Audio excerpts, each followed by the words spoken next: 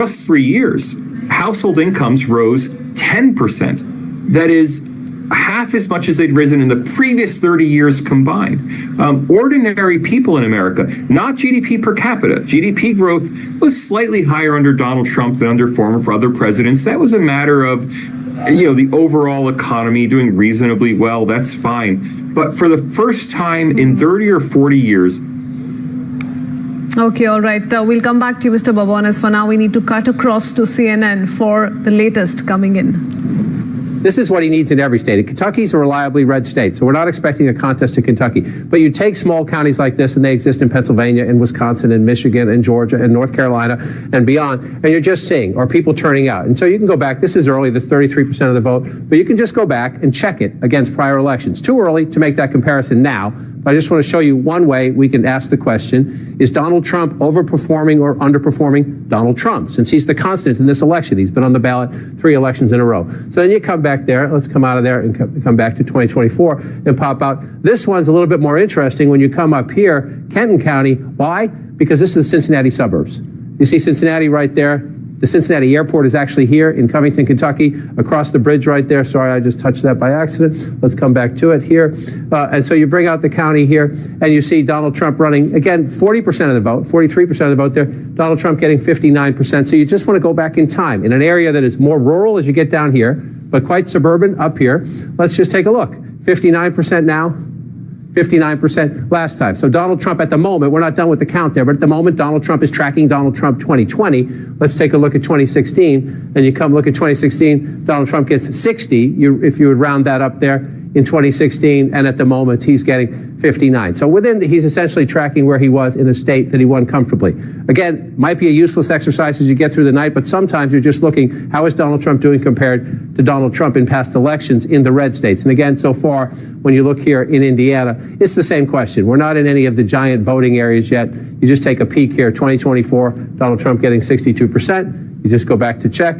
Donald Trump getting 73% there. So again, I want to see what percentage of the vote we have here.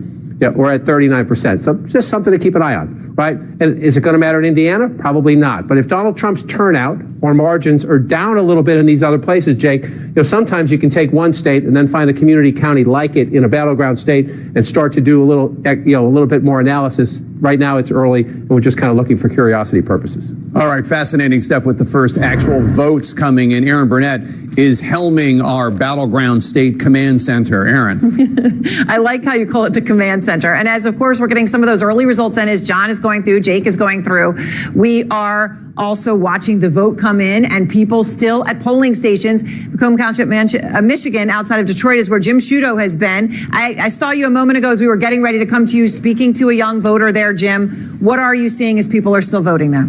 Yeah. Well, I'll tell you, Aaron, Macomb County went for Trump in the last cycle. Big question this cycle is, does Trump maintain the support he saw last time? But interestingly, we just met a voter. I'm going to introduce you to him now, Jimmy Fan, who voted for Biden last cycle in 2020. But he told us just a short time ago he's voting for Trump this cycle. Jimmy Fan is a small business owner, father of 3, and soon to be 4 next week, as I found out. But Jimmy, tell me, what was your deciding factor in this election? I was thinking Trump would be a better choice on this election. He would run for when he ran the office. I think he would get a lot of stuff down, like when he was a president. The economy and stuff. That what we were aiming for this elections. More than just more than just just focus about it. So that what me and my wife just go on. You said the economy was stronger for you as a business owner when Trump was president than during the last 4 years of Biden. That's correct. Yeah, I feel like even though with a lot of stimulus, a lot of that stuff coming through, but I feel like business would run a lot better when Trump was the president. But when he's if he win this time, I think we would get to that ladder. Question: some voters you hear, they wonder whether their vote will count. Do you have faith in the voting system here in Michigan that your vote will count and the votes will be counted fairly? I mean, in this Macomb system, I think is legit. Yeah, but I feel last time was robbed it. A little bit. You have a question about the 2020 election? Yes. because I look at the like the Pope. It was was dominant one day, and then another day it just flipped upside down. So, well, as we know, there was no evidence found of flipping then. But in this election, you're confident your vote will count. Jimmy Fan and his family, congratulations on the baby to be. Thanks so much for joining. Of course, the big question, looking forward. Will there be more voters like him, and what that'll mean for the state of Michigan? Right, and of course, what he just said to you, Jim, is so important. When he said, all right, he didn't really have faith last time, but this time in his specific voting area, he has confidence in the system and in his vote, and that's what's important. That's what we want to hear. Let's go to Sarah Seidner. She's in Cedarburg, Wisconsin, just outside Milwaukee. Sarah, now it looks like, I don't know if this is the after-work crowd that you're seeing, but it does look like it is quite busy right now. It is, and it's been getting busier. And as you mentioned, 5 o'clock hit, and we started seeing another run of people. It's been sort of trickling all day with lots of people in the morning, and now we're starting to get a lot more people in the evening. I do want to bring in quickly the Fellows Lease family. What we have been seeing that is so lovely here in Cedarburg is that entire families are showing up, voting separately, but together. Please tell me, what was your big issue? Was there one or two that you showed up for? I think honesty and integrity would be two really important factors in the candidates. And as for you? Yeah, I would go with that. I think honesty, integrity, and plans for the future, a forward-looking candidate is what I was looking for. Would you mind sharing with me who you voted for and why? I voted for Kamala Harris, and I'm super proud to the idea of the first ever woman being in the seat of the presidency is remarkable, and it's so exciting. And I think it's really important having daughters. We have another daughter that's home tonight, but these two to see this process and just know that there's no limits to what they can do in their lives. And as for you? I'm so excited for these girls to see this election with a female on the ballot and to have that opportunity for leadership from a female perspective. I think it's awesome. I noticed that you did this lovely thing where they were showing you the ballots and sort of how it was working. I heard you guys talking back and forth, and it was just wonderful to see families teaching and also learning about this really important process that we all should be taking part in. And Cedarburg, as we understand it, may have up to 95% of the voters come in to vote, which is an incredibly high number. So thank you so much for doing your civic duty and coming in today as the whole family. I love it. It's wonderful. Appreciate it. That's a scene here in Cedarburg, a picturesque town with a very big family feel. Yes, absolutely. And interesting when they were telling you, Sarah, honesty and integrity, just that feeling from that family. And then we had just heard from Jim with the voter he was speaking to in Michigan, where that voter was going for Trump. And that was based on economic issues, which we've heard from other voters who have spoken to some of our reporters in battleground states across the country who have chosen to go for Trump. So we'll see what it all means. Thanks very much to you, Sarah and Anderson. That's the most fascinating part of this, is hearing from these individual voters and their different reasons for making the choice they did. Yeah, and the potential turnout in that county incredibly high. David Chalian has been looking at exit poll data over the last hour or so. He's got some new numbers. David, you have some new numbers on voters' views of the candidates. Yeah, it's sort of a basic popularity measure that we look at, Anderson. You have a favorable or unfavorable opinion of the candidate. So do you have a favorable opinion of the candidates? Is this one here? 46% of voters across the country in this election say only a favorable opinion of Harris. 42% say they have a favorable opinion only of Donald Trump. 2% say both Harris and Trump they have a favorable opinion on.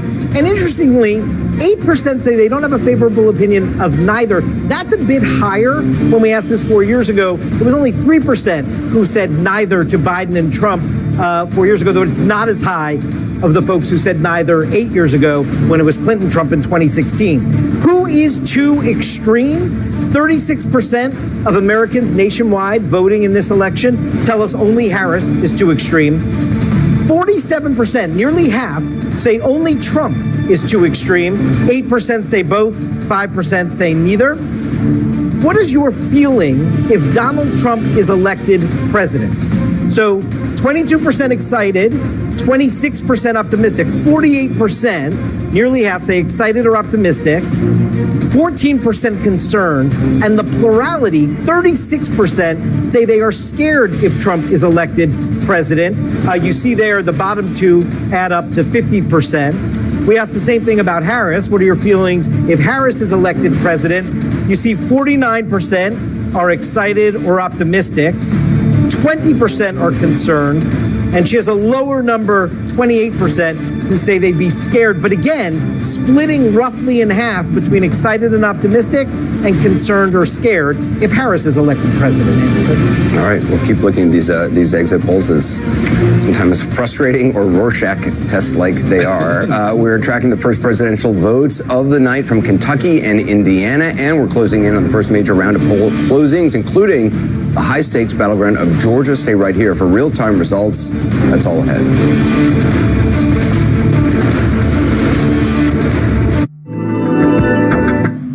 So yes, polls have started closing in, and we promised to bring you the first and the fastest figures here on CNN News 18. We'll keep cutting across live to CNN. I want to continue my conversation with Mr. Babones as he's been waiting patiently. Mr. Babones, 2024 election is indeed very, very critical in the United States, not just because it's going to decide America's future, but it will also, to a large extent, shape the world discourse given the two ongoing conflicts. How do you view the foreign policy blueprint of the Republicans and the Democrats going into this election, and what lies in it for America and the rest of the world? Here, I apologize, but I must take an entirely different view from just about every analyst you're going to talk to, which is to say that it really doesn't make much difference. There will be small differences of tactics between Trump and a Harris administration. Trump says there will be nuclear war if Harris takes over. That's not going to happen. Harris says that it will completely destroy America's reputation if the world if Trump takes over. That's not going to happen. Even the two wars that people talk about, the Ukraine war and the war in the Middle East, are not that important from the standpoint of the structure of global power, which is to say China is still going to be the main challenger to the United States. India is still going to be the main up-and-coming power. Russia is still going to be a country in long-term terminal decline. Israel is still going to have challenges that it faces in dealing with its neighbors, and particularly with Palestinians. None of that's going to change. You didn't even mention the civil war in Sudan, which is probably the most violent war going on in the world right now. People even overlook that because it's not a political issue in the United States. No, none of these large geopolitical issues are going to change much. The optics will change enormously. America's NATO allies will largely be unhappy, especially the Northern European allies will largely be unhappy with a Trump victory. Italy may celebrate a Trump victory and some other smaller NATO allies, but that doesn't really matter much for the shape of geopolitics. Overall, the world will stay pretty similar no matter who wins this election. Well, foreign policy-wise, one is not expecting much to change for America if Kamala Harris wins, and perhaps will be an extension of Biden administration's perspective or not. But what's in it for India if Trump wins, in your view? What's, let's say, for example, his take on China in terms of optics and in terms of trade, for instance? And how do these factors play key to how India-US relationship is going to shape up if Donald Trump comes to power indeed? Both candidates are transactional in their approach to India. Every American leader, let's be frank, wants to sell military hardware to India. That goes without saying. They're viewing India as a market for U.S. defense contractors. Now, that said, I think there will be greater comfort among a Trump administration in things like high-level intelligence sharing with India, whereas I think a Harris administration would like to probably put more distance between the U.S. and India in terms of thinking of the two countries as allies, which is to say a Trump administration would think of India more as an ally, the Harris administration, or let's say a partner, whereas the Harris administration would view India more as a client or as a customer. Let's not forget that the Biden administration was deeply implicit in the overthrow of Sheikh Hasina in Bangladesh. Obviously, there will be no attempt to overthrow the Indian government, nothing like that. But I think a Harris administration would be less sensitive to India's international affairs priorities, whereas a Trump administration, precisely because Donald Trump wants to do deals with his partners, would be more likely to do a favor for India if India does a favor for him. And so there'll be slight changes of tone and in approach, but overall there's going to be a closer and closer relationship between the U.S. and India, no matter who wins this election. Okay, all right. I do have a few fundamental questions to ask as well, but for now I want to quickly go across to Zaka Jacob joining us live from Washington, D.C. It's a forward-looking story for the next few hours. Zaka, over to you. Take us through the latest, and when can we really expect the first big indications? All right, so it's 6:30 local time, Eastern time here in Washington, D.C. I'm coming to you live from the Howard University, which is the alma mater of Vice President Kamala Harris, and she's expected to be here later tonight, depending on how the results go. Normally in election nights, by about 10 p.m., 11 p.m. or so, when most of the big battleground states close, the networks make their projections, and depending on the projections, whoever wins the presidency, that person goes on to make a victory speech. If Kamala Harris wins 2024, we're expecting her and her running mate Tim Walz to be here at the Howard University. This is the Frederick Memorial Library building, and the grounds just opposite the library building, where of course you can see the stage being set, and you can see volunteers and students of the university, and of course a huge posé of media persons from right around the world who've come down here to cover this election. This could be history-making either way. If Kamala Harris wins, and we've been talking about this ad nauseum, she will become the first ever woman president of the U.S. If Trump wins, he would be the first president in over 100 years to actually lose the presidency once and then come back 4 years later and reclaim it. So either way, it's going to be historic, whichever way America decides today. So just to take the story forward in terms of what to look forward over the next few hours, in half an hour, 7 o'clock Eastern time, the first of the big battleground states, Georgia, will close. There are other states that close as well: Indiana, Kentucky, South Carolina, Vermont, Virginia, etc. None of those are battlegrounds. None of those are toss-ups. Many of those are deep red states. Indiana, Kentucky are very red states. Vermont, Virginia are blue states. The big one, the big battleground, is Georgia at 7 p.m. We don't know if Georgia can be called. Remember last time, Georgia too, along with Pennsylvania, went on for days. The counting went on for days, and finally Biden won Georgia by a very narrow margin of just 12,000 votes. In fact, Trump had a public sparring with the then Secretary of State of the state of Georgia, Brad Raffensperger. In fact, he continues to be the Secretary of State, and he has said that they will make amends for whatever perceived shortcomings were there in 2020. So that's at 7 p.m. That's about half an hour from now. At 7:30, an hour from now, North Carolina, which is again a big battleground state, polls closed there. Hurricane Helen had affected North Carolina very, very badly. Many people thought that would really affect the Republican parts of the state, the western parts of the state, where there's a lot of rural vote, there's a lot of white vote in the western parts of North Carolina, but they turned out in huge numbers. In fact, North Carolina, along with Georgia, had almost 4 million early voters, both in mail-in as well as in-person early voting. So huge number of voters in North Carolina as well. And today on election day as well, a large number of African Americans have turned out to vote in North Carolina. So that's the second big state that will close at 7:30 p.m. That's in an hour from now. And then at 8 o'clock Eastern, that is going to be the big one. Pennsylvania, the biggest state, 19 electoral college votes. And we are getting reports of massive turnout in Philadelphia, which is the capital, the biggest city in the state, in Pittsburgh, the second biggest city in the state, and also in the rural counties as well. So we're seeing massive turnout in the state of Pennsylvania, comparable to the 2020 turnout that we saw.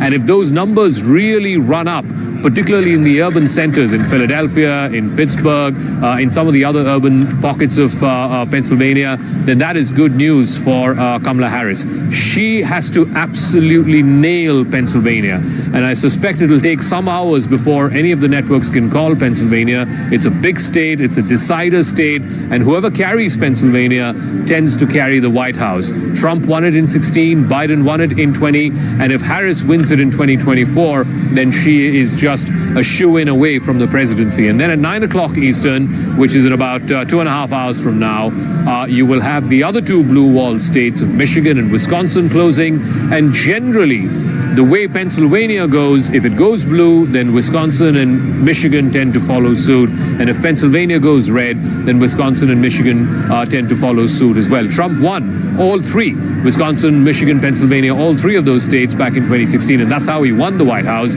So if he has to win today, he too needs to win those states.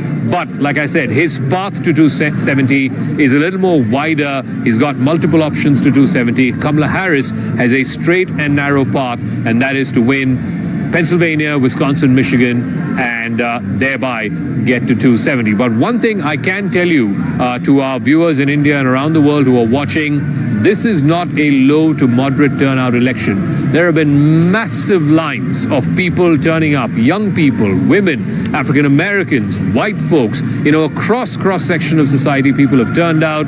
There are record numbers that we're getting in places, even in, Arizona and Nevada and North Carolina and Georgia, not just the battleground states, even in the non-battleground states, a lot of people have turned out. 2020 was a record. 159 million Americans voted in the 2020 election. I suspect in 2024, you might see that figure being surpassed. You might see 160 or 170 million people having voted in this election because it's been closely contested. Both sides are extremely enthused. They are very motivated to come out and make their candidate win. And therefore, when both sides are extremely motivated, you will see the turnout going up in record numbers. So I suspect you will see a record turnout when that final number comes in. Already, like I said, anecdotally, what we're hearing is in places like Philadelphia, in Pittsburgh, in Arizona, in Nevada, there is massive turnout to the tune of what we saw in 2020 that we're seeing today on election day. So these are the big states to watch out for over the course of the next 2 to 3 hours. And like I said, the big one, the biggest prize of all is Pennsylvania, and I suspect networks will be very, very cautious before calling Pennsylvania either to Trump or to Harris later on tonight. Oh, that's the big question. Who will win the biggest prize among the swing states? You've been telling us what we can expect in hours to come. But Zaka, if we could quickly talk about the 2016 pattern, because so much is being spoken of in terms of what one can expect and how surprising really can the verdict be. What do you make of what some of the experts have been able to suggest so far in the conversations that you've had? Because in 2016, Donald Trump managed to bag the blue line, all of those three states, Pennsylvania, Wisconsin, and Michigan. Kamala Harris, of course, has her hopes pinned on the same. But North Carolina as well. There are indications that North Carolina may just go to the Democrats. So nothing can be ruled out, and that's why it's being called a neck and neck. Oh, absolutely. Like, no one expected Biden to win Georgia 4 years ago. Georgia has never gone to a Democrat since 1992 when Bill Clinton won Georgia. So it was a huge shock. It was a huge surprise that Biden flipped Georgia 4 years ago. I think the interesting thing is, I think you've sort of got to a point where North Carolina and Georgia both will be called before Pennsylvania. And one thing to watch out for is if either of those two states, either North Carolina or Georgia, go the Democrat way, go to Harris, then it's going to be a blowout night for her. Because right now, the Harris campaign has focused all of its energies, much of its energies, on these three blue wall states of Pennsylvania, Michigan, and Wisconsin, in the hope that those three states will tip them over the 270 mark. But if the turnout is so massive and people are motivated enough to vote for whatever reason it is, it could be abortion that's on the line, it could be democracy itself that's on the line, as the Democrats are saying. But if you see indications that in Georgia or in North Carolina, one of these two states flip towards the Democrats, then it's going to be a blowout night. It's possibly going to be a landslide by that means for Kamala Harris. On the contrary, if you see Trump retaining Georgia, if you see Trump retaining North Carolina, then that means he has multiple options to 270. He doesn't need to depend on Pennsylvania. Of course, if he loses Pennsylvania, then that's a body blow to his chances to winning the White House. But it does also offer him multiple paths if he does manage to flip back Georgia from the Democrat control that Biden had managed to win 4 years ago. North Carolina, of course, was the one swing state that Biden did not win. Trump had won that by a fair measure back in 2020. Whether he manages to retain that or not. And like I said, this time, North Carolina, again, the big variable is Hurricane Helen. Large parts of the state were affected by Hurricane Helen. The western parts of the state, many of which are Republican strongholds, were badly affected by the hurricane.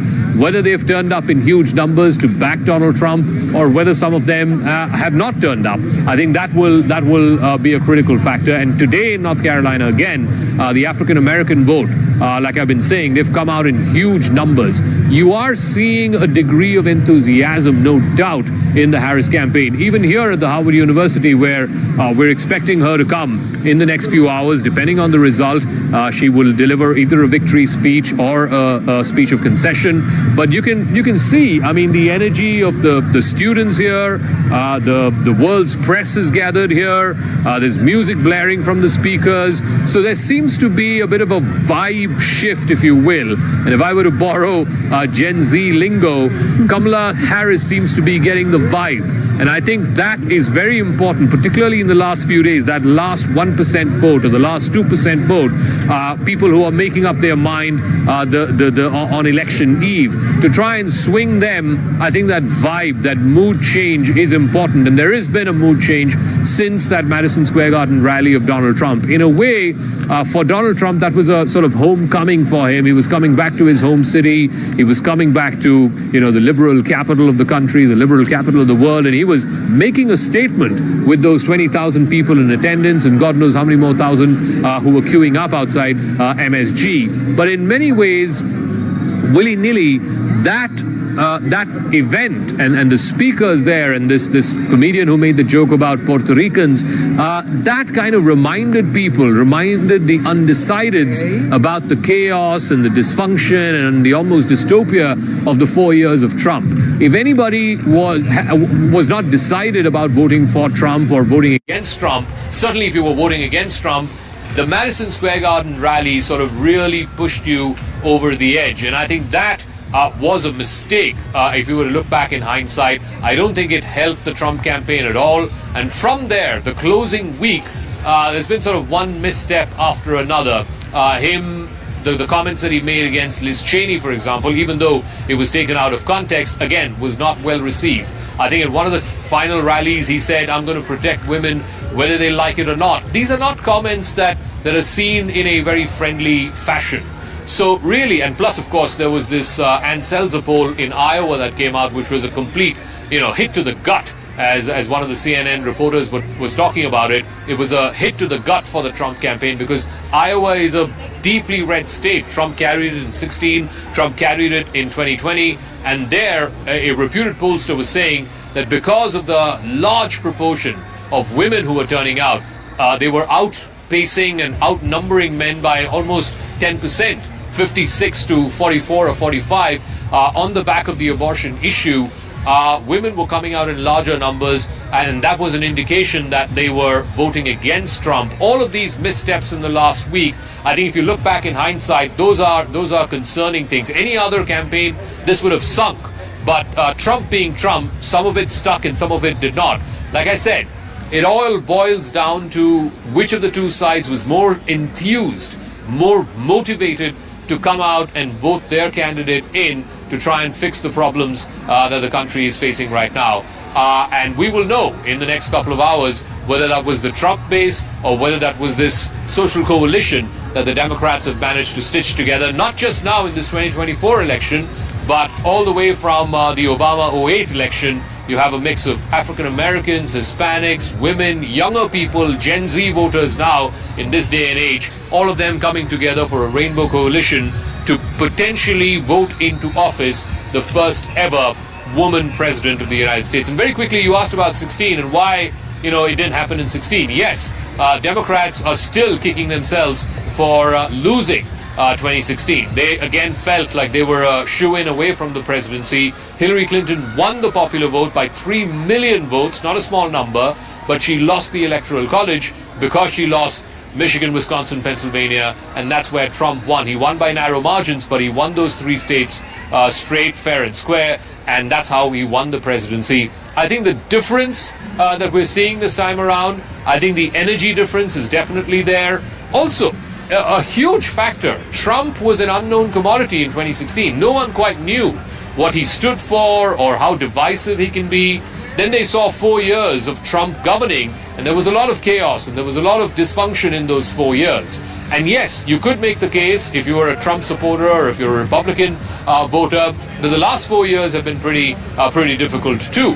Economically speaking, Americans are not feeling like they are better off today economically than they were 4 years ago. So you can make that case, but the chaos and the dysfunction of the Trump years, that is something that people, even if they had forgotten about it, with the MSG rally and the subsequent final week of campaigning, the closing out message going all over the place for Donald Trump, I think people were reminded of what a second Trump term might look like. Some people liked it, a lot of people did not like it, and I think that last week momentum shift towards the Harris campaign became important. Also, if I can quickly add, and I'll let you go after that, is Harris was not stressing, unlike Hillary Clinton 8 years ago, Harris was not stressing, definitely not in the last week, 10 days, about the potential historicity of this presidency, that she could potentially become the first woman president. No, I don't think she made it about that at all.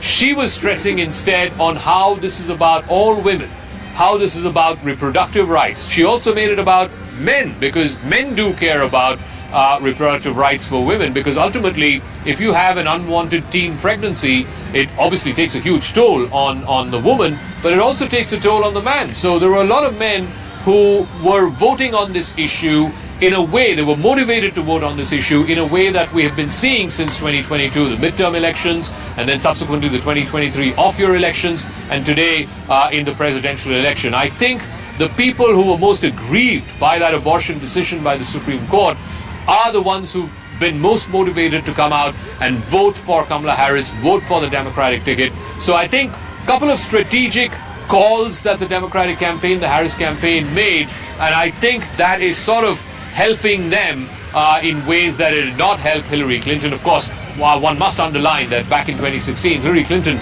was quite an unpopular figure, even though she could have made history had she won in 2016. I don't think Harris is anywhere close to unpopular as Hillary Clinton was in 2016. So all of these factors, I think, make the difference between 2024 and 2016. But like I said, it's still early days. In 15 minutes, you will have the first of the big battleground states, Georgia, that will close polls. Whether or not any of the networks will call Georgia, we'll have to wait and see. But keep an eye out. If Harris manages to retain Georgia just like Biden managed to flip Georgia, then this is going to be a blowout night for the Democrats. But if Trump takes Georgia back into the Republican corner, then we'll have to wait longer, because Harris and her team will have to wait for Pennsylvania, Michigan, Wisconsin to be pocketed in their corner for them to claim the presidency. Oh yes, and interestingly, you spoke of 2016 and the verdict in 2016, Zaka. In 2016, just as in 2000, we saw that the winning candidate marched towards the White House despite losing the popular vote. So, like I said, it can go either way. But thank you for that detailed perspective. I want to go across to Akanksha Swaroop, joining us from New York as well.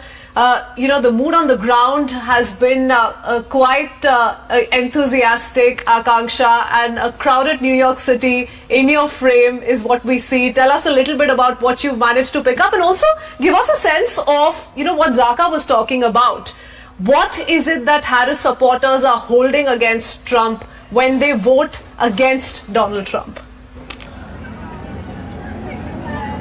All right, Krithwin, first of all, let me tell all our viewers there in India that I am at Times Square, and you can see there's a motley colored bunch of New Yorkers over here, and you see them gathered along with several press reporters. Let me inform you that many of them are from various parts of the world, and they're all here to cover the US election. And I think when you see people from all over the globe coming and covering the US election, that only goes on to emphasize, or rather underscore, the importance that this election sort of wields, not just domestically but across the entire world. But to come quickly to the question that you just asked me, nothing's going to change as far as New York is concerned. There are 5 boroughs in New York City, in this state, that go to polls, and out of these 5 boroughs, there's only Staten Island, which is known to be Republican. But overall, if you see, this has been a dominant sort of Democratic stronghold for years and decades, as I've been highlighting, that it was only in the year 1984 that New York opted for a Republican president, and that was Ronald Reagan, and ever since you've only had Democratic presidents over here. So even earlier during the day when I was talking to one of the congressmen, he in fact went on to say that nothing's going to change, and that normalcy must prevail, and that status quo must remain, and which means that Kamala Harris will stay. But you do have a Madison Square Garden rally that took place earlier, which has been making headlines over here with both the Democrats and whoever chooses to be Republican. Many of them have been undecided about who to vote for. Believe it or not, some of them even sound quite fed up, to put it as bluntly, with the two-party system. And they are attributing this to the state of the economy. Of course, the Democrats have in their defense said that they've very successfully and skillfully managed to control the economy, which was almost dying after the pandemic. There was a term that was coined, Bidenomics, which was about keeping inflation under control. There are many Republicans who are questioning what has Kamala Harris done, what is her credential as a vice president. I think we are forgetting that it was only under this Biden administration and under Kamala Harris that they began an office to address the issue, the rampant issue of gun violence. And gun violence is something that has not really been addressed by Donald Trump's administration in the past administration, but that's something we've seen happen during the Biden administration. We've talked enough about Kamala Harris promising to protect the right over, for women over their bodies, to preserve reproductive freedom. Because I've been talking to several New Yorkers, and they're saying that the United States, which is supposed to be this beacon of hope and democracy for an entire world, is in fact going back to dark ages when you look at, say, decisions like Roe versus Wade being overturned. And that only goes on to talk about what women are facing in United States. We've been talking about how this is a very basic right, and so to even talk about it in terms of gender perspective is sad, but that is the unvarnished truth over here in United States, that women have to stand up for themselves for basic rights, which is access to abortion, and that is going to be a defining one, not to forget how economy that, if at all, give an edge to Kamala Harris, given how women have historically voted at slightly higher rates in the United States of America. We'll have to wait and watch how that plays out. Akanksha, many thanks for joining us with that detailed perspective. We need to quickly cut across to CNN Live.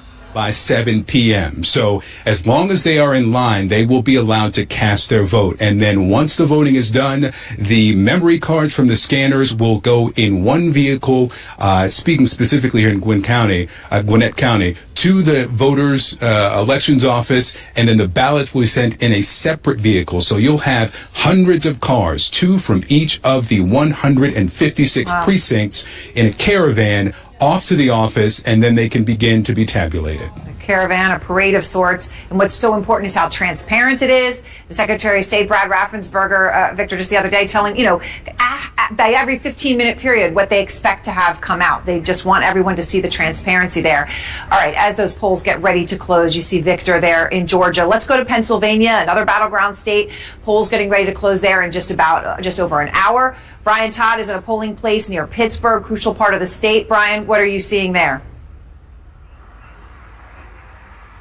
Aaron, heavy voter turnout here in Washington County, just south of Pittsburgh, and you mentioned the polls closing in about a little over an hour. We're expecting a little bit of a late surge here at these precincts. 2 precincts are voting here. I have Craig Zemba here. He's a voter here in Washington County, just voted. Craig, the operative question we asked so many people, who did you vote for and why? Donald Trump. Okay, why? And really comes down to just inflation, cost of living, and how things have gone in the last 4 years. The process, do you trust the voting process? Did it go smoothly for you? There are flare-ups, that a lot of, hype and misinformation is out there. Do you trust the voting process here? I do. I've lived here for a while, and everything's always been very smooth. Okay. Thanks for talking to us, Craig. Good luck. Thank you very much. Okay, guys, back to you as we expect maybe a late surge here in Washington County. 1 hour left till poll closings. We'll see if there's a surge. And again, another voter there. You see that Trump voter you're talking to talking about the economy, as we have heard from other Trump voters. Brian, thank you. And let's go over to Pamela Brown at the voting desk now. So, Pamela, first round of statewide poll closings coming. Georgia's going to be in that list here in just a few moments.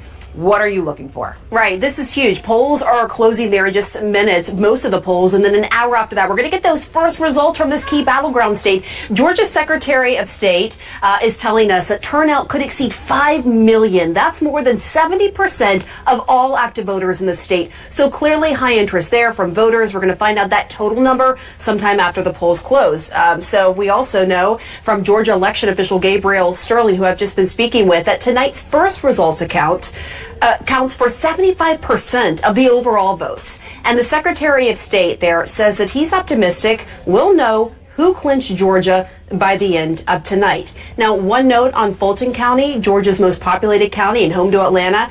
We saw several non-credible bomb threats earlier today. We just heard a little bit about that from Victor Blackwell. 5 polling locations were granted a voting extension as much as 45 minutes past 7 p.m. Eastern. Once polls close, the county will have up to an hour to report early vote results, though the expectation is that most precincts will report by just about an hour from now, 8 p.m. Eastern. We'll be keeping a close eye on this key battleground state that Biden nearly flipped in 2020 as results start to roll in, Aaron. That's right. It looked one way, then it looked the other way. It was so close. 11,779. But who was counting? Donald Trump was when he called Brad Raffensperger. All right, Pam, thank you very much. And I hear John King right next to me. Yeah, Pam's right. Donald Trump was counting. I was chuckling because Georgia, a little PTSD over Georgia and all that. But as you see the big clock there, as Pam just said, votes will be coming in soon. 3 minutes, 30 seconds. We got some big polls closings. We'll get to those in a second. We'll look quickly at one thing we have already. The polls have not completely closed. They finished in Indiana. I just want to show you. And again, we're looking at the early results just to see if there are any clues, right? We don't want to overplay things. We also don't want to ignore things that we see, right? So you come right up here. You see one dot of blue in the middle of the Indiana map, right? That's Hamilton County. It's just north of Indianapolis. This, if you went back 20, 30 years ago, you'd see a lot of farms in this county. Now it's much more suburban, especially as you get closer to Indianapolis. Why do I raise that question? It's blue, right? 58% of the vote could flip. Look how close it is. It's 50 to 49. So it could well end up red, as it did in 2020 and 2016. But it's just, is this a signal that Kamala Harris, in the first election, post-Dobbs, in an issue where we know Donald Trump struggled in the suburbs in the 2018 midterms, struggled mightily in the suburbs in losing in 2020, is this a sign? I pointed out this way. Harris at the moment at 50, Joe Biden was at 46 in this county in 2020, and Hillary Clinton was at 37% in this county in 2016. So the suburbs are critical in key races. Indiana is most likely to stay red. Let's be very clear about that. But as you come back to 2024, again, as you look at these early results that we're getting in some states, you try to seek, is it possible? We could look at some other places, look in some of the battleground states and the close-in suburbs. So something to keep an eye on as we go. A quick look at Kentucky. This one's about to close. Some more results have come in. Let's just see if it's any mass to it. Again, Kentucky is a reliably red state. We expect it to stay that way. But you will look, Scott Jennings was talking about this earlier, Fayette County is Lexington in the suburbs. The vice president was a big early lead there. Frankfort is Franklin County. It's Frankfort in the suburbs. You see it there. So let's just compare. So 54%, if you round that up, 2024 at about 42%, 48% for Joe Biden. So right now, in Indiana and in Kentucky, you see the vice president at the moment overperforming Joe Biden in some suburban areas. Now, they're in red states, so we don't know whether that's going to matter as we get into these states. But we are about to get some clues. I want to move the map a little bit. We're about to get results in Virginia. Virginia has been blue for a while, but it was purple not all that long ago. So here's the question in Virginia tonight, which is going to report results to us very quickly. Do we get a 10-point race, as we had in 2020? Do you get Democrats winning by 10? That tells you the vice president is holding the Biden map in a state that will go blue. Or do you get a 5-point race, as we had in 2016? That would tell you that Donald Trump not only is running up the score in these red rural areas, but that he's improved his standing in the suburbs a little bit. You know, you see in here, it's Northern Virginia and down around the Richmond area there. So we'll get some key clues. And then also coming up moments ago, of course, one of the biggest battlegrounds of all, as Pam Brown was just noting, 11,779 votes. That was the margin when Joe Biden flipped Georgia. The last time it had gone Democrat, Bill Clinton eked it out in 1992, thanks to Ross Perot in part there. But it's been a long time since Georgia. So as Adi noted, is it a state in transition or is it a tug-of-war state? Jake, that's what we're going to find out. Again, 11,000 votes 4 years ago. The results in battleground Georgia to come in just about any second now. And again, you look at Atlanta, you look at the suburbs, and you see all that red is Donald Trump's base coming out to vote. All right, and we are just moments away from the first big round of poll closings. Voting's about to end in 6 states, 6 with a total of 60 electoral votes at stake. Keep an eye on the pivotal battleground of Georgia, as most voting is ending there right now. And CNN can bring you a projection now. CNN projects that Kentucky goes to Donald Trump. Donald Trump will win the Commonwealth of Kentucky with its 8 electoral votes. And CNN can also project that Vermont will go to Kamala Harris with its 3 electoral votes. Kamala Harris wins the state of Vermont. It is too early to project in Georgia, Indiana, South Carolina, and Virginia. Let's take a look at the electoral map now to see where the candidates stand. 270 electoral votes are needed to win. Donald Trump has 8. Kamala Harris has 3 electoral votes. Let's bring you a key race alert now. Indiana. Donald Trump in the lead there with 60.3% of the vote. Kamala Harris has 38.1% of the vote. Donald Trump has an 86,829 vote lead. That's with an estimated 13% of the vote in.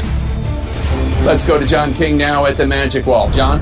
And so, Jake, now we wait, right? You have the states that we've projected, Kentucky and Vermont. Those are the ones you expect. But so what are you going to get here? You see some first votes in Florida. Look at that. Let's just take it out. Okay, it's just south here.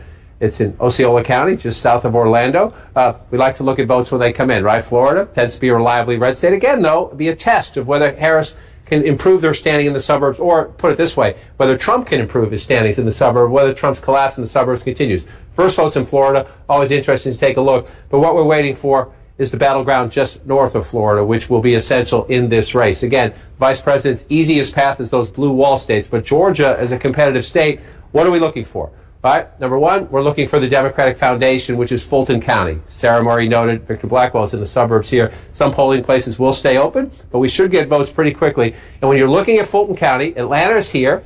You see how it stretches, a lot of suburbs around it, right? We're at 0 right now. What are you looking for? You're trying to see if she can not only match the president's percentage, get 73% of the vote, but by the end of the night, sometimes this count could last into tomorrow, is the math margin, right? Because if you look here and you come out here, there are 159 counties.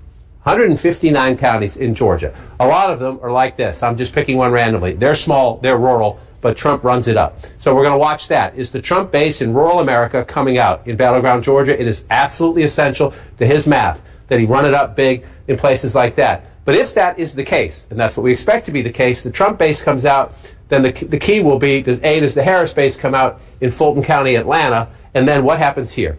Clayton County, just below, predominantly African-American, strong Democratic suburb. You need to run up the number, but it's not just the percentage. What's the raw math? Are Democrats coming out to vote? Democrats need high turnout to offset the Trump rural numbers. So that's one test. And then, for me, as you get further out here, let's go out where Victor Blackwell is, out here in Gwinnett County. Right, look at that. Joe Biden got 58% of the vote, Jake, right? You don't have to go back too far in history.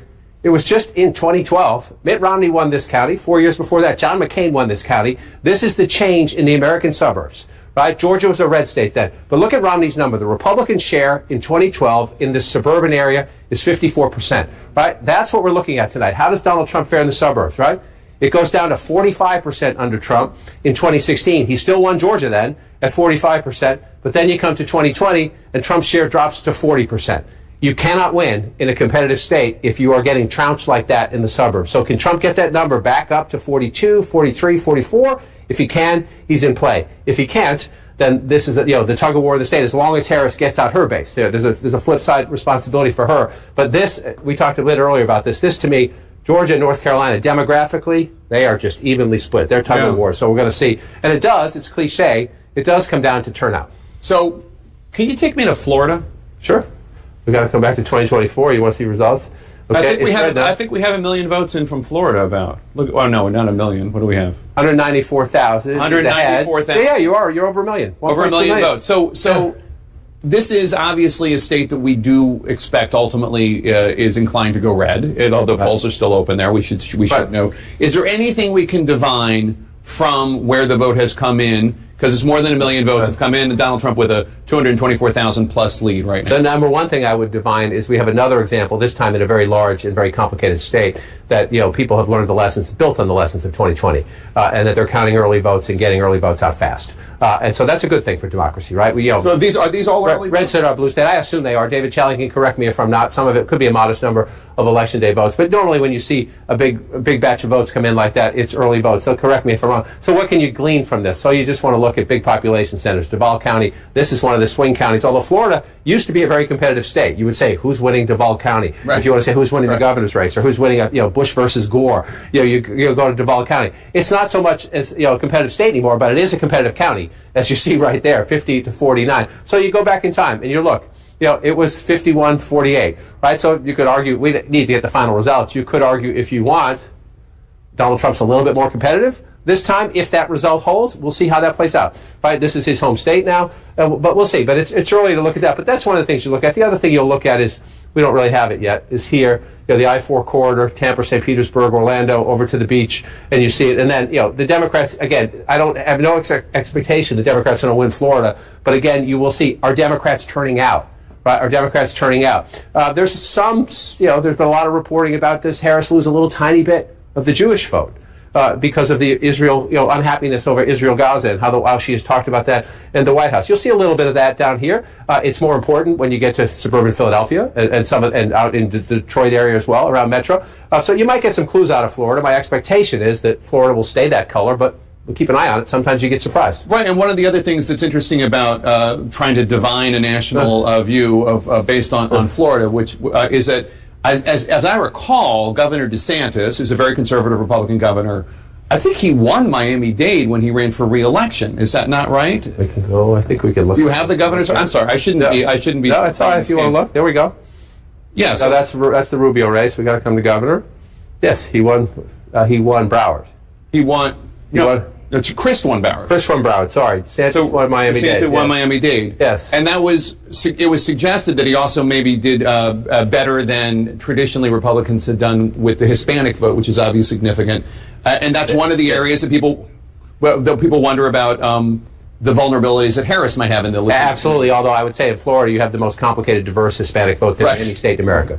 It's just much more diverse than in other places, which what makes it more complicated and fascinating, but it has become, you're absolutely right that it has become, especially down here, more Republican. In other states, it was, Obama won 2/3 of the Hispanic vote, and now it's become more of a fight in some of the other battlegrounds, but here, this is why one of the reasons Florida has become reliably red is because of the Republican success there. I would also argue it's because of weak Democratic candidates, but we'll save that conversation for another day because this is what we're worried about tonight. Indeed. David Chalian has more exit polling from north of Florida in Georgia, the battleground that we're watching right now. David, how is the vote splitting among key groups of Georgia voters? Yeah, now that the polls have closed, Jake, we can look at some of those key demographics. So let's take a look at the African-American vote in Georgia. It's making up 30% of the electorate, according to these early exit polls. Harris obviously winning it big, 86% to 12%. But I want to note here, that 86% number 4 years ago, Joe Biden had 88%, a tick higher of support of the African American vote, and Trump's 12%. He is a tick higher than he was 4 years ago when that was 11%. But it's roughly the same with the black vote, what we saw here. Look at younger voters under the age of 30. Harris is winning them. They make up 18% of the electorate. Harris is winning them 60% to 39%.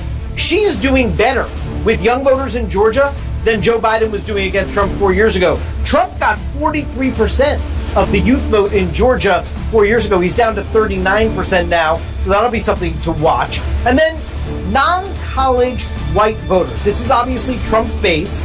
32%, roughly a third of the Georgia electorate, are white, non-college educated voters.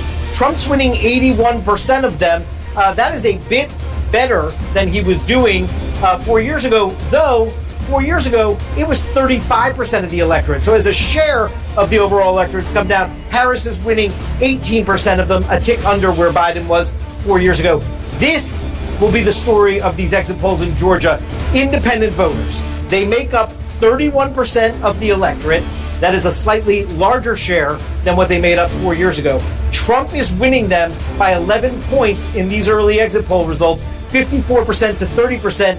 Jake, 4 years ago, Joe Biden won independent voters in Georgia when he won the state by 9 points. So we've seen a swing of 20 points towards Trump in terms of the margin, from 9-point advantage 4 years ago with independents for Biden to now an 11-point advantage with independents for Trump in Georgia. Jake. Wow. They're giant. And Dana, that is really significant. We see some incremental changes here and there when it comes to young voters. She's doing slightly better.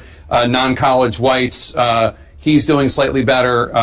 But that independent swing, it's wild. It's a huge swing. And I just want to underscore what David said.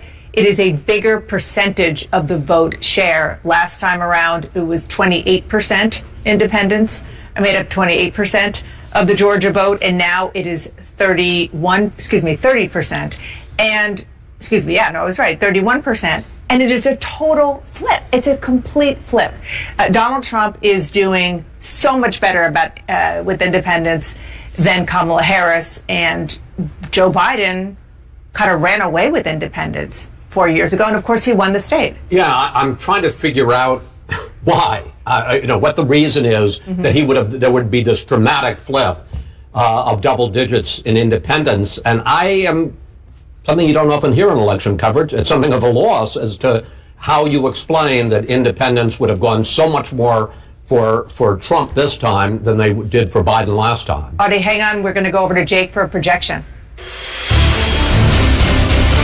And we can bring you another CNN projection. CNN projects that Indiana will go to Donald Trump. Indiana, with its 11 electoral votes, will go to Donald Trump. Let's look at the electoral map now to see where the candidates stack up. Remember, 270 needed to win. Donald Trump has 19 electoral votes.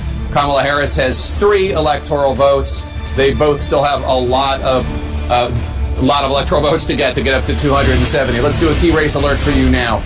In Florida, Donald Trump is in the lead with 51.3% of the vote. Kamala Harris has 47.7% of the vote. Donald Trump has a 138,912 vote lead. I'm sorry, that just went up, a 224,914 vote lead. The votes are coming in as I do this. That's with more than a third, 35% of the estimated vote in from Florida, with its big fat packet of 30 electoral votes. The Commonwealth of Virginia, slightly more competitive. Donald Trump in the lead right now with 58.7% of the vote.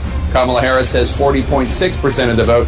That's only with a handful of votes in as of right now, about 1,500 votes. As we stand by for results from the crucial state of Georgia, we are counting down to the end of voting in the battleground state of North Carolina. This historic election night is just getting started. Stay with us.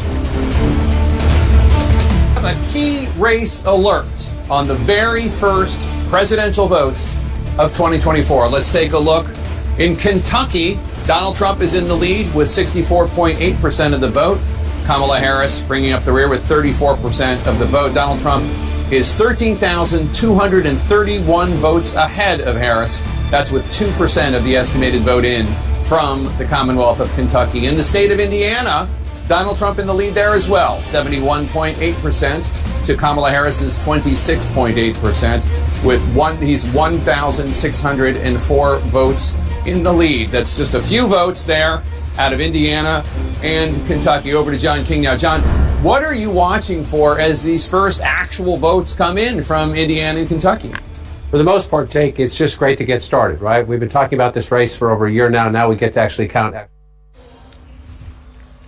All right, I want to quickly go across to Zaka Jacob joining us from Washington, D.C. once again. Zaka, keeping up with the CNN coverage, you know, they have given 19 electoral college votes to Donald Trump as opposed to 3 to Kamala Harris. Too soon in the game. Kentucky, Indiana given to Trump as opposed to Vermont given to Harris. But all eyes really on the swing state of Georgia.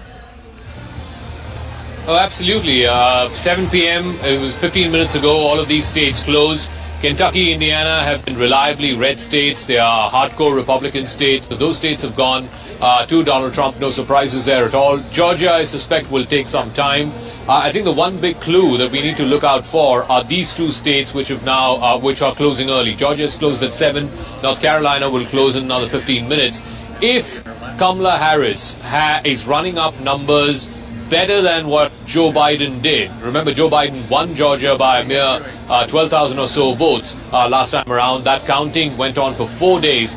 If she's able to run up similar numbers like Joe Biden in Georgia and like Joe Biden did in North Carolina, even though he lost North Carolina to Donald Trump, if she's able to maintain the same level of vote, then it's going to be a good night for her. If on the contrary, Trump takes Georgia back and runs up better numbers than he ran last time and defeats the Democratic candidate this time around, wins Georgia and retains North Carolina at better numbers than last time, then it's going to be a good night for Donald Trump. It's going to be a tough one for Kamala Harris because then she pretty much has to depend on that very narrow path to victory, which is winning Wisconsin, Michigan, and Pennsylvania. That is 44 electoral college votes. It is the so-called blue wall states. I suspect Pennsylvania is the biggest one, and therefore it's the biggest prize of the night for both the Republicans and the Democrats. But like I said, if in Georgia and in North Carolina she's not able to run up the numbers just like Joe Biden did 4 years ago, then she has to focus her energies entirely on that narrow path to 270, which is Wisconsin, Michigan, and Pennsylvania. So Pennsylvania closes at 8 o'clock, which is about 45 minutes from now. I don't see any of the networks being able to call Pennsylvania anytime soon. Similarly, Michigan and Wisconsin close at 9 o'clock Eastern Time.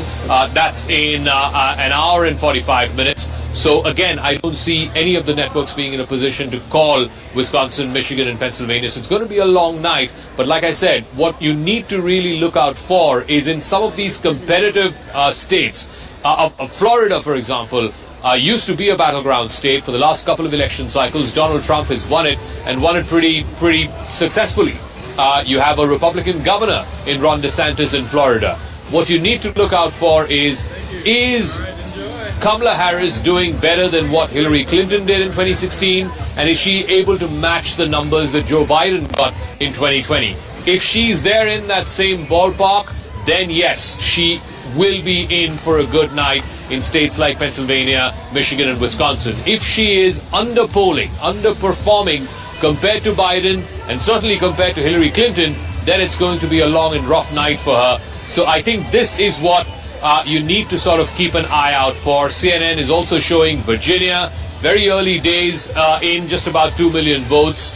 Very little that separates both the candidates. In fact, Donald Trump leading with 9,000 votes, Kamala Harris at 7,000 votes. Virginia, again, is a blue state. It is a reliably blue state for the last couple of election cycles, so you would expect Kamala Harris to carry Virginia. Again, you will get a bunch of voter data coming out in batches. So this could be either the mail-in votes or it could be certain urban pockets, which is reporting earlier than some of the rural pockets.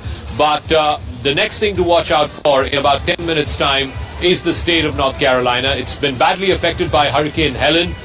Whether or not that increases or depresses the turnout, we'll have to wait and see. But we did get reports from North Carolina earlier today about a substantial number of African Americans turning up at the hustings, and therefore that is something that the Harris campaign will be closely watching for.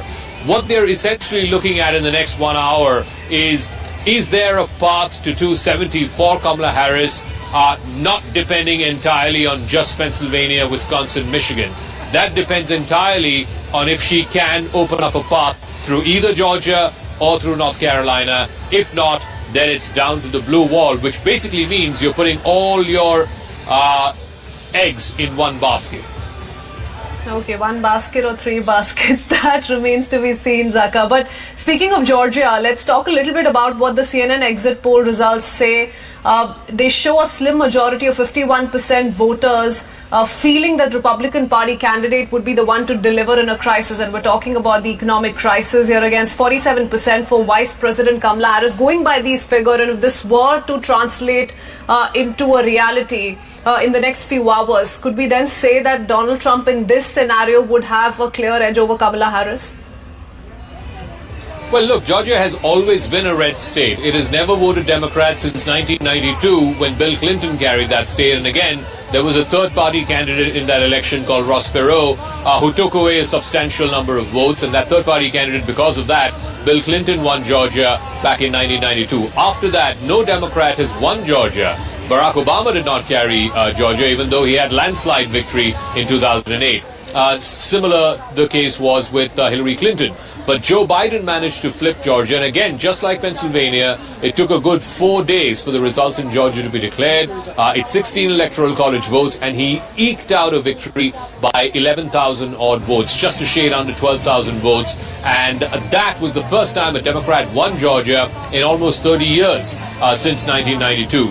Now, if Kamala Harris does not need to win Georgia, what she needs to demonstrate is that she can run up the numbers as much as Biden did, or in the ballpark that Biden did, because if she does, whether it is among African Americans, whether it is among younger voters, one interesting statistic in that CNN exit poll vis-a-vis Georgia is younger voters are more enthused for Kamala Harris than they were for Joe Biden 4 years ago. She's not running up the numbers as much amongst African Americans and Hispanics in Georgia as much as Joe Biden was, and also certainly white voters. She's not able to run up the numbers like Biden was. But one critical aspect to watch out for is this, and I keep going back to this, that if she opens up the race by taking the lead either in North Carolina or in Georgia, then that blows out the night for the Democrats, because then they can be rest assured that the Democratic candidate will put up a much better performance in the must-win states of Pennsylvania, Wisconsin, Michigan. But if she is underperforming relative to Biden, then that's a cause for worry. That means that even in the Democrat-dependent states like Pennsylvania, Wisconsin, Michigan, she might be underperforming relative to Biden. And those were states that Biden won by narrow margins. He won Pennsylvania by just 80,000 votes. He won Wisconsin by just 40,000 or so votes. Michigan, I think, was 100,000 plus. But ultimately, all of these three states were decided by under 250, 300,000 votes. So clearly, the challenge for Harris is to show that she can keep the Biden coalition intact. She can run up the numbers somewhere close to the ballpark of where Biden ran it in 2020, and therefore show that she can be competitive in the must-win states of Wisconsin, Michigan, and Pennsylvania. Okay, if both Trump and Harris win in all states that history and polls suggest are almost certain to vote for them, Zaka, is your number, what reports are citing, which is Harris gets 226, which means she's 44 short, and Trump gets 219, which is 51 short. And there are 93 electoral college votes, remember, up for grabs still if we go by the 7 swing states. Is that the number that we're going for so far? Yeah, so the 7 swing states, you've got 3 in the so-called blue wall, which is the Great Lakes states of Wisconsin, Michigan, Pennsylvania. That's 44 electoral college votes. And then you have the remaining, which is Georgia, North Carolina, Nevada, Arizona. Again, 40-odd electoral college votes. So it totals up to 93, which are the battleground states. And remember, you don't have to win all of them. Biden won 6 out of 7. The only state amongst the battlegrounds that he lost was North Carolina, but he won all the other 6 battleground states. So she doesn't need to win all of them. All she needs to win are the three big ones, which is Wisconsin, Michigan, Pennsylvania. If she wins those 44 electoral college votes, then she is home and dry. She gets to the 270 mark. For Donald Trump, he has to win, like I said, he has multiple options. He has to win the Sun Belt. If he wins North Carolina and Georgia and Arizona, where he's been leading by over 2 points for the last couple of weeks now, if he wins those three states, then he just needs to win one of Wisconsin, Michigan, or Pennsylvania, and it's quite possible that he wins one out of three, as opposed to Harris, who has to win all three for her path to 270. Right, Zaka, hi, this is Avantika, and what a grueling and polarizing campaign it has been, and it's just a few moments from now when those states will be called in. We've already gotten the initial inputs about how Kentucky has gone Trump's way and Vermont, but you know, after this grueling and polarizing campaign, how's it out there? Just take us through the buzz. I'm sure, you know, there are a lot of excitement, a lot of anticipation. It's a historic presidential election, and you've, you know, been covering it all along. So just give us a sense of the kind of reactions, and what are the people feeling from where you're reporting from?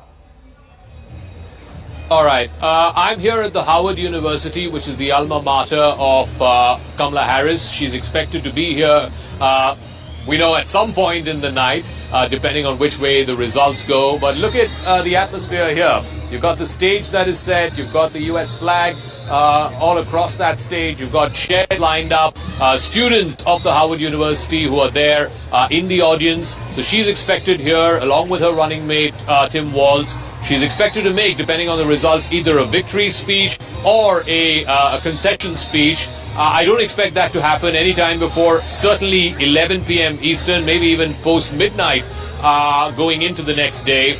But I think here, you know, there's a lot of, you know, music and festivity, and it's like a celebration. It's a bit like how the Harris campaign ended on a very optimistic note, on a note of hope and change, as opposed to the Trump campaign, which ended in a very dark, you know, dour kind of note. The question is, which of the two bases were motivated enough to turn out in larger numbers today? We do know that in places like Philadelphia, for example, there were huge voter turnout, even in Georgia, in Nevada. Ultimately, it boils down to which of the two bases was more enthused to turn out and vote for their candidate. You are going to see record turnout in this election, perhaps even surpassing what we saw in 2020. And with that, I have to step off from this location, but I'm going to continue to give you live hits from the Howard University here in Washington, D.C., the alma mater of Kamala Harris, the vice president, who's expected here in the next few hours for her either victory or concession speech, depending on which way the night goes. Oh, absolutely, Dhaka. We'll keep coming back to you. Let me go straight across now to my colleague Akanksha Swaroop. In fact, Akanksha getting us all those reactions from New York. She's joining us from where all the buzz is usually. Times Square, Akanksha, the action never stops there. It's been a knife's edge race in most of the states in United States of America. What a historic presidential campaign it has been. It's been full of twists and turns. So what is the sense that you're getting from the ground? New York historically has been always leaning towards the Democrats, except perhaps for one borough. But it's been a nail-biting election, and you've been in the midst of all of it. Absolutely, Avantika. And you know, as you rightly pointed out, this is a city that never sleeps, and I am here at Times Square to just give you a quick glimpse of where I am. I'm going to request my VJ Arpit. It is a very colorful lot over here. New Yorkers, you know, what you find over here in Times Square are quite a loud, crazy bunch. But at the same time, they're very fiercely protective and private about their political beliefs. So one has to really, you know, ease them into sharing what is it that is on their minds. And that is something that I had to do. But to tell you, as you rightly highlighted, that New York has been a Democratic stronghold, and it continues to be so. There are 5 boroughs over here, including Manhattan, Queens. The only borough that happens to be Republican is Staten Island. But as far as New York is concerned, last time they opted for a Republican president. That was in the year 1984, and that was Ronald Reagan. Ever since, there's only been a spate of Democratic presidential candidates. So that's the scene in New York City. But the issues that are governing this election, basically to put it in black and white, it's a battle between economy versus freedom. Versus, that is what Kamala Harris stands for, and economy is what Donald Trump's trying to spin this election around. He's been attacking the Democrats that they've ruined the American economy, and in fact, if he were to come to power, he will be resurrecting it, which of course the Democrats have been strongly refuting, because they are, they are of the view that no, after the pandemic there was the economy was hit, but they managed to sort of cushion the impact of the pandemic on the American economy, and that inflation was bound to happen, yet it was much controlled.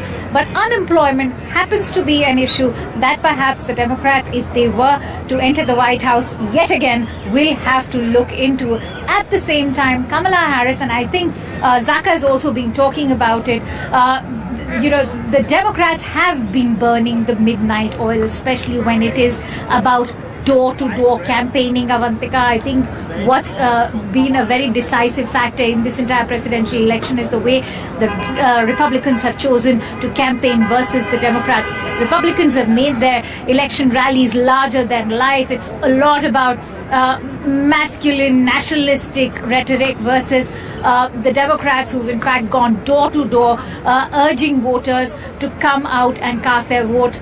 100,000 to say the least have been approached just at the doors, and Kamala Harris has approached many of them. So I think the Democrats have really hit the ground running, and will that sort of translate into votes? We've been talking about the swing states, namely Michigan, Wisconsin and Pennsylvania. Pennsylvania, of course, as I've also been saying, will be the kingmaker state, but let's not negate the role that the Southern Belt states will also be playing, like North Carolina and Georgia, because if Kamala was to lose out on either Michigan, Wisconsin or Pennsylvania, she could make up with North Carolina and Georgia as well. But New York, interestingly, Akanksha, is not a typical swing state, yet it plays such an important role in deciding the outcome and also deciding the winner as well. You were speaking of issues. I remember during your interactions, a lot of people talked about the high food prices and housing prices as well. Does that remain a pertinent point in New York City and also for the people of New York? Yes, economy is a pivotal issue during these US elections, but if we speak of New York, what are some of the big issues that are in the voters' mind when they go and cast their vote?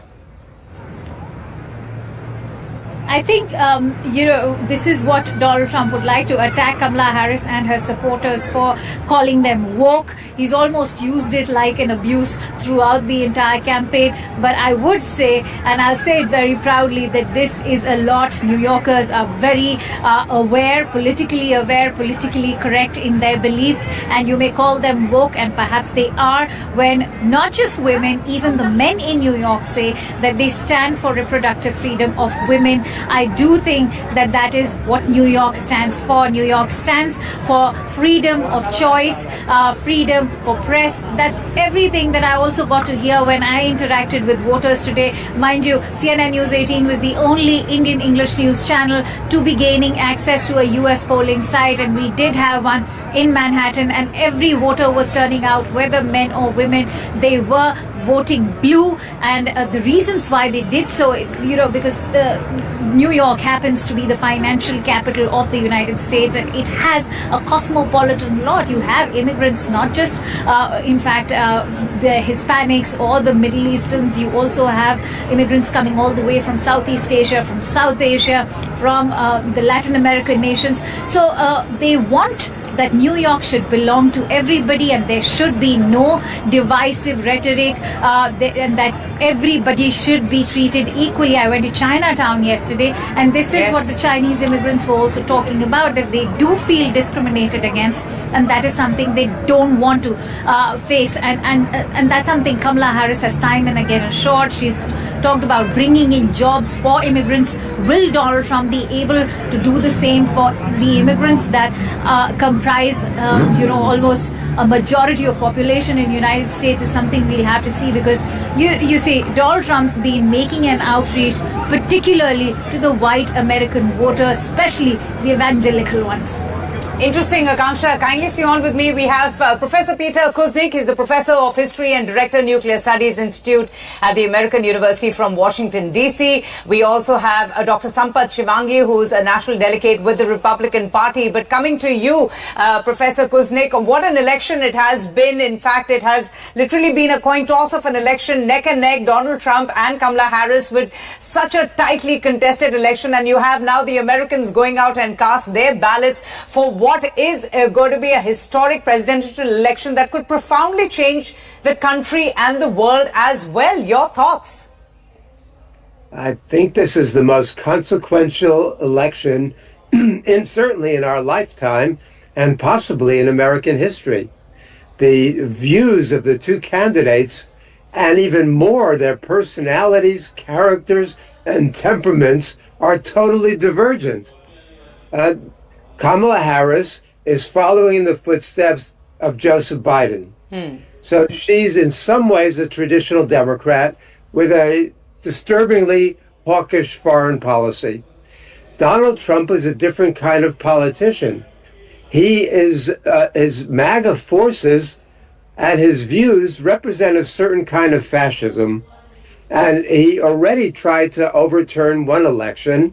He's been impeached twice. Yes.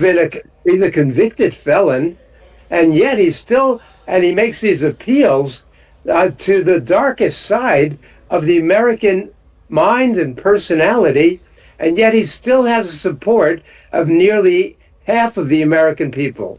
It's a very, very strange election, and it's not a country that I really recognize anymore. Maybe they don't believe that he's as fascist as he is, or as he has been, but there's really no excuse for that. And so the consequences of this election are going to be enormous. I'm not a huge fan of Kamala Harris, but when I have to choose between a warmonger and a traditional Democrat on domestic policy and a Donald Trump who is so far beyond the pale of what used to be considered traditional American politics, right? You have to support Kamala Harris. Akanksha was making very good points about the electorate. Now, clearly, she has an enormous following among women, and especially younger women. According to the ABC News poll, she was up 40 points among women under 30. He has a big following among men, and especially younger men. So they're appealing to different constituencies. His campaign is a campaign of grievances, in which he threatens that as soon as he's in office, he's going to wreak revenge against his enemies or the enemy from within. Her campaign has been much more positive. The message is positive. It's a unity message. But her campaign did get a bit bitter, in September, October, where she started emphasizing more on the negatives of Trump, calling him a fascist, a dictator, and how detrimental he would be to America. Because all that while earlier she was championing herself to be a women's rights leader, someone who stood for productive rights, someone who championed women's rights, and someone who stood for gender equality. Did you see that shift? Did you notice that shift as well? I think she was doing both at that time. She realized that the women's rights issue, and especially women's reproductive health, was her most popular issue. Also, she talks about the climate, and she talks about social justice issues. He doesn't talk about those things. What he talks about is immigrants, and he talks about immigrants impurifying the American blood. And he says these illegal immigrants, and immigrants more broadly, represent a threat to the American soul, and that they're criminals who are committing all these crimes. He also talks about crime in America being out of control. Now, and that's appealing to a certain kind of fearfulness, and also appealing, they say, make America great again. What does that mean? It means make America white again. They are trying to buck the tide of an increasingly diverse America. And she's a candidate who's part Indian American and she's part Black American, and she represents that new kind of diversity. Most of Trump's supporters are rural Americans. All right. And that the old world that they grew up in is evaporating, and they're not able to adjust to that change.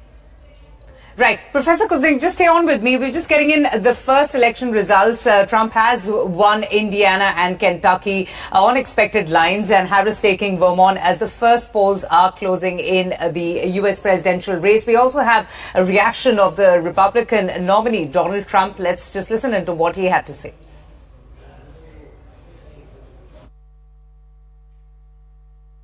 Stay in line. Don't let them take you off that line. Vote. Stay in the line. They can't do anything about it. And vote. We're going to win it big. Thank you. Our Republicans, we're doing really well. If you're in line, stay in line. Don't let... All right. Dr. Sampath, I wanted to get you in here now, and nice to speak to you as well. Now, I want to talk about Donald Trump and just how he has come back from political abyss. As Professor Kuznick was saying, it's a remarkable and extraordinary reversal of fortunes, because when he lost in 2020, it seemed the death knell of his political career. But he's back and he's been relevant for good 9 years. What makes him tick with the American population? See, he's a tough president we had for 4 years. Now, he knows all the ins and outs of U.S. politics. He has grabbed it much faster than anybody can. And, he is doing this all his life, being top of the world in a sense, in the real estate or in the banking or anything he has done. He has shown his power, that he can do it. See, anybody after losing and after having such a unusual debacle he had after, he was out of the presidency, but he did not take it for no. He continued to sustain his power, continue his wit and wisdom to be back in the country. Despite having an unprecedented criminal conviction against him and a series of indictments, I mean, there's something about Trump that the American population clearly likes. Yeah, see, the most important part, when he was president for 4 years, I'm just giving an example. The gas price were like $1.50, $1.60. Now it went to $5 to $6 per gallon in the US, especially in California and those areas. It was very high. People could not afford basic amenities, so they wanted Trump back. I said, this guy will save us and he will make us survive in life, because they cannot, the grocery prices went 30 to 40% high, and the average middle class man or woman could not afford high cost of groceries, high cost of gas, high cost of electricity, and to sustain, to heat, and in the winter time, it was impossible. People, were bankrupt. So what else they can say? Suppose I'm in trouble, I will remember the God who is going to help me, not the guy who is on the street. Biden, we see, I have nothing against Kamala Harris. I'm Indian, of course, I declare. But see, have you heard, ever has he declared she is Indian American or Indian heritage? At least in my memory, she never has accepted she is Indian. Now, why do you all want to call her Indian? I talked to her 6 years ago when she was a US Senator. And actually what happened, I told her that she has Indian heritage. I got hundreds of calls from African Americans threatening me. How dare you say she is Indian? She is African American, she is American, and she is Black American. don't you dare ever to say she is Indian. And as I That's told true. you, Why is that? Why does she identify more with her black heritage than her Indian roots? See, I had an interview with India Today about a month ago with Pooja Shali, you may know her. And she was surprised when I gave her an explanation. I said, okay, what she's going to gain? See, if she says she's Indian American, she will get 1.5%, 2% votes of America. And if she says she's a black American, she's African American, she is going to get 18 to 20% votes, 14 to 15% African American, and then the Puerto Rican, Jamaican, her father comes from that area. She is going to get all those votes. So who you want to be, say, smarter? Person who gets 20% votes or 2% votes? So she is looking after her interest. She is, that's the only way she can be president. If she says she's Indian, she can never reach White House. I'll guarantee you that. I worked in the White House for 12 years. So I know the system, how it works. So she is right in her own way, declining or denying her Indianness. Of course, she did mention her mother is from Madras. Her grandfather, she has walk on the Chennai beach, and she has a lot of respect. See, sometimes you have to look after your personal interests. What is good for you? It's good for her to be called as African American or Black American, not Indian American. Only one thing I want to tell you about why she does not want to be anywhere near India. When Biden took over 4 years ago, of course, but 3.5 years back, he invited Prime Minister Modi, Prime Minister of India, to come to White House. And I was involved in the White House. And Modi and Biden had a meeting, and for an hour and a half. Then Modi moved to next room to meet Kamala Harris. And I was in the second row talking to, the audience. And he literally begged her to come to India. I said, you will be so much respected in India. People will worship you when you come to India. Please do that, and you'll be the biggest hero of, because you are going to be president of America. Right. Absolutely. No, I just want one more sentence and I'm done. Yes. And she never said a word. She will go to India, not a word. And she kept up that word. She went all over the world in 4 years. She never talked about India. She never went. She's against Kashmir. She's against 370. And if she becomes president, she's going to go against 370 and Kashmir accession to India. You watch it from me. No, that's true. Unlike Donald Trump, she hasn't really reached out as much to India, or for that matter, other nations as well. Coming to you, Professor Kuznick, I wanted to understand your perspective on Donald Trump. He's a deeply polarizing figure as well. He claims that his unpredictability is actually his strength. It's refreshing. He claims that none of the wars happened during his term as the president. But there have been a series of head-spinning twists and turns throughout the U.S. election campaign. 2 assassination attempts on Donald Trump. Do you think that perhaps also would, increase his chances of perhaps being the next president of the United States, that sympathy factor? I'd love to address that, but can I first comment on what I think I just heard? Yes, please. Because I was having a hard time hearing the other guest, but I know he was talking about Kamala Harris's identity as a Black American and as an Indian American. I think the reason why she has stressed more the Black side of her heritage is, first of all, Donald Trump denied at one point, questioned whether she was really Black. And this went on. It was very reminiscent of when he questioned whether Obama was an American citizen, who was born in the United States. And then Obama finally had to produce his birth certificate. But that went on for a long time. He used a similar strategy with Kamala Harris in trying to deny that she had a Black heritage. But I think one of the things that comes across, the way she embraces the Indian side of her heritage, she never talks about her father. You would think she didn't have a father. All she talks about is her mother and her sister and growing up in this Indian world. influenced more by her mother than anybody. So I think that we have to put that in a little bit of perspective. In addition to the fact that there's a much bigger black voting population than the Indian voting population in the United States. But the question you ask about the sympathy vote or about Donald Trump's foreign policy, foreign policy has not been an issue in this campaign.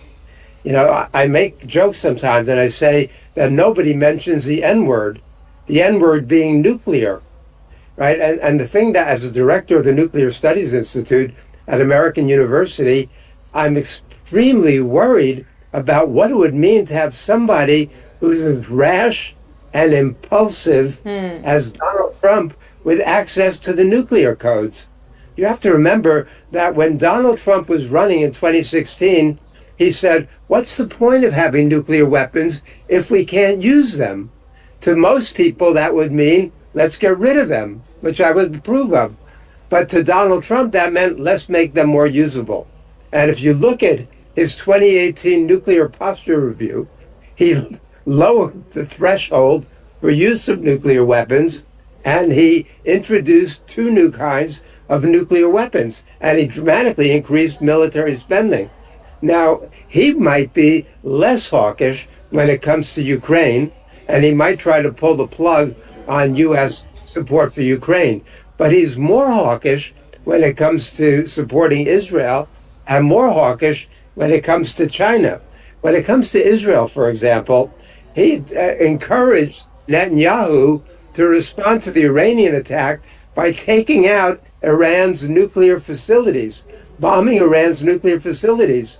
Most of us think that would have not only created a broader regional war, but could very likely have led to World War III. The best case scenario is it would have forced Iran to develop its own nuclear weapons, which is the last thing that the world needs at this point. Right. And with China also, he started the trade wars. There was no serious tension over Taiwan until Donald Trump met with the president of Taiwan, the first American leader to do so since the 1960s, I think. And then he increased military sales to Taiwan. All right. Then we've happened. So I think there's a lot to be dissected here. Right, Professor Kuznick and Dr. Sampath, thank you both for joining us. It's always a pleasure to speak to both of you, and especially on such an historic occasion as the Americans are voting for their next president. With that, it's time for us to take a short break. Stay tuned. I'll be back with lots more and many more reactions on this continuing coverage on the U.S. presidential race.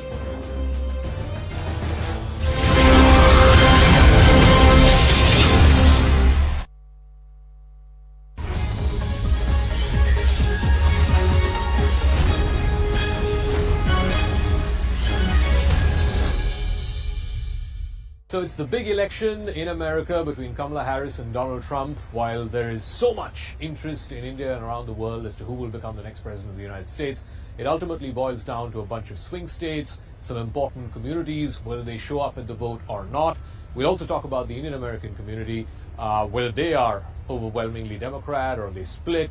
Let's try and find a little bit more about this U.S. election, which is being closely watched, with Dhruv Jayashankar, Executive Director with ORF America. Thank you very much, Dhruv, for speaking with us. So, big picture, I mean, we're a day away from Election Day. Just how big is this election? What are the stakes? It's a big election. It feels like every 4 years there's a big election in the U.S. It's a very divided polity. Roughly 45% of Americans vote Republican, 45% vote Democrat. And really it's only about 5 to 10% whose opinion has to be swayed each election. And the divides are quite deep across.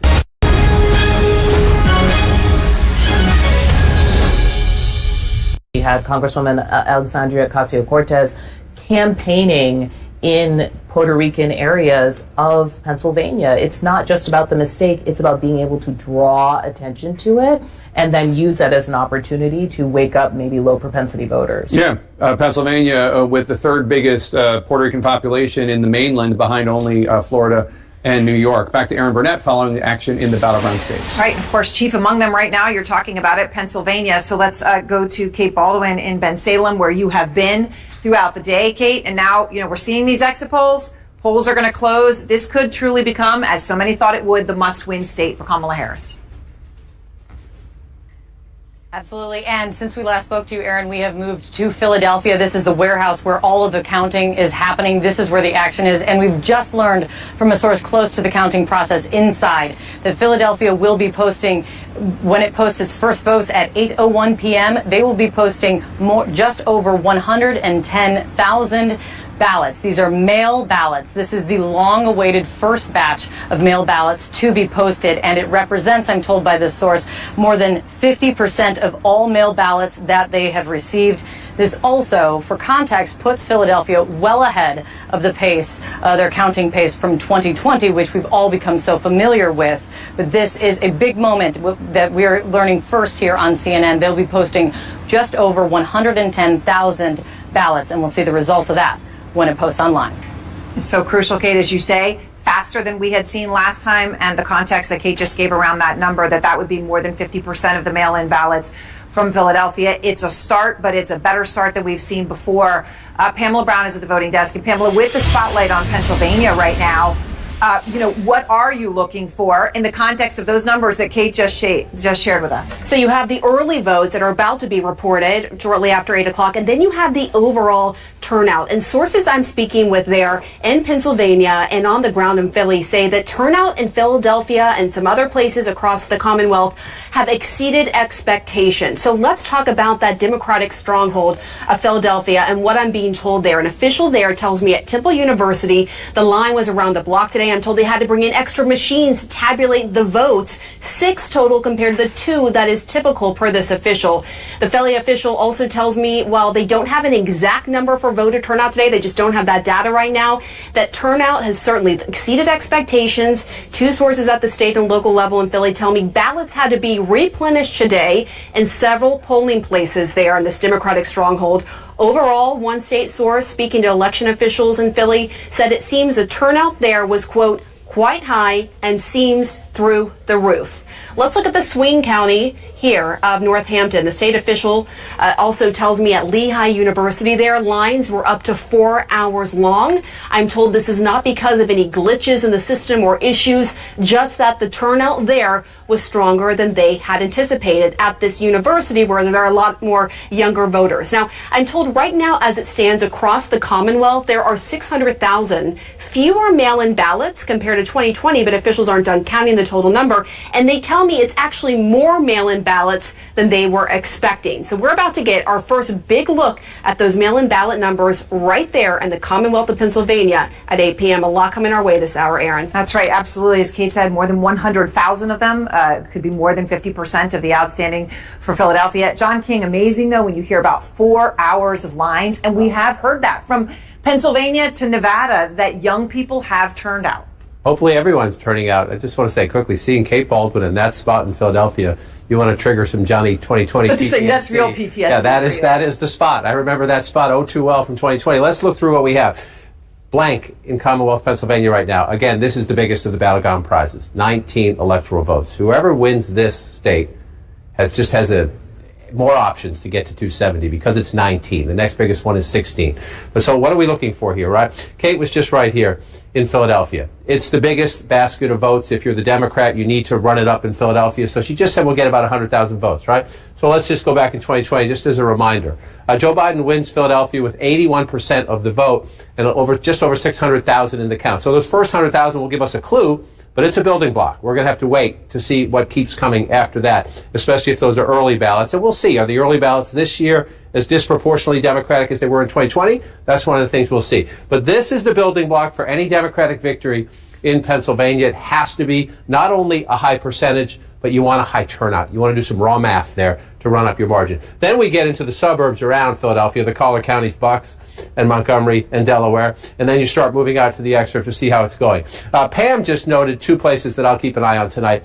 Again, I said this at the beginning of the program. Maybe you weren't with us. There are 25 counties in America, only 25 counties in America that voted twice for Barack Obama, then for Donald Trump, and then switched back to Joe Biden.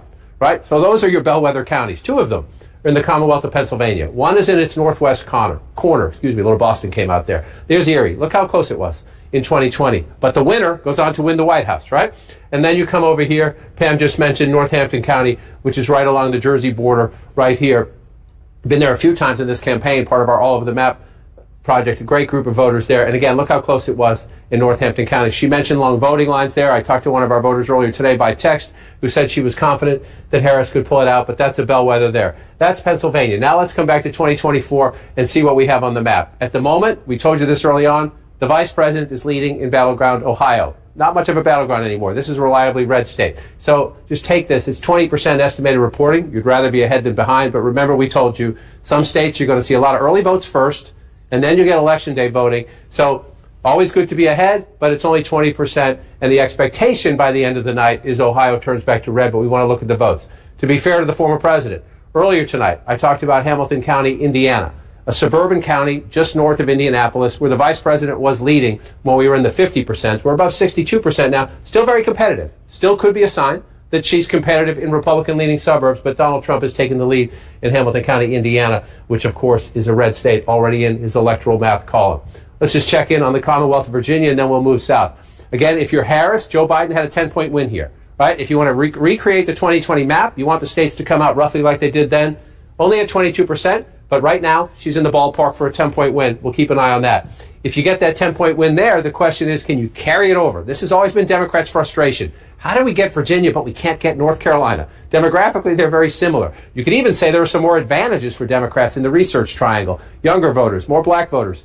Right now, the vice president has a lead, but again, we are very early on in the state of North Carolina, 59%. Just want to go back and look for comparison. 126,000 votes, she has the lead. Why do we know we're going to be at this a while? It's going to take about 2.7, 2.8 million to win the state. So we have a long way to go here. Let's just take one more look at battleground Georgia before we get to the top of the hour, and we're going to start to see votes coming in. It's time to do some serious math at the top of the hour. Donald Trump leading at the moment, 182,000 votes ahead, but only about a third of the vote counted, and not much in yet from the Atlanta suburban area. But Jake, in the hour ahead, a lot of votes. Indeed. Voting is about to end in 16 states and the District of Columbia, the biggest round of poll closings all night. A whopping 171 electoral votes at stake, including 19 in Pennsylvania, the battleground that could decide the presidential election. And let's bring you some CNN projections. CNN projects that Donald Trump will win the state of Florida with its 30 electoral votes, as expected. Donald Trump, CNN projects, will win the state of Tennessee, as expected, with its 11 electoral votes. Missouri will go to Donald Trump. Missouri, as expected, will give Donald Trump 10 electoral votes. Here are two more projections for Trump. Alabama, CNN can project, will go to Donald Trump with its 9 electoral votes. And Oklahoma, CNN projects, will go to Donald Trump with its 7 electoral votes. We have some projections for Kamala Harris as well. CNN projects that the Commonwealth of Massachusetts, with its 11 electoral votes, as expected, will go to Kamala Harris. CNN can project that Maryland, as expected, with its 10 electoral votes, will go to Kamala Harris. And CNN can project that the District of Columbia, with its 3 electoral votes, can go to Kamala Harris. Here are the states that where the polls just closed, where we are not prepared to make a projection. They include Connecticut, Delaware, Illinois, Maine, Mississippi, New Hampshire, New Jersey, Pennsylvania, and Rhode Island. No projection in any of those states. Here is the electoral vote count at this hour. Donald Trump has 90 electoral votes. Kamala Harris has 27 electoral votes. 270 are needed to win. Neither of them has approached that number yet. Key race alert for you now in the big battlegrounds. North Carolina, Kamala Harris is in the lead there with 51.8% of the vote. Donald Trump has 47.2% of the vote. Kamala Harris with an 11,000 plus vote lead. That's with only 5% of the estimated vote count. It's still a lot of votes to count in North Carolina. In battleground Georgia, Donald Trump in the lead with 54.8% of the vote. Kamala Harris has 44.6% of the vote. That's with a third of the vote in Georgia. That's 33% of the estimated vote. In the Commonwealth of Virginia, Kamala Harris in the lead with 54.2% of the vote. Donald Trump has 43.9% of the vote. Kamala Harris with a healthy 115,000 plus vote lead. That's with a quarter of the vote counted in the Commonwealth of Virginia, 25%. In New Hampshire, Kamala Harris has 55.7% of the vote. Donald Trump has 43.7% of the vote. Kamala Harris with a 9,517 vote lead.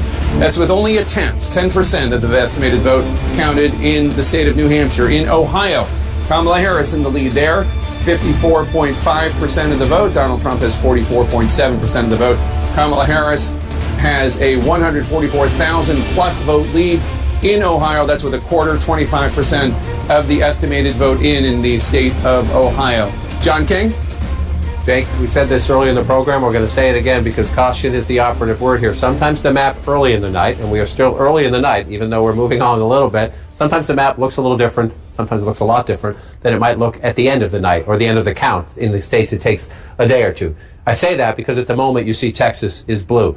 Texas is most unlikely. Rule out nothing, but Texas is most unlikely to be blue at the end of our count. At the moment, the vice president's leading 61% to 38%, but it's just 5% of the Texas vote. And as you can see, it's all from the Dallas area right there. So we have a long way to go in Texas. Also, a Senate race there we'll be keeping an eye on, but that one's not going to happen right there. We have our first votes. Look at that in the Commonwealth of Pennsylvania. All right, so these are just the initial information coming in. It's too soon to call these elections. It's probably going to take a long time now, but the initial information that we're getting in is Trump winning Indiana and Kentucky, Harris taking Vermont as the first polls close in the U.S. presidential race. We just got to CNN. In fact, they are predicting that Tennessee, Florida, Missouri, Alabama, and Oklahoma are going to Trump way. Let me go straight across now to Zaka Jacob. He joins us for the latest. Zaka, what is it that you are hearing? It's going to be a long, long night now with most of the states still going through the polling and a lot of people coming out there. What do you make of the huge turnout? What does that signify, Zaka, with such a huge turnout of people coming out there and a very energized group who are coming out there to vote the next president of the United States of America? Well, generally when there is a high turnout, it shows that A, it's a close election. It shows that both sides are motivated and enthused enough to come out. The question is, which side is more enthused? Which side turned up in larger numbers? And I think there is some anecdotal evidence, and I want to stress on the fact that this is anecdotal, in the queues that we're seeing in Philadelphia, for example, in parts of Georgia and Atlanta City and the suburbs of Atlanta, etc. You are seeing queues of younger people. Now, the assumption is that the younger people want to break for Kamala Harris much more than they want to break for Donald Trump. They see her as a younger candidate. She's 60, he's 78. There's almost 20 years between the two of them. She is seen as a candidate who appeals to Gen Z a lot more. I think the critical thing to watch out for is she running up the same numbers as Joe Biden did in places like Georgia, in places like Pennsylvania? Wisconsin and Michigan haven't closed yet. We will get to that in just a second. 8 o'clock local time, 5 minutes past 8 p.m. Eastern here in Washington, D.C. I'm at the Howard University where you can hear the music blaring. This is Kamala Harris's alma mater. She's expected to be here at some point in the night. We don't know when exactly. But at the top of every hour, you will have CNN projections. Just a couple of minutes ago, you had that on the big screen here, and people were screaming out loud every time CNN said that they were projecting a particular state to go to Kamala Harris. But I think the critical thing is going to be which are the battlegrounds. Right now, for example, CNN, very, very early polling, it is showing Kamala Harris ahead in North Carolina. I don't think that that's how it'll end in the night. Maybe it will, maybe it won't. This is a state that Biden did not win in 2020. A lot of African-American vote in North Carolina. Also badly affected by Hurricane Helen. So which way that state might go is interesting to watch. Georgia, very important. Remember, Biden flipped Georgia 4 years ago, but by a razor-thin margin, by barely 12,000 votes. It is a traditional Republican stronghold state. In fact, the last Democrat to win Georgia was way back in 1992. Bill Clinton won Georgia in 1992.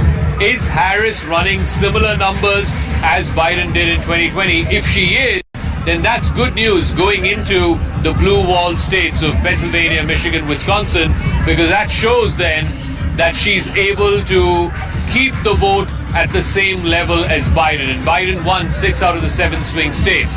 So keep an eye out for those numbers in the suburbs of Georgia, in the suburbs of North Carolina, because that will portend well as we, go later into the night, as we look at Pennsylvania, as we look at Michigan, as we look at Wisconsin. I think the critical factor really, Avantika, is two things. One, are young people enthused enough to turn up for her?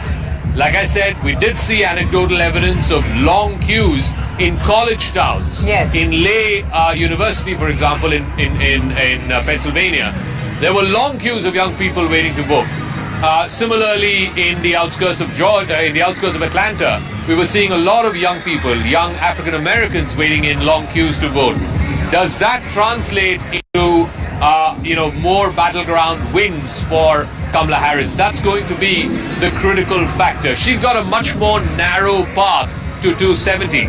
If she does not win North Carolina or Georgia, then all her eggs are in the three blue wall states of Michigan, Wisconsin, Pennsylvania. But if she does manage to surprise everybody, right now she's leading in Ohio, for example. No one quite expects her to win Ohio. Right now she's leading in North Carolina. Which would be North very, very Carolina, surprised which if has she wins also North been a Carolina. consistent Republican But these are stronghold. well, Barack Obama did win North Carolina. Yes. Both times in 08 and in 12, he won North Carolina. Of course, Hillary Clinton lost that, and Joe Biden lost North Carolina. But remember, there is a huge presence of African American voters in North Carolina. North Carolina was badly affected by Hurricane Helen. Again, Trump did not really cover himself in glory in all the sort of mudslinging that he did excuse me, around Hurricane Helen and the government's relief efforts in Hurricane Helen. But be that as it may, again, I would be very surprised if a Democrat, if Kamala Harris manages to win North Carolina. It wouldn't be impossible. Like I said, Barack Obama won it both in 08 and in 12. But I would be surprised if Kamala Harris wins North Carolina. What it does, though, is, and this is the important thing, if she manages to win North Carolina, she is not as dependent then on Michigan and Wisconsin, or even Pennsylvania for that matter. It opens up multiple paths for her to get to 270. I think that is the important thing. If she does not win North Carolina or Georgia, then she's all in on the three states of Pennsylvania, Wisconsin, Michigan. She has to win all three. Otherwise, she will not win the presidency. Zaka, while you speak about the importance of these states, the battleground states that historically played a very decisive role in determining the outcome of a US presidential election, I wanted to speak to you a little bit more about the issues. Kamala Harris has emerged as the champion of women's rights. She has prioritized productive rights, something that you had been also speaking to your guests. She's also spoken very passionately about gender equality, very popular amongst the youth as well. But why is it that many young men, American men, even Indian American men, they see Trump as being a more effective advocate for economic stability and prosperity? Oh, I think that's a great question. I think it's all relative, right? People are feeling the brunt of economic pain. COVID has been a massive disruptor. The economy's taken a huge beating post-COVID and hasn't quite recovered to the pre-COVID level. So there's a lot of disaffection, and particularly amongst young men, when it comes to the cost of living crisis, when it comes to cost of housing, for example, finding jobs. Today, college graduates are finding it harder to find good jobs and to start a new life. Student loan debt is a huge problem. And somehow Trump has been able to speak to those concerns, to those angers and frustrations much more than Harris has been able to. Of course, Harris is beset by the fact that she's also the incumbent, or at least one half of the incumbent ticket, because she was vice president for the last 4 years. So she cannot denounce or distance herself from Joe Biden's policies over the last 4 years. I mean, the question that the Republican camp is always asking her is, if she has all of these economic ideas and opportunity economy that she keeps talking about, why didn't she do it in the last 4 years that she was in the White House, that she was vice president? So therein, I think, lies a delicate balance for Kamala Harris. She has projected herself as the younger candidate, the candidate of change, the one who wants to move forward, wants to leave behind the chaos of the Donald Trump years, the last 10 years behind, and turn a new chapter. So that's her pitch. At the same time, she cannot distance herself entirely from the last 4 years of the Biden White House, because she was there at the bottom of the ticket. She was the vice president for the last 4 years. So she will be held accountable, at least in some measure, for the economic mess that a lot of people perceive themselves to be in today's America. It's not like the top line numbers are bad. You know, GDP is pretty all right. The stock markets are booming. Even the jobs numbers are pretty okay. But it's what you feel. I think young people, particularly young men in America, are not feeling like, you know, their condition is better off today than it was 4 years ago. And Trump, you're right, has managed to speak to those fears, to address those concerns in his own, you know, very macho, very alpha male kind of way.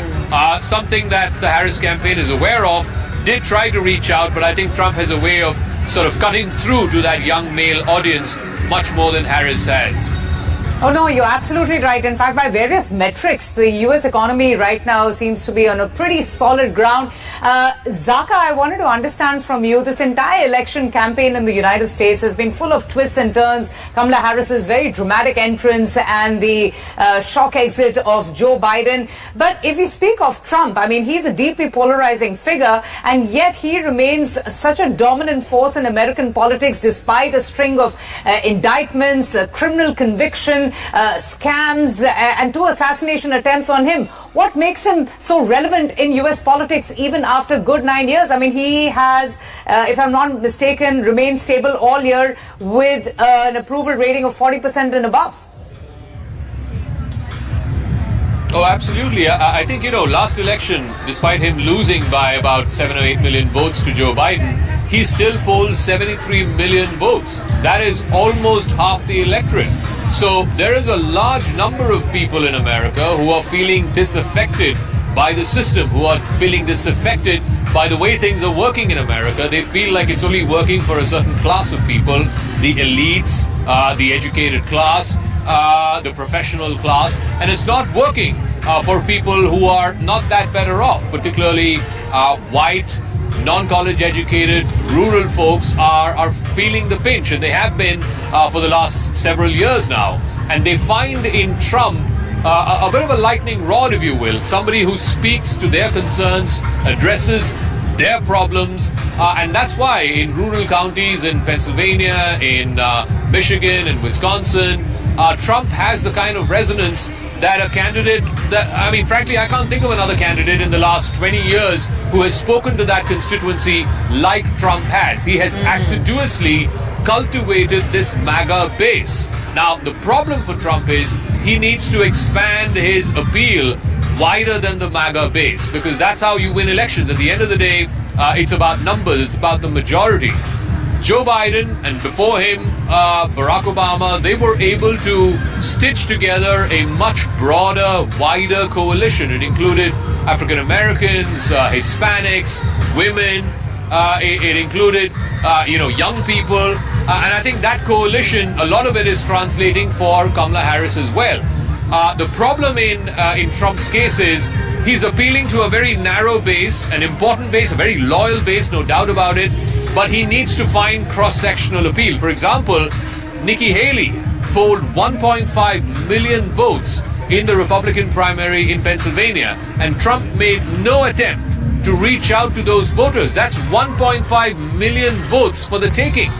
He said nothing, he did nothing to appeal to the Nikki Haley voters, and I think that might, end up proving costly in an election where for women, whether they are white, black, Hispanic, whether they are above 65, whether they are under 25, women are motivated in a way to turn up, and they have turned up in a way that we haven't seen for a number of elections. And I think it's very clear because of the Roe versus Wade Supreme Court verdict being overturned. Oh, absolutely. Women feel like this is an existential vote for them, and they're turning up in huge numbers, and Trump just needed to say something to appeal to at least a cross-section of those women. He did it, and I think it might prove to be the decider in this election. Oh, absolutely, and especially voters who are concerned about protecting, abortion rights would clearly be throwing their weight behind Kamala Harris. Zaka, just kindly stay on with me. We also have this report sent in by Akanksha from New York. Let's just quickly take a look at that. Or Kamala Harris? Well, they are neither of them. And joining me is Miles, who's representing the group. Miles, quickly tell me, what is this group standing for actually?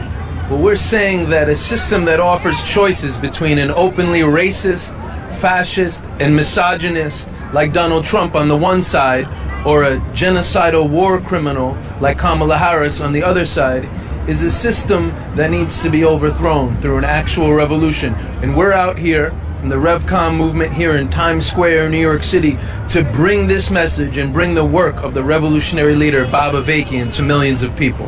All right, could you just take me through these posters that you've displayed over here? Yes. Maybe you can just look at the camera a bit. And all right, so I can see that, you know, one of the posters says, "Stop US-Israeli genocide of Palestinians now. Another world is possible." So you do think that the Democrats, if they were to enter the Oval House, or if Trump was to enter White House, they'll not be able to end the wars? Well, the Democrats have been presiding over and prosecuting the war together with their client state of Israel. All the bombs being dropped, as Biden himself has said, if there was not an Israel, they would have to create an Israel that has been perpetuating a genocide and ethnic cleansing against the Palestinian people. Meanwhile, Trump has said that he wants Netanyahu and Israel to finish the job. And what they would do, the Republican fascists, what they would do is they would back Israel for an even more vicious genocidal campaign. And we say in the RevCon movement that this is a symptom of a system of capitalism and imperialism that is bringing our whole planet through ecological destruction and the threat of nuclear war to the brink of disaster. And we're promoting the work of Bob Avakian, saying that humanity needs a totally different way. New socialist republics in this country and all around the world. So I'm guessing you didn't cast your vote, right? No, we did not cast our vote. We think that, again, as I said, that humanity needs a revolution. And the fact that that our choice is between genocide war criminals and white supremacist, misogynist fascists itself is such an indictment of a decrepit system that belongs in the past. So are you one of those who think that the two-party system in the US is not doing any good to the nation? Well, the two parties represent the competing forces of the ruling class in this country. They're not the same. You see them at each other's throats and at each other's necks. And they're in a vicious battle right now, and who knows where it goes. I mean, this country feels like a country on the verge of a civil war. On the surface, everything looks really horrible, and in many ways it is. But what we're saying right now, based on the messages of Bob Avakian, is that there's an opening for real revolutionary possibility and potential. In this country, as crazy as it might sound, we're taking that message out to thousands of people and ultimately millions of people. So are you saying there's going to be a revolution irrespective of who enters the White House? We're hoping that millions of people will come to see that their future isn't bound up with joining with one side of a criminal imperialist system that has been prosecuting all these war crimes, or a fascist who openly praises Hitler and basically wants to organize one of the largest deportations in history. This is Donald Trump. And so we're saying that no, there's not automatically going to be a revolution. If there was automatically going to be a liberating revolution, we wouldn't have to be standing out here tonight. All right, Miles, I wish you and your group good luck. Thank you for speaking to us. Okay, let me go straight across now to CNN News 18 Sanjay Suri for more on the elections. The voting presently is underway. Sanjay, Americans are voting in record-setting numbers. The voting is underway in most of the states. What is it that you're hearing, and how close is this contest going to be? It has been a phenomenal election campaign full of twists and turns with the dramatic exit of Joe Biden and the entry of Kamala Harris. So over to you. Fill us in with all that you have for us. Well, we are here at this Democrat Party watch party here at Rasa Restaurant, Washington, D.C. And we'll hear straight from the ones doing the voting. They've been doing the campaigning very energetically for Kamala Harris, for the Democrats. So, Ranik, are you waiting for good news right around the corner? Oh, I know we're going to have some good news. We are going to win this, and we're going to win it really big. Right, no razor-thin edges for you. Straight win. Absolutely. And Chintan, you've been leading this Indian American Impact campaign. What do you see other than your expected optimism? Yeah, look, I think this is going to come down to, as we've talked about, these battleground states. Michigan, Pennsylvania, Georgia, North Carolina, Arizona. These are critical battleground states for either candidate to win. What we've been focused on as an organization is mobilizing the South Asian American vote. The Indian American, South Asian American vote is over 400,000 voters in these states. They have the ability to be the critical margin of victory. We know the results are going to be close. We're going to win, but we know they're going to be close results. So our community is really going to be the marginal difference here in what happens tonight. Right. Zoreen, what gets you so excited about Kamala? I think it's that she's a vote for women. I think it's a way to protect our right to abortion, to the freedom of democracy, just all of these things that I think that Donald Trump is not providing us with. So, Milind, what brought you to this campaign? The opportunity to, I think, activate the South Asian electorate in this country was something that, was impossible to pass up. I think in the last few months we've seen South Asians in every corner of the country get involved in the campaign however they can. Making calls, knocking doors, writing postcards, creating videos, making songs. Everyone has chipped in their time, their energy, their effort, and I think we'll see it in the South Asian kind of margins in the election tonight. So, Ranik, what is it that really excites you? Is it the Democrat Party or is it the Indian origins of Kamala that is the added oomph? Well, while it's important to be able to relate to her story, because I do, I also went home every summer to walk with my grandfather, which was really touching and something I relate to her on. But really more than that, it's the substance, and it's about democracy, right? It's about protecting our rights, especially as a female, especially as a mother, that we have to stand up for our children. And I do believe that Kamala Harris is the best person for that, best leader. Chintan, just how remarkable would it be for the U.S. to have a woman president and of immigrant origin at that?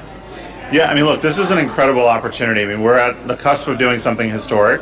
We're about to elect the first woman president of the United States of America, who also happens to be the first South Asian president, the first black woman president. Her story is actually quintessentially an American story. It's an immigrant story.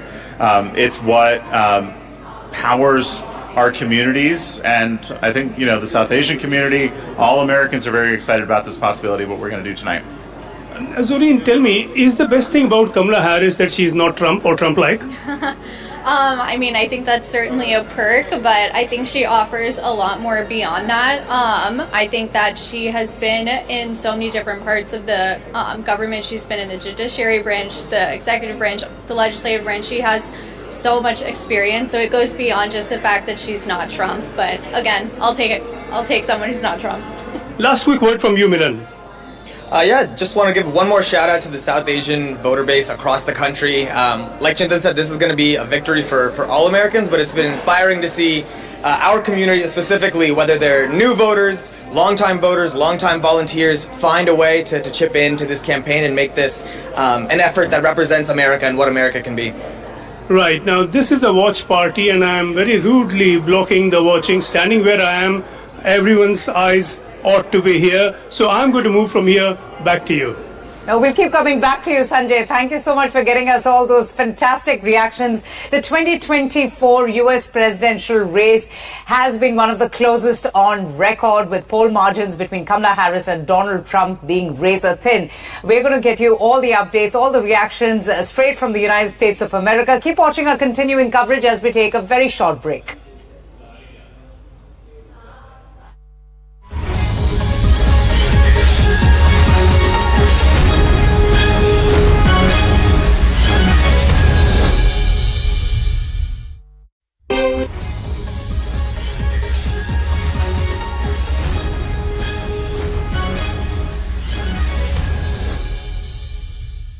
So it's the big election in America between Kamala Harris and Donald Trump. While there is so much interest in India and around the world as to who will become the next president of the United States, it ultimately boils down to a bunch of swing states, some important communities, whether they show up at the vote or not.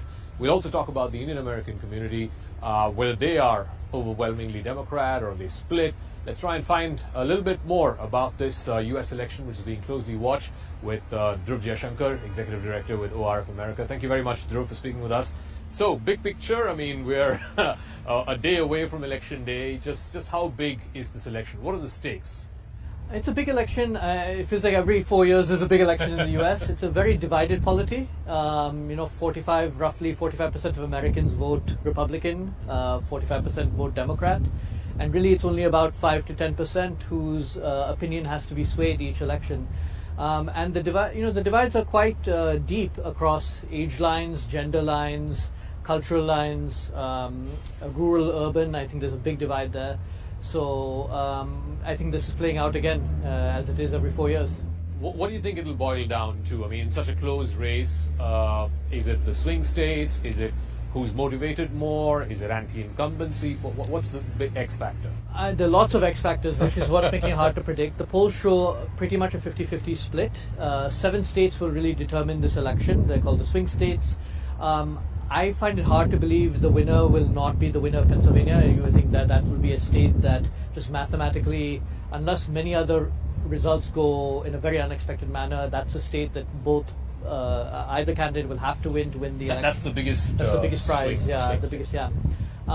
And the margins are going to be very thin. So ultimately, it'll come down to voter enthusiasm for the two candidates. Whether more of Trump supporters come out to vote on election.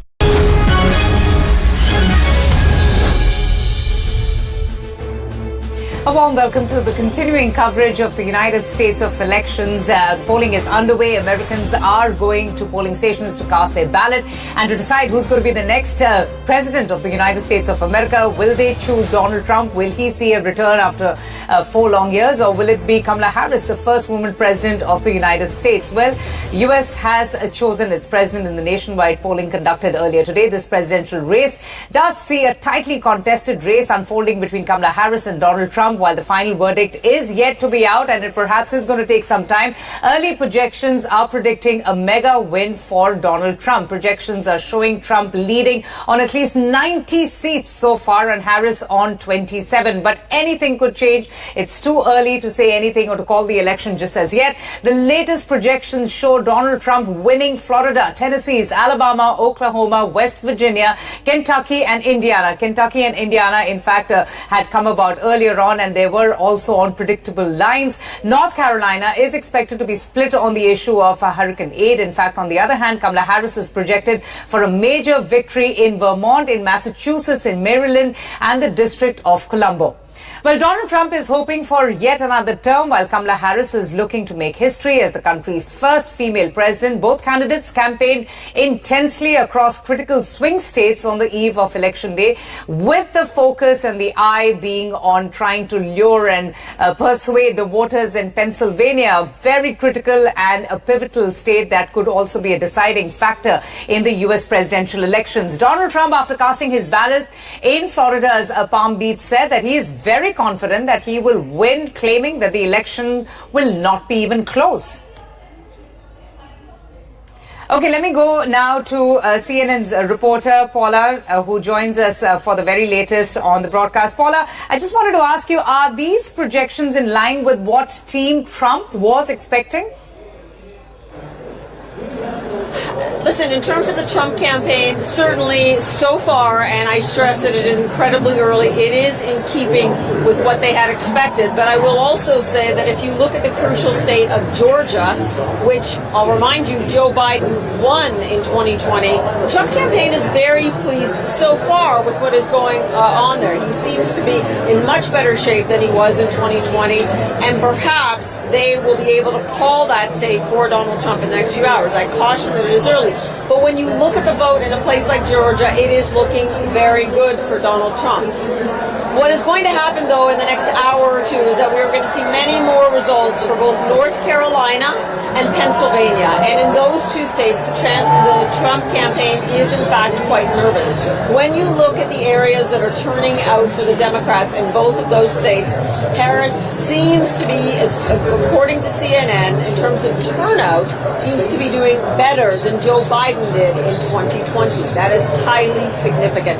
Listen, I want to preface all of this by saying it is still incredibly early, Americans right now they're still lining up to vote in some states. There are still some polls that will stay open very late because of some irregularities. There were very few, but there were some. And I want everyone to keep in mind, 2020, we didn't know for days. Everyone is hoping that it will be sooner. Let's see what happens in the next few hours. I, of course, here am at Trump headquarters. The mood is still very optimistic here. We've had hundreds more people come into headquarters as we get closer to those crucial results. Right. Donald Trump has promised to come here, win or lose. He, of course, expects to win. And he does say, though, earlier in the day, he did, in fact, say that he would accept the results, and he's assuming they are fair. He was then asked, what do you think? Are the results fair so far? He continually says, which is a bit of a departure for him, but he hadn't seen anything unfair so far. Early hours, in fact, it could be early days yet. Right now, both campaigns very nervously watching Pennsylvania and North Carolina. Oh, I can imagine, the anxiousness amongst not just the American public, but even reporters and also all the news journalists. I wanted to ask you about Pennsylvania, Paula. Why is it so important, such an important swing states, and how will those 19 electoral votes play such a decisive role in determining who's going to be the president of the United States? And about the high turnout of people, we are also hearing, Paula, that there are a huge number of enthused and excited voters who are coming out. Is that advantage Democrats? What does a high turnout, voter turnout mean in the U.S. elections? What is interesting to watch here is in the urban centers, especially a place like Philadelphia. Remember, for Kamala Harris to carry Pennsylvania, she not just has to win in a place like Philadelphia and the suburbs, she needs to win big. How big, you ask me? Bigger than Joe Biden, who took the state. And that's saying something. Remember, Joe Biden was born in Pennsylvania. When the Democrats, and I'm talking just in the last few minutes here, have been looking at turnout in Philadelphia, they are encouraged. They believe that there is a chance they will best Joe Biden from 2020 in that crucial city of Philadelphia. You mentioned the right number. You mentioned 19. This is a huge number of electoral votes in a race that is this close. And that's why so many people are looking at this race saying it all hinges on Pennsylvania. But I have to say, many people, both Republicans and Democrats, are also nervous about Michigan and Wisconsin. Polls that are closing shortly. Again, if Kamala Harris is to win, especially as it seems that Georgia is leaning towards Trump at this hour, that so-called blue wall, right? Michigan, Wisconsin, Pennsylvania really must hold for Kamala Harris if she has a chance of being the next president. Things are just as tense right now as they were a few hours ago. No one still is going to be willing to predict this race. Again, waiting for those crucial states to close their polls and for the results to start coming in. All right, Paula Newton, I'll keep coming back to you, but for now, thanks so much for getting us such important information. We also have with us on the broadcast Ray Locker, author and journalist, and Anang Mittal, who's a communication strategist. Ray, coming to you, what an election it has been, a very tightly contested presidential race. Most importantly, it's been a knife-edge race in most of the swing states as well, with both the leaders really going all guns blazing in attacking each other and also persuading the voters to vote for them. Yeah, I mean, it's phenomenal, and these are very nerve-wracking times for both campaigns as the early returns come in. You know, I think it's key to look at some of these major urban areas. I mean, you have Georgia up on the screen now, and Trump is leading there, but the metro Atlanta counties have not really reported their votes yet. So you're going to see huge Democratic margins there, as you have in the past. And in recent elections, that's been enough to carry the day. I don't know about this time, though. And then you look in Pennsylvania, obviously the city of Philadelphia, crucial, but the surrounding suburban counties. How well does Harris do there among Republican-leaning women? I mean, the indications are that she's going to do well. But, I mean, it's a secret ballot. People say one thing and vote another, so it'll be interesting to see what happens. Oh, that's true. And I think that holds true for any election. We've seen that in India as well in the Lok Sabha elections. Ray, Mr. Mittal, coming to you now, let's talk about the swing states and how pivotal they will be in shaping the electoral map. Ray was speaking about Georgia, the significance of Georgia that traditionally, in fact, has leaned towards the Republican, but then it kind of witnessed a pivot, and now what we're getting to hear from the early trends is that Trump is taking a lead in Georgia. So if you could just talk about the entire U.S. presidential election campaign and just how high the stakes are for both the candidates. Thank you for having me on. Yeah, the stakes are very high. And as far as the swing states go, there used to be a saying that the Democrats couldn't lose Michigan and the Republicans couldn't lose Georgia. And that both those states may be in play this time, as with the last election where Republicans ultimately ended up losing Georgia. One of the factors this time that may be different is that in 2020 there was an African-American senator on the ballot. And so many of the smaller counties, the African-American localities, came out to vote for him in larger numbers. And so this time around, we have an Indian origin and an African American origin presidential candidate. So it remains to be seen whether they're going to come out en masse and vote for her in the same numbers that they did for the current Senator Warnock from Georgia. And the same thing in Michigan and Wisconsin. The Wisconsin has a huge college-educated population and graduate students, and the suburbs had gone for Biden the last time. Remains to be seen whether they'll go for him this time, whether Trump's economic message wins out over the last 4 years of the Biden-Harris administration. And then with the look at the Wisconsin and Michigan are the Rust Belt. And so Harris can't lose the Rust Belt, but Trump can afford to lose, maybe Arizona here, maybe even Georgia if he wins in Pennsylvania. And so it's more on Harris to lose, to win the Rust Belt, the Sun Belt states than it is for it's much more likely that Trump will flip Michigan and Wisconsin than it is likely that Harris will flip Arizona and Georgia, in my opinion. So those are the other states to look at apart from Pennsylvania that are going to be crucial in those last minutes. Interesting. Ray, I wanted to ask you, do you think that Harris does have a high favorability factor, that she's far more popular than Trump throughout the election campaign? She really played up that fear factor of Trump's return, calling him a fascist, a dictator. But Trump, I mean, despite all the scams, the series of indictments, the controversies, and most importantly, the criminal conviction still remains so dominant and relevant in American politics. It's astonishing. I've written 2 books about Richard Nixon. People thought that he was one of the worst presidents in the last 70 years. Donald Trump is the worst president in my lifetime by an order of significant magnitude.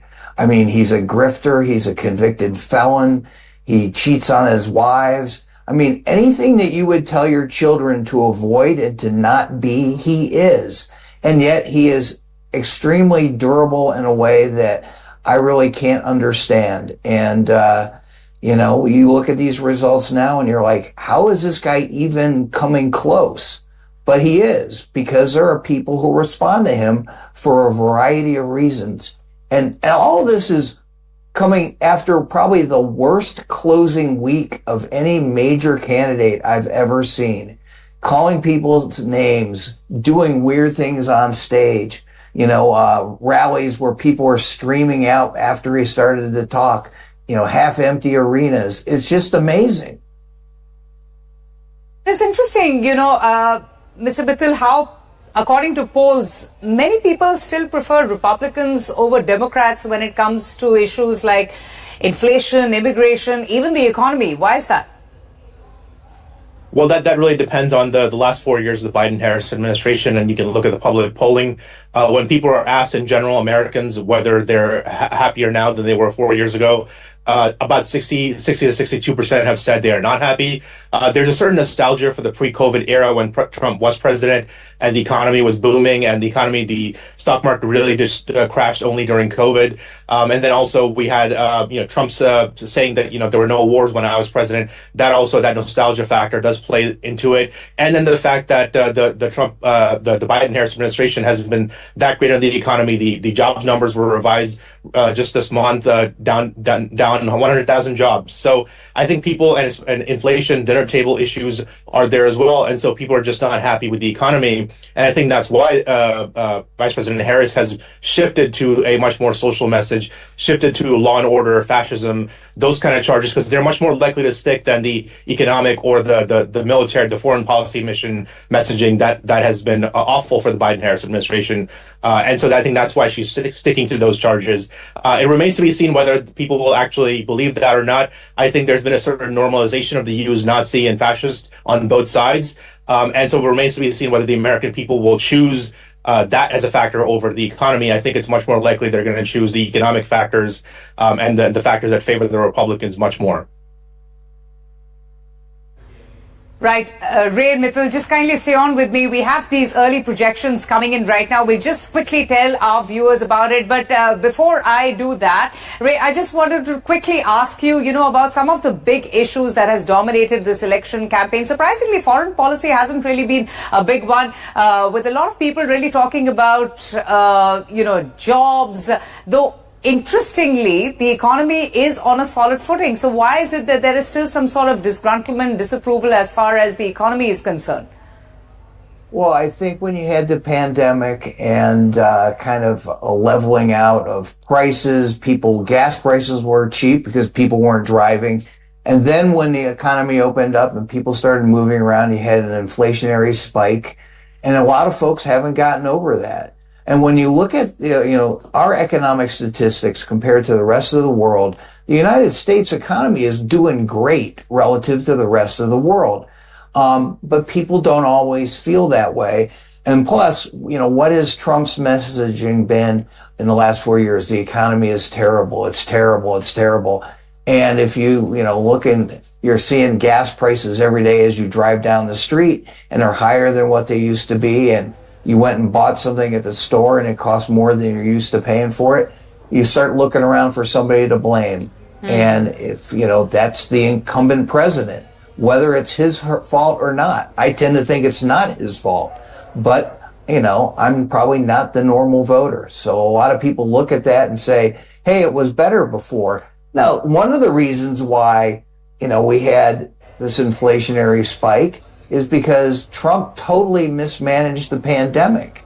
People died. He wasn't prepared. He lied about it. He said it wasn't going to be a big deal when he knew it was going to be a big deal. And I certainly remember that. And I'm kind of shocked why some people don't, but they don't often.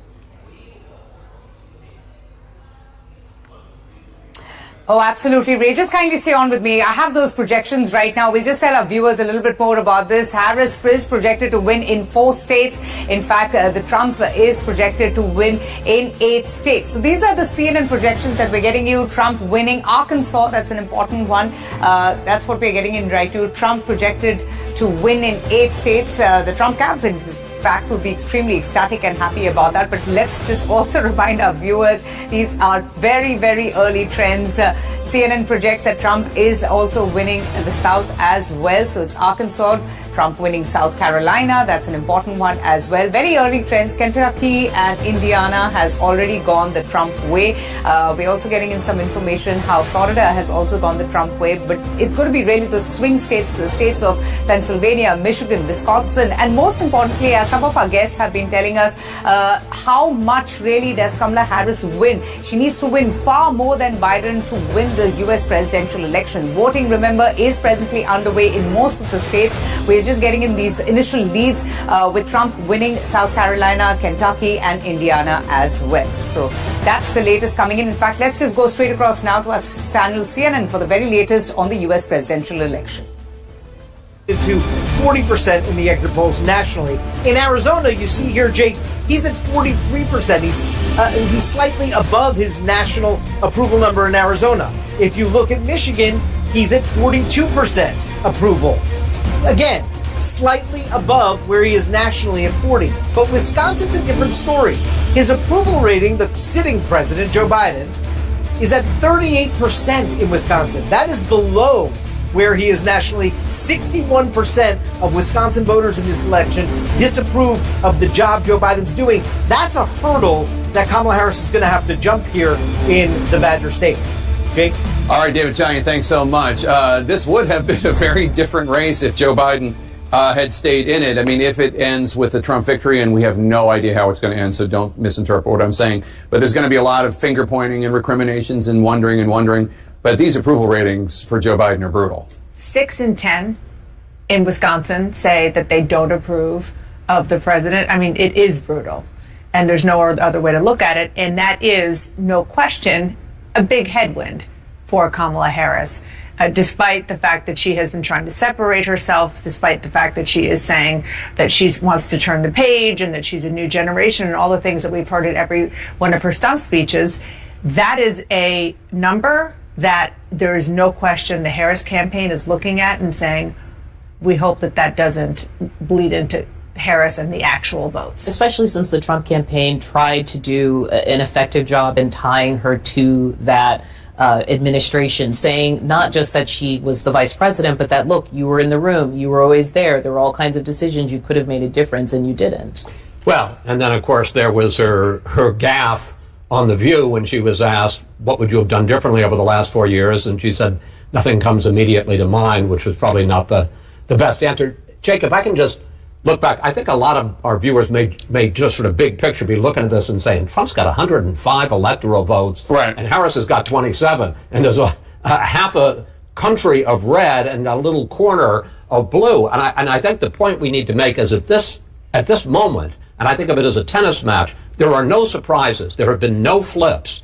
Nobody has broken serve, if you will. Right. All the states that Trump won that he's won tonight are states that he won in 2020. All the states that Harris won are states that Biden won in 2020. There's been no swing state that has been flipped yet, and there is just the way the states roll out, that the Republicans get a lot of the early calls and a lot of big red states, but there hasn't been any dramatic change in this vote. They're both on track to 270. Yeah. It depends on states that are still not called. It's a good point. This is pretty much where everybody expected the race to be at this point. We still have not projected New York. We still have not projected California. I mean, there are plenty of places with a lot of delegates that were electoral votes that Democrats are expected to get. It's a little bit of a surprise. It's a surprisingly close race in Virginia, which has gone blue since 2008 and Obama, the last 4 cycles. And if you remember, Trump in late October, had a rally there, and people went, what's he doing in Virginia? That's a blue state.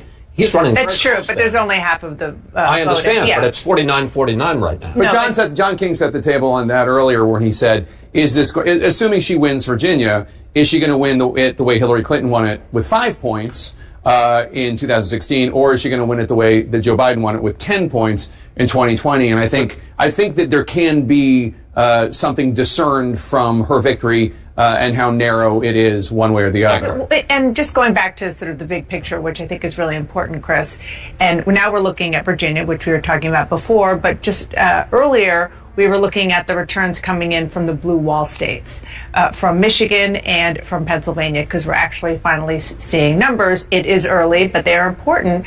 Pennsylvania, we cannot stress enough how critical Pennsylvania is, that you're looking at right now, is to Kamala Harris. Donald Trump, Absolutely, and we second that as well, and reiterating how crucial and critical Pennsylvania is going to be with those 19 electoral votes. Let's go straight across now to CNN News 18's Akanksha Swaroop. She's been getting us a lowdown and all the reactions from New York. She joins us from Times Square. You know, Akanksha, you're in the midst of all the hustle bustle. New York is a Democratic stronghold in the U.S. presidential elections. New York is also known for its vibrant and multicultural population. So get us a sense of what you're hearing from the ground. What are some of the big issues that are playing on people's mind? Is it about jobs? Is it economy? It is expensive housing or food costs? What is it that is going to be the dominant factor in these elections for New Yorkers? For New Yorkers, Avantika, to put it in one word, it is democracy. They stand for democracy. They believe, just like Kamala Harris, that New York is perhaps emblematic or in fact reflects the larger picture of United States overall, and that it stands for everything that United States stands for, which is freedom and democracy and people's rights, whether it is rights of women, whether it's the right of minorities as well. And that's why New Yorkers, in fact, have been very fiercely protective and private about their political beliefs. Let me also tell you that they are also the silent voters. We really have to prod them into talking, into sharing their political beliefs. If I may, in fact, quickly get in a sense from what people are... Did you come? All right, so we'll go back to Akanksha in just a bit, but New York, all right, we're getting in those reactions. Let's play them out. All right.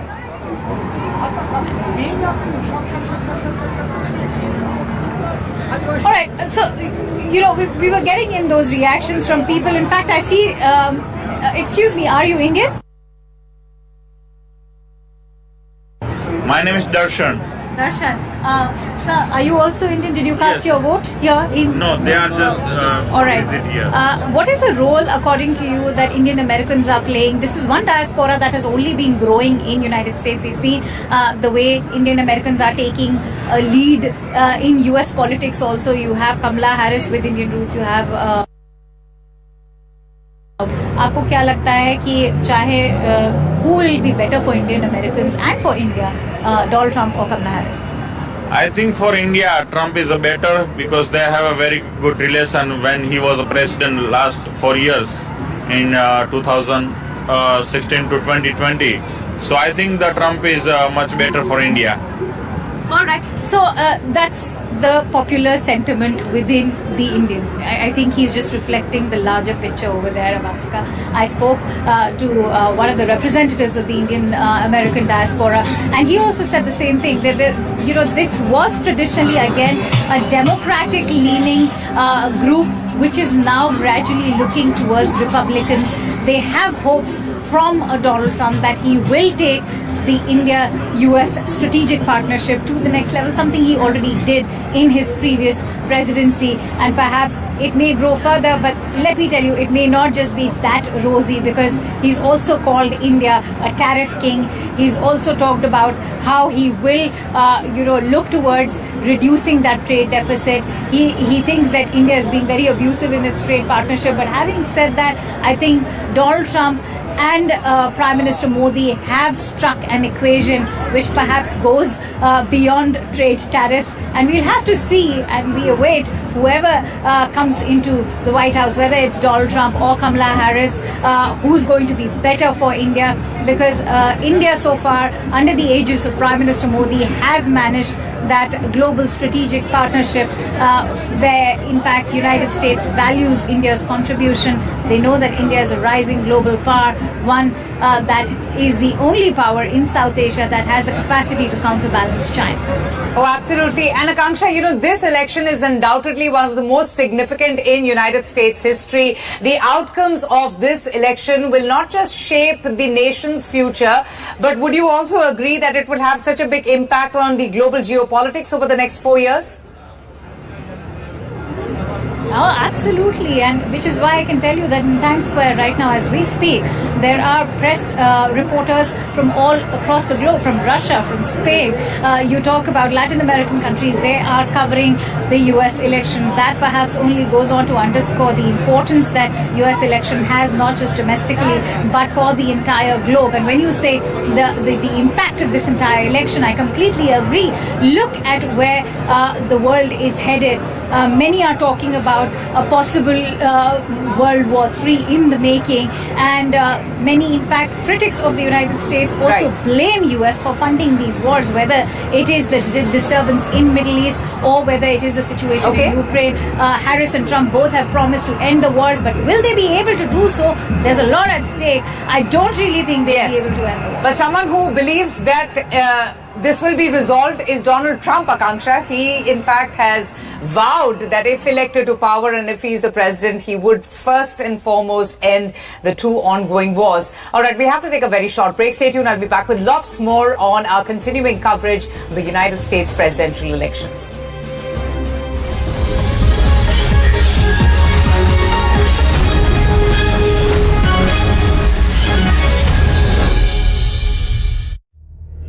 John. This is News 18 Network.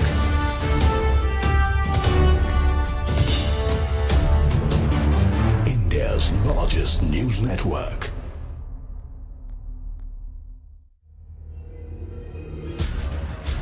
The next Indian icons, beating everyone on the globe. B6E and XEV9E. Mahindra's electric origin SUVs. Catch them at Unlimit India. This is News 18 Network.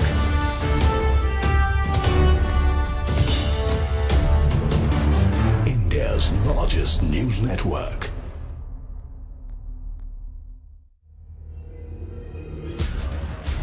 The next Indian icons, beating everyone on the globe. B6E and XEV9E. Mahindra's electric origin SUVs. Catch them at Unlimit India. This is News 18 Network.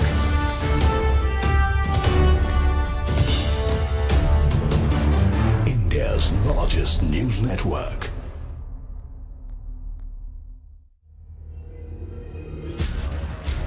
The next Indian icons, beating everyone on the globe. B6E and XEV9E. Mahindra's electric origin SUVs. Catch them at Unlimit India. This is News 18 Network.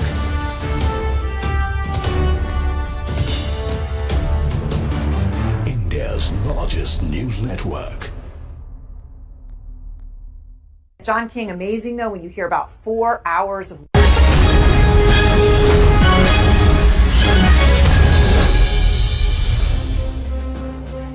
Welcome back to our continuing coverage of the U.S. elections. I'm going to go back to our guest, Ray Locker. Ray, thank you so much for patiently waiting. You know, we're getting in all these updates as Americans are out there voting for the next president of the United States of America. I wanted to understand a little bit from you about the demographic groups and the various shifts that American politics has seen in the last few years, especially post-COVID. I mean, well, post-COVID and post the Dobbs Supreme Court decision in 2022 that knocked out the Roe v. Wade ruling, I mean, that's changed a lot of women's voting behavior. Democrats did well in 2022 in places because women came out in reaction to that court decision. In rural America, you see more and more white voters voting heavily Republican, margins like 80% to 20% in favor of the Republican candidate. You're seeing more of that. That's while those areas are losing population, the margins still increase. So that kind of makes up for some of the population loss. And then when you see, you know, in this election, the approval ratings for President Biden are really pretty bad. And so that's a strong headwind for Vice President Harris, since she's been basically serving with him. You know, I'm of the impression that, you know, Biden has done a really good job as president. I know that's something that's not widely shared, but, you know, our economy is strong. And you mentioned earlier the wars in Ukraine and the Middle East. I mean, those aren't his fault. Trump makes it seem like that wouldn't have happened if he had been president. We don't know that. And Biden managed to put together a very strong coalition to defend Ukraine. And what, you know, I ask people who say they want that war to stop, what would you have Ukraine do? Just roll over and be taken over by Russia? And in the Middle East, you know, obviously what Israel is doing has raised a lot of concerns about people. It looks like possible genocide, but they were defending themselves. They were attacked. again, not Joe Biden's fault. So, you know, all these different cross currents you're seeing here are kind of mind-boggling to watch. Absolutely, Ray. Thank you so much for joining us and, you know, also taking us through your perspective on the U.S. presidential elections. And we'll cut straight across now to CNN. There are some very important leads coming in right now. Let's take a look. John King, voting is about to end in 15 states, the second biggest wave of results this evening. 163 electoral votes will be up for grabs, and we're watching several crucial battlegrounds. CNN's going to bring you this projection right now. CNN projects that Texas will go to Donald Trump. The state of Texas, as expected, to Donald Trump with its big bucket of 40 electoral votes. CNN also projects that North Dakota will go to Donald Trump. As expected, North Dakota with its 3 electoral votes. 2 more for Trump now. CNN projects that South Dakota will go to Donald Trump. South Dakota, as expected, with its 3 electoral votes to Donald Trump. And CNN projects that Wyoming will go to Donald Trump. Wyoming with its 3 electoral votes. CNN is not making any projections in the following states that just closed their polls. Arizona, that's a big battleground. Colorado, Iowa, Kansas, Louisiana, battleground Michigan, Minnesota, Nebraska, New Mexico, New York, and battleground Wisconsin. Let's look at the electoral map now. Donald Trump has 154 electoral votes. Kamala Harris has 27 electoral votes. 270 are needed to win. Let's bring you a key race alert now. In battleground Pennsylvania, Kamala Harris in the lead with 64.4% of the vote. Donald Trump has 34.7% of the vote. Kamala Harris in the lead there with 326,000 plus votes. Only an estimated 16% of the vote has been counted in Pennsylvania. In battleground Michigan, Kamala Harris in the lead, 54.8% of the vote. Donald Trump with 43.3% of the vote. Kamala Harris with a 55,000 plus vote lead. That's with only an estimated 8% of the vote counted in Michigan. Still very early in Michigan. In battleground North Carolina, Donald Trump in the lead there now, 51.8% of the vote. Kamala Harris with 47.1% of the vote. Donald Trump with a more than 106,000 vote lead. That's with 39% of the estimated vote counted in battleground North Carolina. In battleground Georgia, Donald Trump in the lead there, 52.8% of the vote. Kamala Harris with 46.6% of the vote. Donald Trump has a healthy 221,000 plus vote lead. That's with an estimated 66% of the vote counted in Georgia. About 2/3 of the vote in Georgia has been counted. In the Commonwealth of Virginia, Donald Trump in the lead there now with 49.3% of the vote. Kamala Harris with 48.7% of the vote. Donald Trump with a 13,334 vote lead.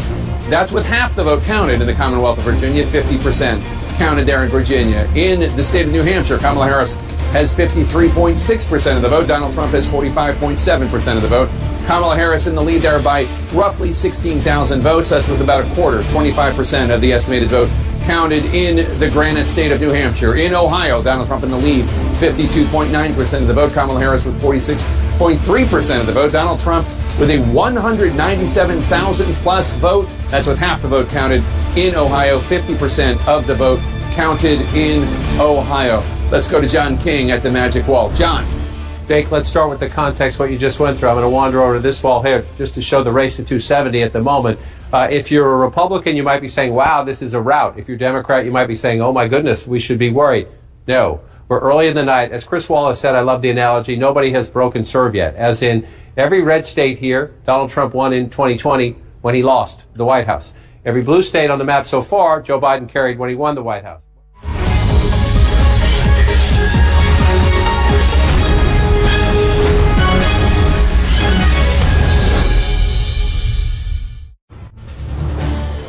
This is News 18 Network.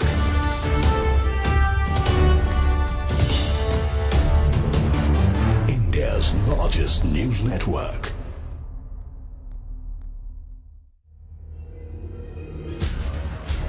The next Indian icons, beating everyone on the globe, B6E and XEV9E. Mahindra's electric origin SUVs. Catch them at Unlimit India. This is News 18 Network.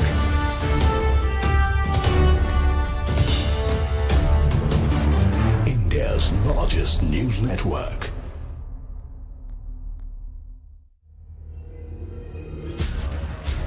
The next Indian icons, beating everyone on the globe, B6E and XEV9E. Mahindra's electric origin SUVs. Catch them at Unlimit India. This is News 18 Network.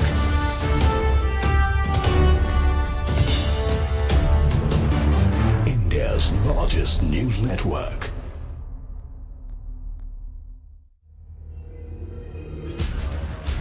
The next Indian icons, beating everyone on the globe, B6E and XEV9E. Mahindra's electric origin SUVs. Catch them at Unlimit India. This is News 18 Network.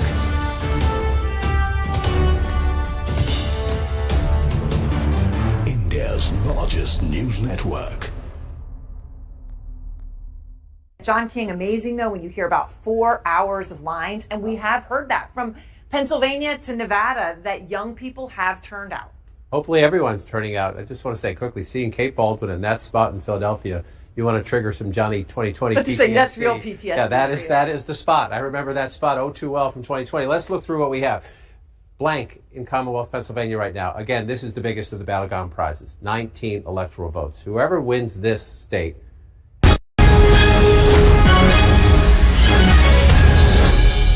Let's go down and look at battleground Georgia and bring that up here right now. We're up to 68% of the vote in Georgia, and you have 53 to 46. So if you're in the Trump campaign, you're thinking with more than 2/3 of the vote counted, you start to feel good about a lead that big, especially in a state that was 11,700 votes 4 years ago. But let's see what's left out. Where are the outstanding votes? And you see right there why in the Harris campaign you're nervous. You're checking in with all your field captains and your precinct and your county people, but you see right there, you see those giant circles right there, and a bigger circle, another big circle over here. There are still a lot of areas that we know vote disproportionately Democratic, where votes are to be counted in Georgia. I just want to come back and make one more observation here. You see that 242,000 vote lead. It is a little after 9 o'clock on Tuesday night. If you go back to 2020, Donald Trump was leading Georgia by 244,000 votes at 9 o'clock on Tuesday night, election night in 2020. It was 244,000 votes then. It's 242,000 votes now. Joe Biden carried Georgia. Doesn't mean Kamala Harris will this time. It just means we need to count all the votes. And you come back out and take a look again to see if the map has changed at all. Texas and Florida have gone back. Ohio has gone back to where you expect it to go back, and that lead seems to be growing. I want to just check in again on this battleground here. Still at 18% there. And so I'm going to do something now. This is an exercise. But you see Trump leading in North Carolina and Trump leading in Georgia. I just want to switch the map here and come over to the race for 270. Okay? This is an if. This is an if. It's not it. We're nowhere near there. We have a lot of votes to count there. But why is this so important? When you take battleground states off the board, when we're able to project and call them, it changes the chess of getting to 270. If Donald Trump were to hold that, he's leading there now. It's close. It's close. There's plenty of votes still for the vice president to catch up. We have to wait and see what happens. But if Donald Trump takes those two, the vice president of the United States needs to win that. That's what makes the math interesting. She needs that 19 votes right there, because if Donald Trump gets that, it gets him to the finish line. So if that happens, that becomes essential. We're not there yet, Jake, but we just like to do the math in our head as we go through the scenarios. All right, John King, and CNN can now bring you a new projection. CNN projects that Kamala Harris will win the state of Delaware. Delaware, as expected, will go to Kamala Harris with its 3 electoral votes, the small wonder state. Let's take a look at the electoral vote count. Donald Trump has 154 electoral votes. Kamala Harris has 30 electoral votes. 270 electoral votes are needed to win. Let's bring you a key race alert now. In the Commonwealth of Pennsylvania, Kamala Harris has 60.4% of the vote. Donald Trump, 38.7%. of the vote. Kamala Harris with a 284,000 plus vote lead, 284,000 plus vote lead, with only an estimated 19% of the vote in, not even a fifth of the vote. Still a lot of votes to count in Pennsylvania. In battleground Michigan, Kamala Harris with 53.1% of the vote. Donald Trump has 44.9% of the vote. Kamala Harris with a 46,000 plus vote lead. Only a tenth of the vote has been counted in Michigan, 10%. Still very early there. In North Carolina, Donald Trump in the lead with 51.9% of the vote. Kamala Harris with 46.9% of the vote. Donald Trump with a 119,000 plus vote lead. That's with 41% of the estimated vote counted in North Carolina. In battleground Georgia, Donald Trump in the lead there, 52.7% of the vote. Kamala Harris with 46.6% of the vote. Donald Trump with a 225,000 plus vote lead. That's with 69% of the estimated vote in Georgia. They're really counting the ballots in Georgia there. 69% of the estimated vote has been counted. In the Commonwealth of Virginia, Donald Trump still has his 49.5% lead, and now it's 49.4%. Kamala Harris is 48.6%. Donald Trump is 18,000 plus votes ahead of Kamala Harris right now, with more than half, 52% of the estimated vote counted in the Commonwealth of Virginia. In New Hampshire, Kamala Harris in the lead with 53.3% of the vote. Donald Trump has 46% of the vote. Kamala Harris with a 17,000 plus vote lead. That's with more than a quarter, 28% of the estimated vote in the granted state of New Hampshire counted. In Ohio, Donald Trump still in the lead there, 53.9% of the vote. Kamala Harris has 45.2% of the vote. Donald Trump with a 275,000 plus vote lead. That's with more than half, 52% of the estimated vote counted in Ohio. John King. Let's look at the map, Jake, and one of the wonders as we get into the 9 o'clock hour, and this will be in the 10 o'clock hour, 11 o'clock hour, I suspect, into past midnight hours, but you're beginning to see more states fill in. Most of it is very early voting, but it's still, as you just see as the polls close and we go from east to west, you now see many more states reporting votes. Let's just take a peek. We've already projected this one to be for Donald Trump. I just want to show you in North Dakota, these states feel they don't get respect because they're not huge electoral battlegrounds. I like to wander through and look at the votes and just show people out here. You see South Dakota starting to fill in slowly, very early on, 1% of the vote. This is a surprise at the moment. Nebraska, the vice president so far carrying the state statewide, but we're only...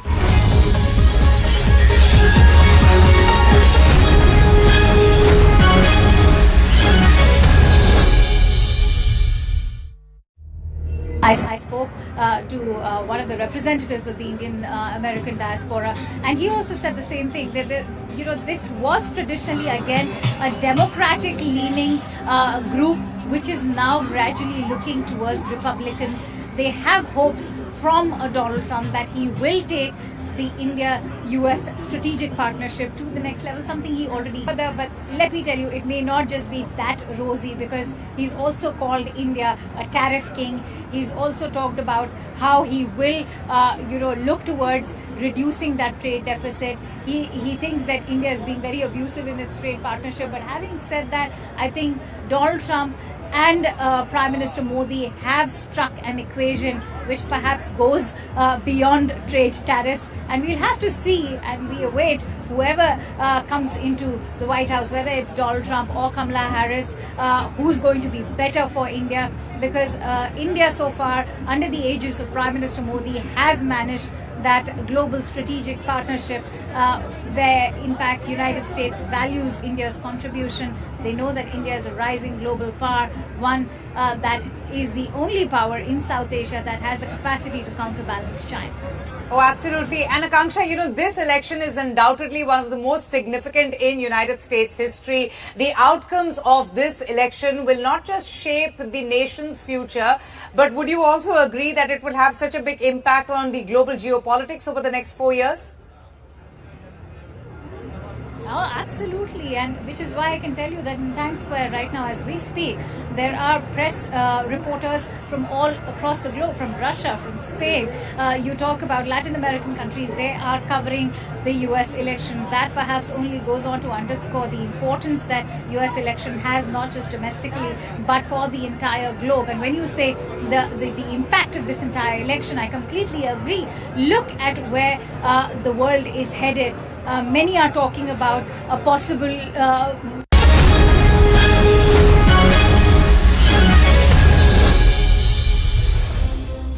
Welcome back to our continuing coverage of the US presidential elections. Voting presently is underway, but we have some big news coming in. Just the early leads, voting is still going on. In fact, we're hearing that the former President Donald Trump has won Wyoming. In fact, this is the state that he had won in 2016 and 2020 as well. So a big news coming in. In fact, he surged past 100 electoral votes with projections showing him ahead in very important key states. But former President Trump winning Wyoming in the 2024 presidential race, a state that he had won in 2016-2020, beating his Democratic opponent by about 45% points in both the cycles. So Wyoming, that's the big one. In fact, CNN projections is also saying that Trump is winning in South Dakota. Not just that, he is taking a lead in North Carolina and Georgia as well. So two big important states, swing states, Georgia and North Carolina, Trump taking a lead. In fact, he's already won Florida, Alabama, Indiana, Kentucky, Missouri, Oklahoma, Tennessee, and West Virginia.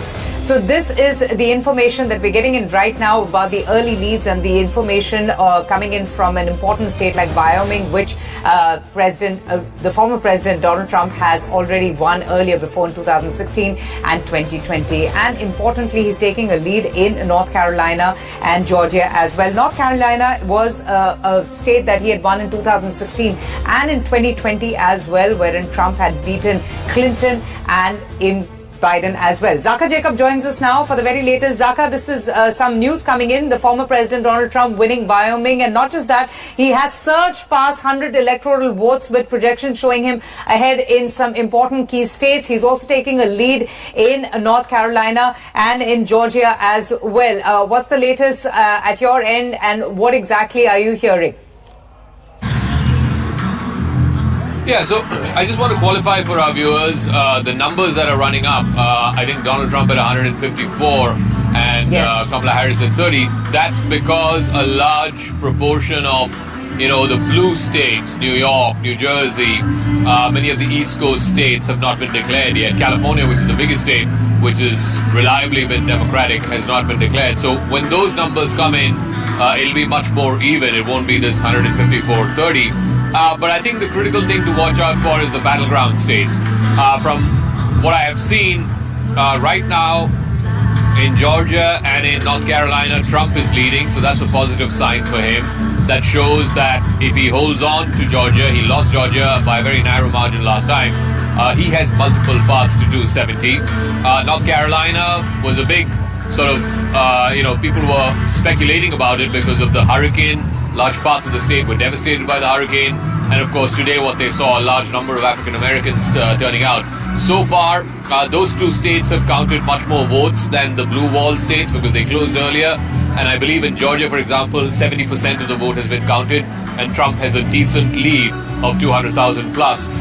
Whether or not, when the Atlanta suburban areas and Metro Atlanta start sort of coming in, the votes start coming in, whether there is enough votes there for Kamala Harris to negate Trump's lead in Georgia, we'll have to wait and see. But if Georgia and North Carolina go to Trump, then that means for Kamala Harris, it's a very straight but narrow path to victory, which is that she has to win Pennsylvania, she has to win Michigan, and she has to win Wisconsin. And all of those three states, very limited amounts of vote count have happened so far. I believe in Pennsylvania, less than 20% of the vote has been counted.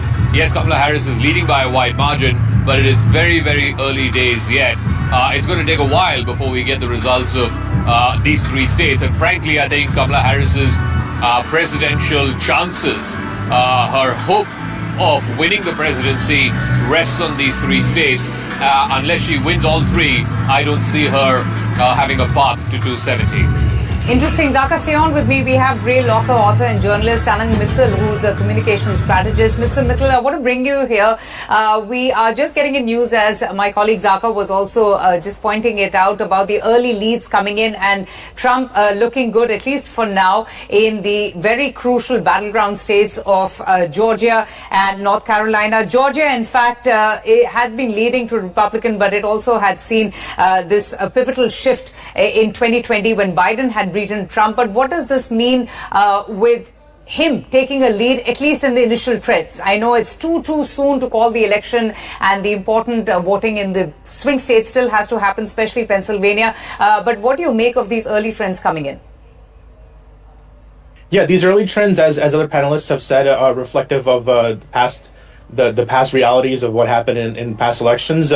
What you also have to remember is that one of the reasons that Trump was calling for that the election was stolen or there were issues was because a lot of the late votes that came in seemed to him at least to be wrong, or somehow he was winning and then all of a sudden he wasn't winning, and those were because of the absentee ballots. Those were because of the late votes that were being counted. And so again, all of this early exuberance about Trump's lead may actually die out or be dulled as the later votes, the absentee ballots, completely fill in and maybe reduce some of that lead. So remains to be seen what's going to happen. I think Trump, definitely took a better tack with Georgia this time. He tried very hard to not anger the governor, who's very popular in Georgia, and tried very hard not to, completely go all in on him and on the people of Georgia. Because Georgia should have been Republican. In 2020, there were 2 Republican senators from there, and now there's 2 Democrat senators, and there's that cost the Republicans the Senate leadership. So nobody on the Republican side at least wants to see them lose Georgia one more time.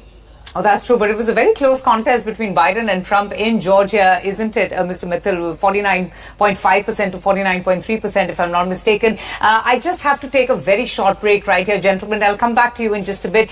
Stay tuned. We'll be back with lots more big news and these updates, early trends coming in on the U.S. presidential elections. Keep watching.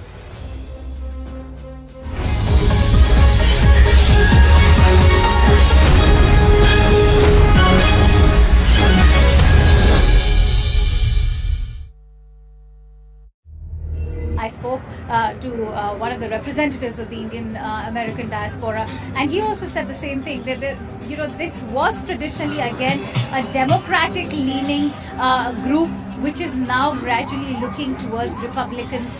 They have hopes from Donald Trump that he will take the India-US strategic partnership to the next level, something he already did in his previous presidency, and perhaps it may grow further. But let me tell you, it may not just be that rosy, because he's also called India a tariff king. He's also talked about how he will look towards reducing that trade deficit. He thinks that India is being very abusive in its trade partnership. But having said that, I think Donald Trump and Prime Minister Modi have struck an equation which perhaps goes beyond trade tariffs, and we'll have to see, and we await whoever comes into the White House, whether it's Donald Trump or Kamala Harris, who's going to be better for India, because India so far, under the aegis of Prime Minister Modi, has managed that global strategic partnership where in fact United States values India's contribution. They know that India is a rising global power, one that is the only power in South Asia that has the capacity to counterbalance China. Oh, absolutely. And Akanksha, this election is undoubtedly one of the most significant in United States history. The outcomes of this election will not just shape the nation's future, but would you also agree that it will have such a big impact on the global geopolitics over the next 4 years? Oh, absolutely, and which is why I can tell you that in Times Square right now as we speak, there are press reporters from all across the globe, from Russia, from Spain. You talk about Latin American countries, they are covering the US election. That perhaps only goes on to underscore the importance that US election has, not just domestically, but for the entire globe. And when you say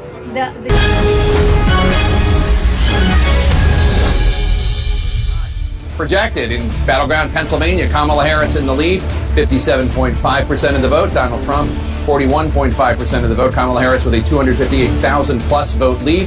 That's with about a quarter, 23% of the estimated vote in Pennsylvania counted as of now. In battleground Michigan, Kamala Harris with 53.7% of the vote. Donald Trump with 44.3% of the vote. Harris with a 64,000 plus vote lead. That's with an estimated 12% of the vote counted in Michigan. Still very early in Michigan. In battleground North Carolina, Donald Trump in the lead. 50.7% of the vote. Harris with 48.1% of the vote. Donald Trump with a 75,000 plus vote lead. That's with more than half, 51% of the estimated vote counted in battleground North Carolina. In battleground Georgia, Donald Trump still holding on to his lead, 52.9% of the vote. Harris has 46.4% of the vote.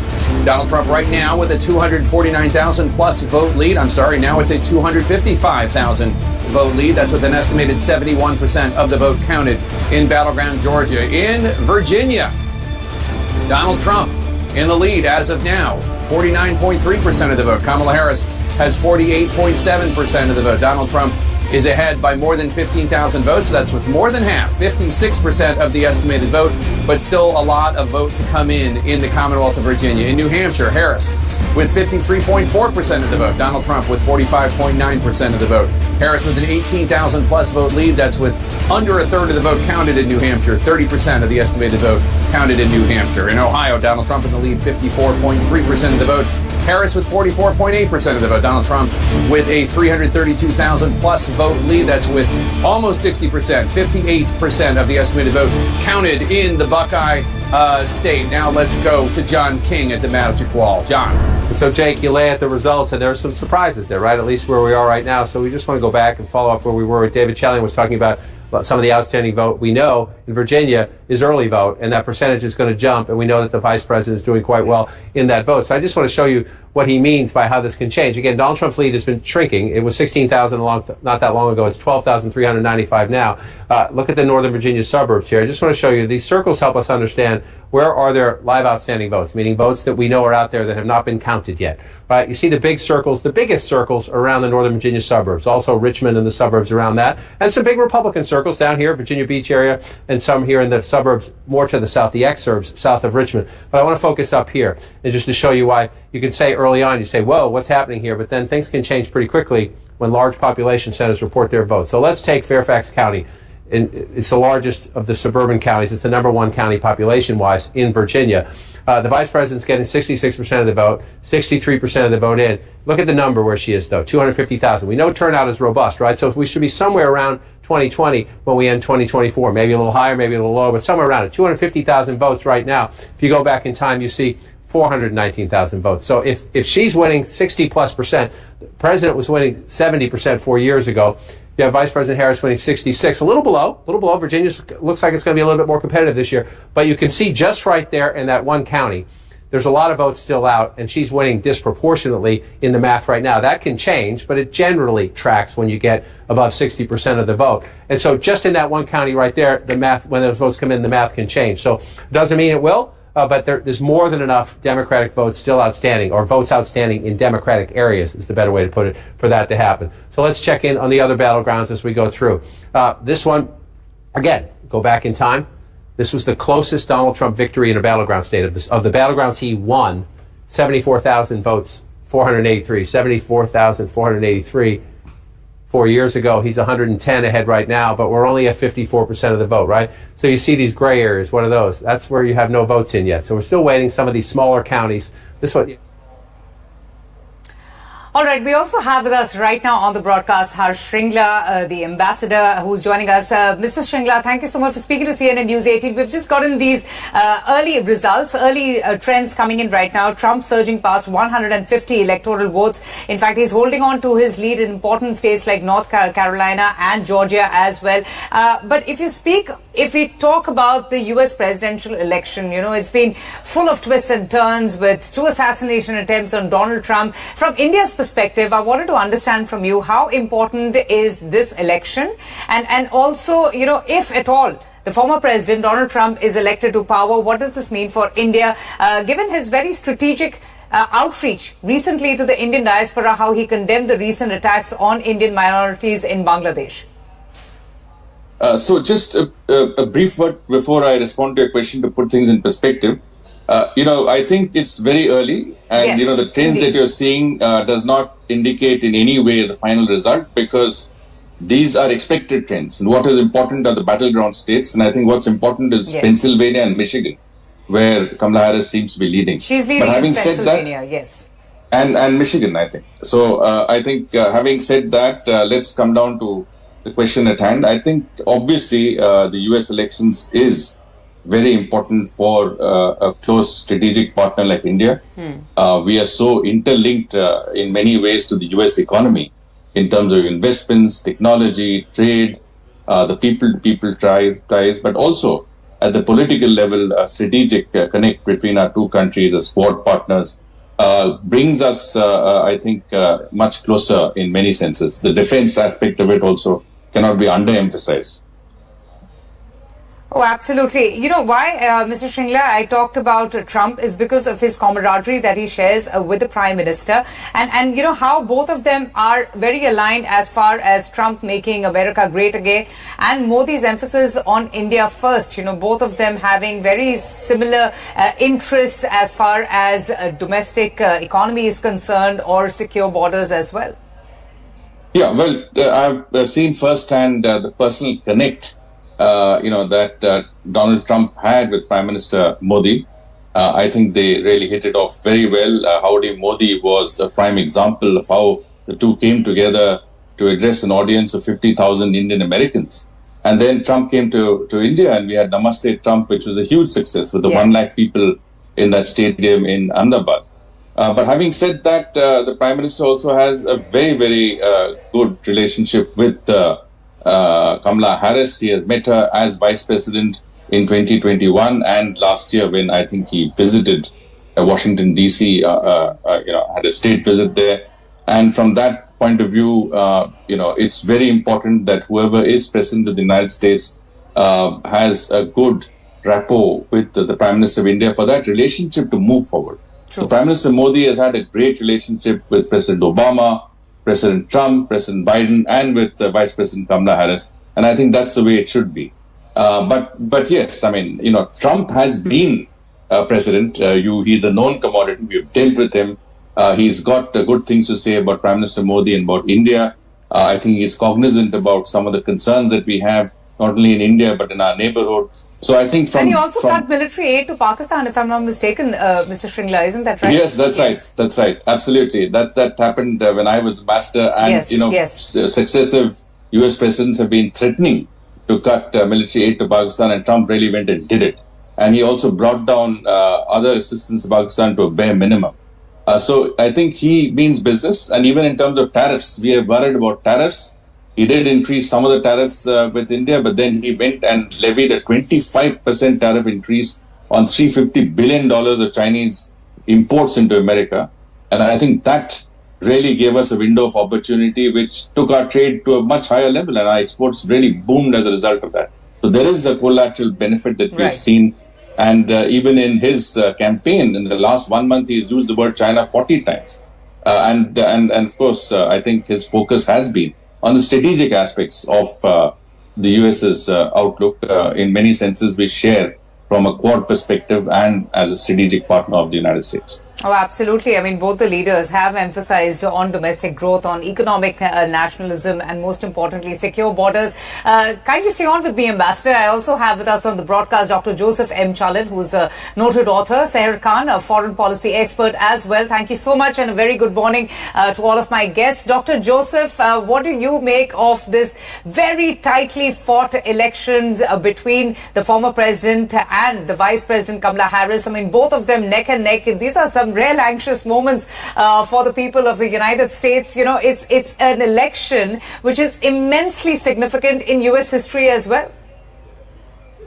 Good morning and greetings from Palm Beach, Florida, hometown of Donald Trump. I was just at the convention center. We were usually the watch parties for election nights are in smaller halls with, let's say, 1,000 or 2,000 people. Trump actually moved his convention watch party to the Palm Beach Convention Center, which can host tens of thousands of people. And it's sold out for the past few days. We couldn't even get a journalist in there. So the excitement is very big here. And this is maybe in my lifetime, I've been working, here for over 24 years with multiple Republican presidents and Democratic presidents. This is the first time it's a changed election. The electorate has changed. The coalition has changed. So if Trump is able to pull this off, I think it's going to be a miracle. But I'm expecting that not just the presidency, but they are feeling very good about the Senate and the Congress, because the president by himself is handicapped without having the Senate control, because the Senate is needed to confirm all the appointees, including all the ministers, secretaries, as we call it here, and all the department heads need to be approved and confirmed by the Senate. So let's say even the president wins without Senate majority, he's a handicapped president. So, but again, even though what we see, the early leads, nothing is surprising as we speak from the results we see. But remember, the Florida, where I'm from, and Ohio, where now both places Trump won, were both places have gone the Trump way. Dr. Joseph, just kindly stay on with me, and Seher, I'll just come to you in a moment. Zaka Jacob is also joining us right now. In fact, he's getting us all the live updates as well. Zaka, as Dr. Joseph was mentioning, it's a changed election. It's a changed electorate as well. I want you to talk a little bit more about the key demographics, groups that's going to be a decider in this presidential election, because Trump did lose ground with the white college voters in especially the swing states. I mean, Biden won 6 out of the 7 states. A lot, in fact, had changed post-COVID as well. So if you could just talk about, the shift that we have seen in American politics as well. I'll just come to that in 1 second. I think there's a lot of noise here in the crowd that's there at Howard University. A large number, they're shouting Kamala Harris, saying we will win. There's a giant screen where they're playing CNN, so I suspect there is some state or some key race alert or projection that they've made, which is why there is so much screaming going on. I don't know what state has been called. What I do know so far is that Georgia and North Carolina, more than 70% of the vote has been counted. New York, they've called New York, and that's perhaps why we are hearing the jubilant voices behind you and the celebrations as well. Okay, that's 28 electoral college votes, so the electoral college math is now sort of bumping up a little bit more for Kamala Harris. But look, all of this is actually frankly irrelevant, because these are all states that are set. Ultimately, the president is going to be chosen by those half a dozen or so battleground states. And there, 2 of those states, Georgia and North Carolina, one went to Biden, the other went to Trump last time around. Georgia was very, very close last time. It was just 12,000 votes that separated the 2 candidates. This time around, over 70% of the vote has been counted.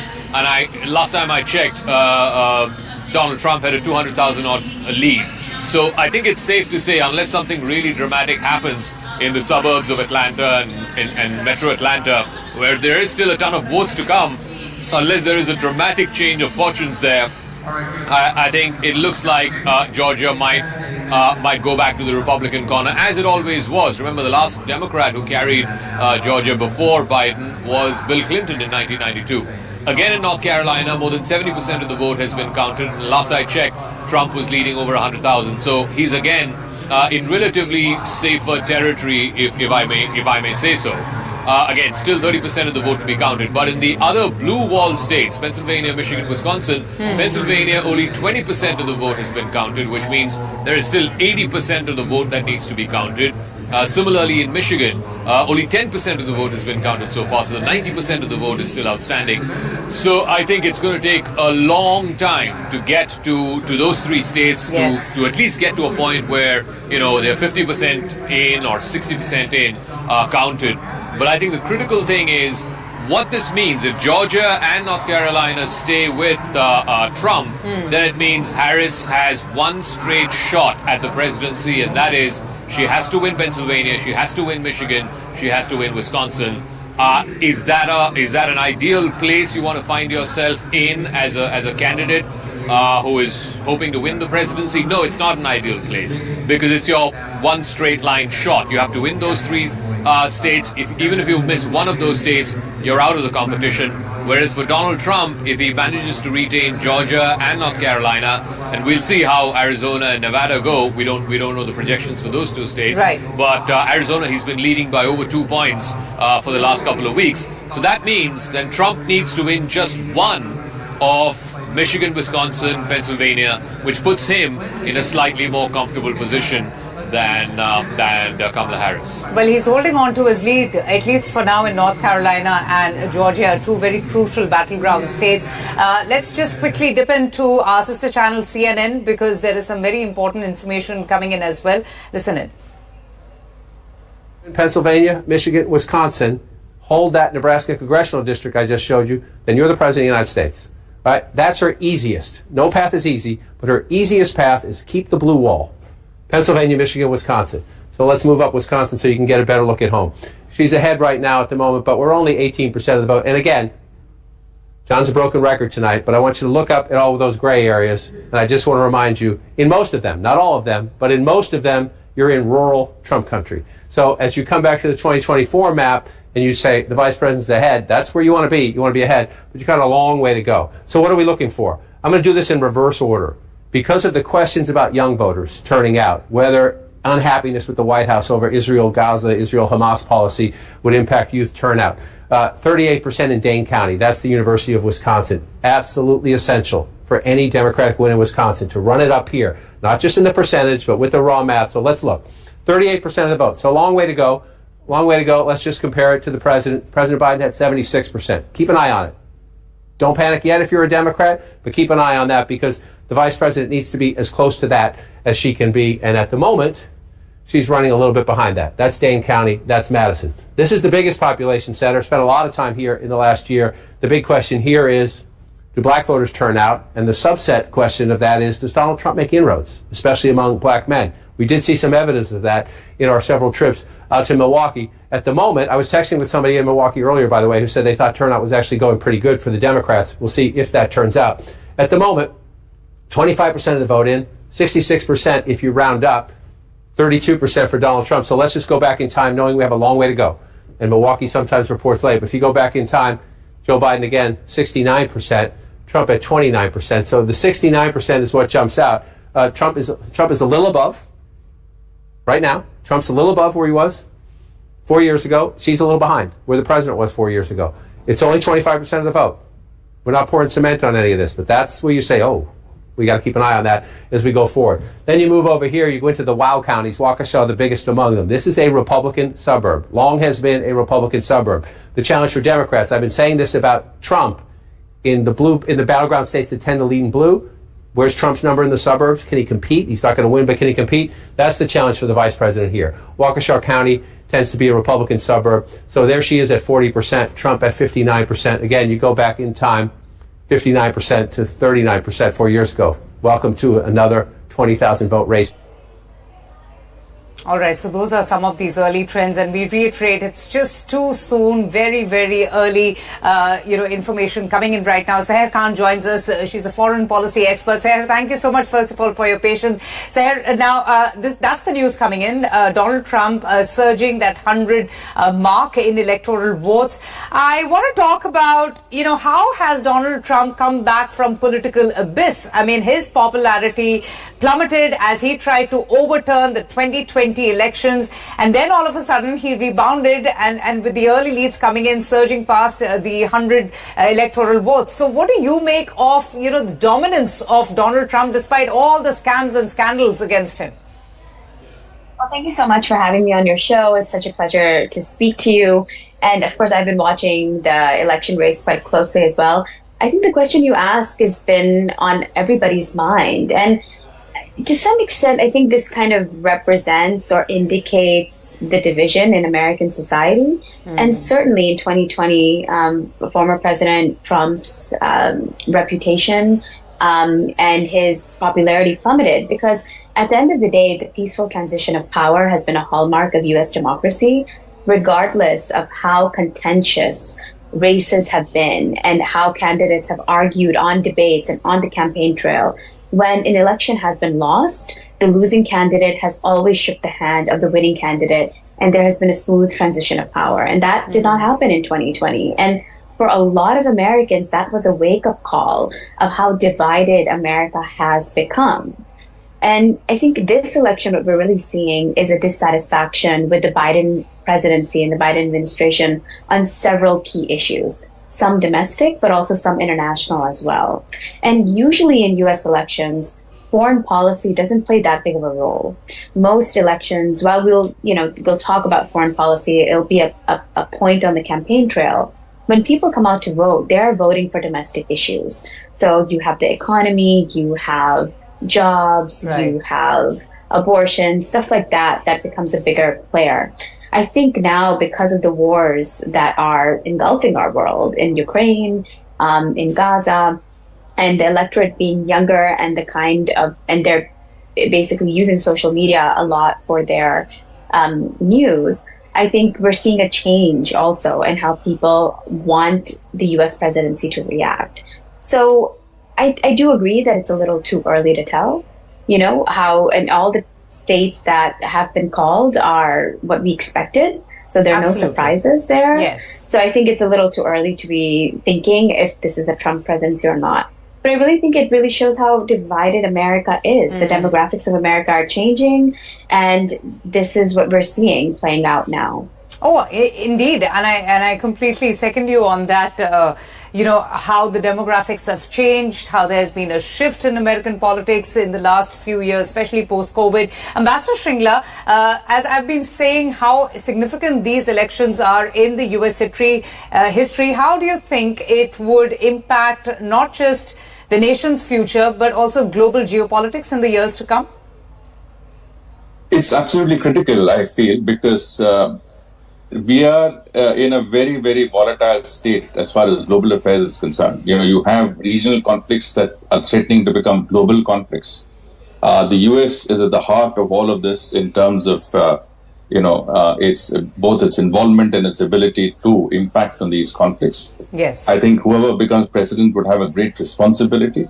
A good part of the world looks to the United States for global leadership on these issues. And I think there is a sense that, the world has had enough of conflicts. You need, someone at the helm who can actually try and resolve these conflicts and get them to reach some conclusion. Because, not only the effect they have on the people who are actually involved in the conflict and who are suffering from the conflict, but also a collateral damage, to the rest of the world in terms of the economic impact, inflation, and the prices of essentials for people all over the world. So I think indebtedness of nations is also something that we have to take into account. All of this really means that the global South, the developing world, is looking to the United States to take a view that can help bring these conflicts to an end. So whoever becomes president, President Trump has a stated goal of bringing these conflicts to an end. Yes. President Kamala Harris has also talked about trying to put an end to the Gaza conflict and to the Middle East issue.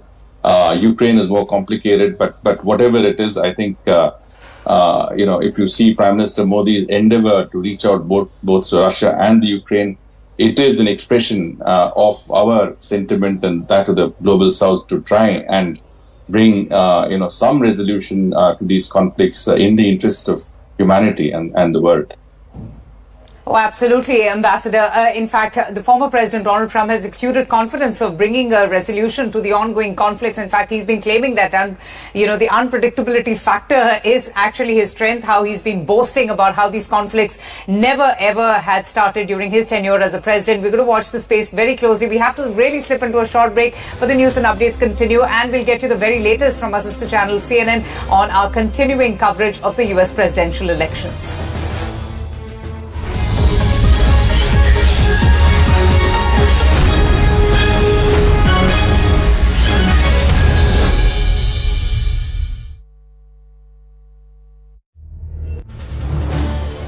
This is News 18 Network.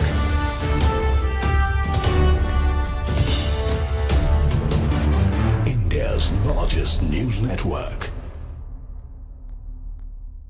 Invest in Muthoot Mini NCDs and earn an effective annual yield of 10.50% on your investment in Series 7 with cumulative interest payment after 66 months. To know more, call us now on 1800-2700-212. Investors should carefully read the prospectus dated 23rd October 2024, available on website of the company at www.muthootmini.com, and refer to risk factors on page 16 in the prospectus before making an investment decision. This is News 18 Network.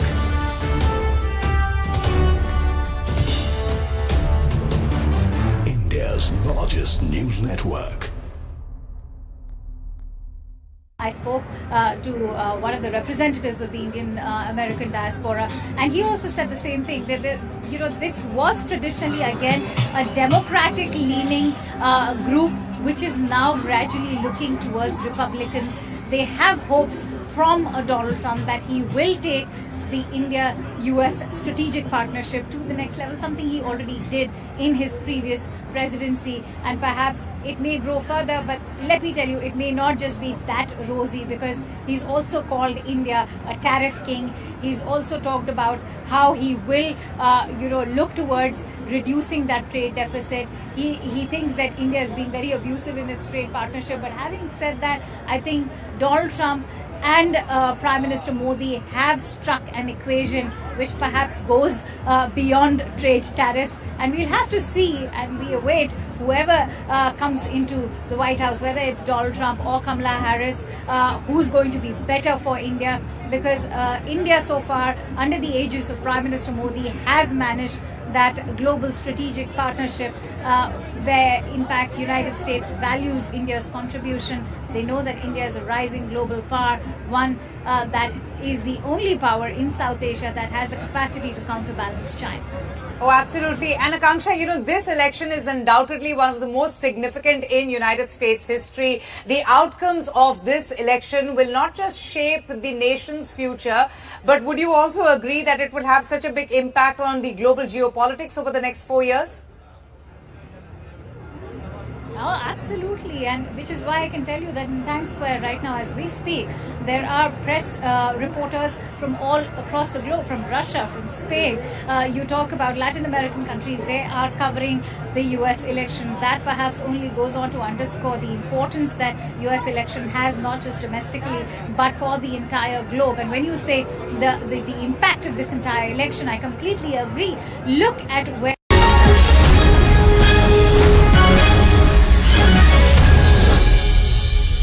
So the Georgia math, we still have the biggest population center where we're waiting to see some key results. All right, John, as we stand by for the next poll closings at the top of the hour, here's an update on the race to 270. Donald Trump has 154 electoral votes. Kamala Harris has 81 electoral votes. Obviously, 270 electoral votes are needed to win. Now, another key race alert. Let's go to the states where we have not called. Kamala Harris in the lead in Pennsylvania, 51.4% of the vote. Donald Trump has 47.7% of the vote. Kamala Harris has 88,000 plus votes of a lead, but it's about 35% of the vote that's been counted in Pennsylvania, about a third. Still a lot of vote to count in Pennsylvania. Michigan, Kamala Harris has 52% of the vote. Donald Trump has 46.1% of the vote. Kamala Harris with a 49,000 plus vote lead. That's with only an estimated 15% of the vote counted in the battleground of Michigan. In Wisconsin, another battleground, Kamala Harris 52.2% of the vote. Donald Trump 46.1% of the vote. Harris with a 52,000 plus vote lead, but only 27% of the vote counted in Wisconsin. Still very early in Wisconsin. Battleground North Carolina, Donald Trump still in the lead there with 52.1% of the vote. Kamala Harris has 46.7% of the vote. Donald Trump with a 201,000 plus vote lead as of now. That's with 64% of the estimated vote counted in the battleground of North Carolina. In battleground Georgia, Donald Trump in the lead, 51.9% of the vote. Kamala Harris, 47.1% of the vote. Donald Trump with a 208,000 plus vote lead. That's with 79% of the estimated vote in Georgia counted. Still a lot of votes to count there, but a lot of votes have already counted. In the Commonwealth of Virginia, Donald Trump. In the Commonwealth of Virginia, Donald Trump has 49.5% of the vote. Kamala Harris, 48.6% of the vote. That is... All right, going back now to CNN News 18, Zakir Jacob. Zakir, this is the latest that we're getting in that Trump is leading in Wisconsin, but there are still very, very early leads coming in. Pennsylvania has pretty much taken a very strong, decisive stand with Harris. What does this really mean if North Carolina and Georgia is where Trump is leading? He's holding on to his lead in both these battleground states. What does this mean for Kamala Harris, given the fact that Joe Biden had won 6 out of the 7 swing states? Oh yeah, I just want to underline 2 facts. One is that in Georgia and in North Carolina, a lot of votes have been counted. In Georgia, for example, almost 80% of the votes have been counted. But what is outstanding, the 20% is to come from Atlanta and its suburbs, and those are primarily Democratic votes. So there is still some fight in that race, even though Donald Trump is leading by over 200,000 votes. Joe Biden won that state by just 12,000 votes last time around. So I will still sort of hold my breath on Georgia, but yeah, Georgia, 80% of the vote counted in. It looks likelier that Trump will win Georgia than lose. North Carolina, again, more than 65% of the vote has been counted. Again, Trump has a 200,000 lead. This was a state that he won by 74,000 votes last time around, so he's in a healthy position. Again, the places in North Carolina where you're going to get results from are the urban pockets. There's still about 30%, 35% of the vote that is still to be counted. Can the Democrats overcome that deficit that they have currently, again, of over 200,000 votes? Whereas in Pennsylvania, Michigan, Wisconsin, all three states where Harris is leading, it shows wide margins right now, but the count is very, very low. In Pennsylvania, the count is about 30%, I think 32 or 33%. In Michigan, it is 20%. Even in Wisconsin, it is less than 20%. So I think we need to really hold our breath on these three states because the count is so low right now. I think it'll take probably a couple of hours for all three of these states to reach over 50%, maybe 60, 70%, and then you're in a position to say, okay, it looks like it's going one way or the other. But I think the critical thing here, Avantika, is if Trump manages to keep both Georgia and North Carolina, then it means that Kamala Harris's path to 270 is straight and narrow. She has to win all three blue wall states. She has to win Pennsylvania, she has to win Michigan, and she has to win Wisconsin. If she loses even one of those three, that's it. That's the end of her campaign. She loses the bid for the White House. Whereas Trump can still manage to win if he wins Arizona, for example, which he's been leading by over 2 points for the last 2 or 3 weeks now. If he wins Arizona, then it has multiple paths for him. He then just needs to win Michigan and Wisconsin. He doesn't need to win Pennsylvania, which is the biggest state of the battleground states. So I think what will become clear, let's say in the next hour, once you get solidified sort of more than 90% counting in both Georgia and in North Carolina, is it will tell you that Harris's path is a one straight line. It's a hit or miss. If she hits, winning all three states, she's the next president. If she misses even one state, even the smallest state, which is Wisconsin, just 10 electoral college votes, that's the end of her night. That's the end of her campaign. Fascinating. And you know, Zaka, what a riveting election this has been. I wanted to understand from you the importance of the demographic groups and also about the Indian American community. Which way will they be voting? Because, you know, Kamala Harris has identified a lot more during the election campaign with her black heritage than her Indian roots. Do the Indian American community feel a bit disillusioned or disappointed with that? What is the sense that you're getting in? And also a little bit more on the African American vote and the Hispanic vote. Yeah, I think the Indian American community, we did speak to individuals of the Indian American community. They did, some of them did express not frustration, but really a concern that, you know, she's not been actively playing up her Indian American roots. Her mother is Indian is of Indian origin. But, you know, I think there's a straight up political reason for it. The Indian American vote is probably just 1% of the entire electorate. The African American vote is almost 15%. And in some places like in Georgia, for example, it can go up to 30%. So if you're a politician and you're trying to get maximum number of votes, you want to play up that part of your heritage which has more voters, which has more a political value for you. And I don't think, having said that, I don't think she's sort of actively overplayed one part of her heritage and underplayed the other. It just so happened. And I think also politically, Trump sort of tried to put her on the mat when he made that comment a couple of months ago saying, you know, when did she become black? I always thought that she was of Indian origin.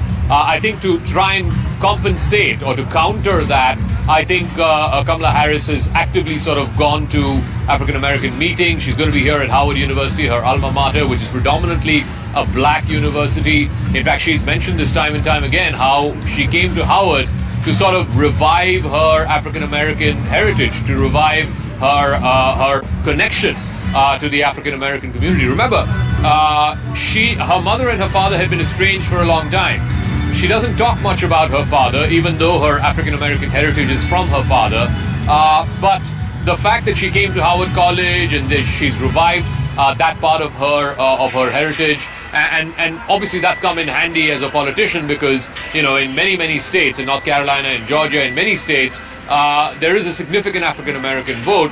And a lot of them are turning up today for Kamala Harris in the hope that that they can put the first African American woman in the White House. So we'll see if that happens. But I think on the Electoral College map, I think the path is becoming very clear. It's becoming very narrow, and it's a straight line hit or miss for Kamala Harris. She has to win all three of Pennsylvania, Michigan, Wisconsin if Trump, as he is looking likely now, to win Georgia and North Carolina. What a high-stakes battle it has been for both the leaders. Zaka, I wanted to understand from you that what has worked for Donald Trump, what an extraordinary reversal of fortunes it has been for this man who has seen a series of indictments, scams, scandals, his popularity plummeting post the 2020 election when he tried to overturn it. He said that that entire election was stolen from him, and how, you know, he has rebounded since. So what really has worked for Mr. Trump? Well, you must confess that, look, the state of the economy is not very good. A lot of people, particularly after COVID, young people are finding it hard to get decent paying jobs. The cost of housing has gone up in a big way.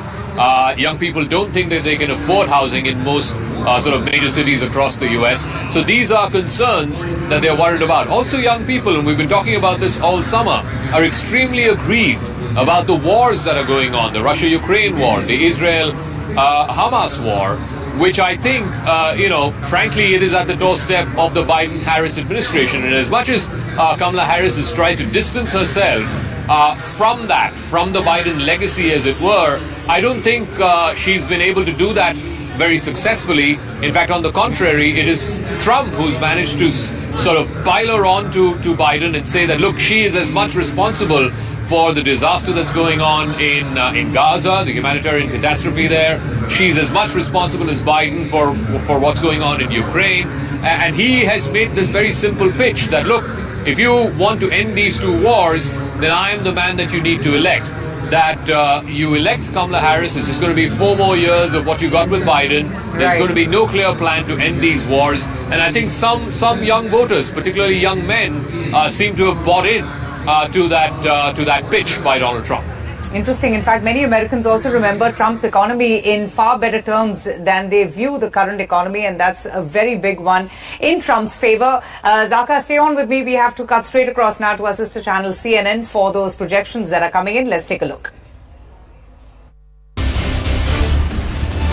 And CNN can project that Donald Trump will win the state of Montana. As expected, Trump gets Montana with its 4 electoral votes. CNN can also project that Donald Trump will win the state of Utah. As expected, Utah with its 6 electoral votes. Nevada is too early to call, a battleground state that Donald Trump has narrowly lost in the last 2 elections, but is making a big play for this election. Let's look at the electoral math right now. Donald Trump has 172 electoral votes. Kamala Harris with 81 electoral votes, 270 electoral votes needed to win. Neither of them is there yet.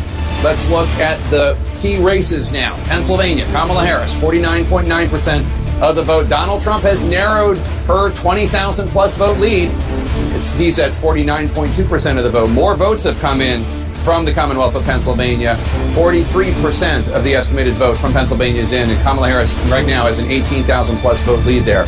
Kamala Harris in the lead in Michigan, 51.6% of the vote. Donald Trump has 46.5% of the vote. Kamala Harris with a 46,000 plus vote lead. Still, only 16% of the estimated vote in Michigan has been counted. In battleground Wisconsin, Harris is at 49.8% of the vote. Donald Trump is at 48.4% of the vote. She has a 15,000 plus vote lead. That's with more than a third, 35% of the vote counted in Wisconsin. In battleground North Carolina, Donald Trump maintaining his lead. He has 52% of the vote. Kamala Harris has 46.8% of the vote. Donald Trump with a 196,000 plus vote lead.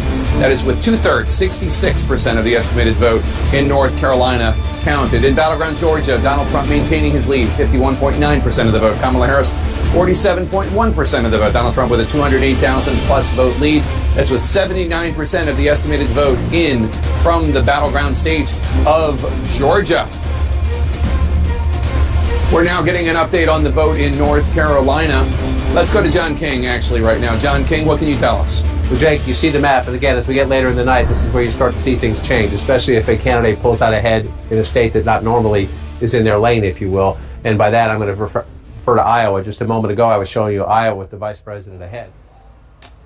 Okay, and we have on our broadcast Dr. Joseph M. Chalil, a noted author, Seher Khan, who's also been with us speaking about the issues, the global issues and the impact and the repercussions that this presidency will have on the entire globe. She's a foreign policy expert. And we also are joining now by Gopalan Balachandran. He's a political scientist, academician, and most importantly, he's Kamala Harris's uncle. Mr. Gopalan, thank you so much. You had the chance to meet the vice president just days before President Biden had stepped aside. What do you think are your niece's chances of winning the U.S. presidential race, which has been a tightly contested, affair between the vice president and the former president? Look, let me first tell you one thing. The least important thing about me is that I'm Kamala Harris' uncle. I know I've been studying. Why would you say that? Yeah, I've been studying years for far more years than she's old. Sure. So her being my niece has nothing to do with my understanding of the years. Only thing is this, I have quite a lot of agreement with her because I had a lot of agreement with her mother. Yes. And that's the first thing. The second thing is I've been hearing for the last 4 years when she was running for vice presidency, people used to ask me, oh, why is she Afro-American and not Indian? I used to tell them, you are all idiots. Her mother went to California when she was 19 years old when there were few Indians, and the Indians never used to mix with the blacks, even when I was there. Two, she was involved in civil rights movement even before many blacks were involved. And that certainly did not endear her to the Indians living in the Bay Area. Right. She had very few Indian friends. 3, Kamala lived in Oakland, which is a black community. Her godmother was Afro-American woman. The school she went were all Afro-Americans. Her friends were Afro-American. So I used to tell the guys who used to ask me in Delhi, why is she Afro-American? I said, you are all idiots. I used to tell them plain, you are not journalists, I am a journalist. These are not the questions you ask. When her whole life was in a black community with a black godmother, etc., and the Indians didn't really mingle with her very much because of her association with the Afro-Americans, you expect she's going to say, oh, I'm an Indian. And 2, her mother was a Hindu woman, Brahmin, everybody say. She married a Jamaican, a black African. Indians even today do not like blacks. And we have got laws in various states which prohibit or put obstacles in the way of interreligious marriage. So I used to tell them, you think Kamala is going to tell you, oh, you people are so good. But my mother married a Christian and you are all happy. Not here, you are throwing stones at her. So I said, don't talk rubbish like that. And today I see a couple of other morning also, and saying that she's doing black Americans because of minority. Right. Mr. Gopalan Balachandran, I wanted to ask you. She was a black long before she was Hindu. I get your point. Let's not bring that question, okay? Now, your question about our elections. Yes. Now the question is this. Till for the last few months, if you have been following the elections, you would know the consensus among the political scientists in US and the various correspondents and everybody was that Kamala Harris had 226 electoral votes, consensus, and Trump had 219. All the states that you see in the red in the maps today were already given to Trump prior to the election. The only reason is those elections are sometimes they count quicker. And three, you should know that in US, how the votes are counted are not like in India. Each county counts its vote. Yes. And there are thousands of counties. Indeed, Okay? yes, Mr. Balachandran, it's a very complex election and also a US election voting system. I'll just come to you, sir. I'll just come to you. Thank you so much for speaking to us, but I will keep coming back to you. You have been very patiently telling us about your niece and how you feel that she is definitely going to be the president of the United States. Akanksha Swaroop, my colleague, is also joining us from New York. She's been getting us not just the sights but the sounds also of the New Yorkers. Akanksha, over to you. Early leads on predictable lines. Donald Trump surging past those 100 points in electoral votes. I think the number is 177. He's holding his lead in North Carolina and Georgia, the important battleground states. But tell us, what information do you have, and also what really are the sentiments? New York, in fact, has been called in the Democrats' favor, also on expected lines as well. Yes, absolutely. But what is not on expected lines, Avantika, so far is that this is not one election that is shaping up to be as neck and neck that the polls were showing it to be, because the lead right now that we are referring to of Donald Trump is a sizable one, and he just needs another precisely 100 electoral votes to have Kamala Harris concede defeat. And we'll have to see how this in fact shapes up in the hours ahead. Many have been calling it a red mirage, which is the term they use when the Republicans have an apparent lead which is not really a decided one. But so far, many election pundits are saying that this is a red mirage. But I think the electoral votes with which Donald Trump is currently holding that lead in itself speaks for what one can expect from the overall result. As you said, what is on expected lines is, of course, the crucial battleground states like Georgia and North Carolina going in favor of Donald Trump, something that the polls had predicted. Surprisingly, Georgia last time had been won by Joe Biden with a very thin margin of almost 12,000 votes. So this time around, Donald Trump has managed to flip Georgia in his favor. We'll have to see which way, in fact, Pennsylvania goes. Now, Wisconsin, Michigan, along with New York, of course, are expected to. New York, of course, has gone Democratic, but we'll have to see how Wisconsin and Michigan are also shaping up. But having said that, yes, it would be very interesting to see with the kind of victory margin, whoever emerges out to be the winner commands. Is this going to be a sweeping victory? And that's going to, in fact, define the kind of coalition government you will see in the White House. Absolutely. Akanksha, I'm going to keep coming back to you. So the early trends coming in with Donald Trump surging past the 100 points in electoral votes. Seher Khan is with us, foreign policy expert. Seher, I wanted to understand from you about the significance of this US elections. It's been a neck and neck battle between the former President Donald Trump and Vice President Kamala Harris. I know it perhaps is too premature to ask you what do you foresee happening, because one cannot really call the elections till it's over. But the impact of these elections and what kind of impact would it have on global geopolitics in the next 4 years? Well, that's a great question. And, I definitely don't want to predict. I think we're all in the same room sort of watching the results. But I think the impact on geopolitics and global affairs will be significant if Donald Trump becomes president.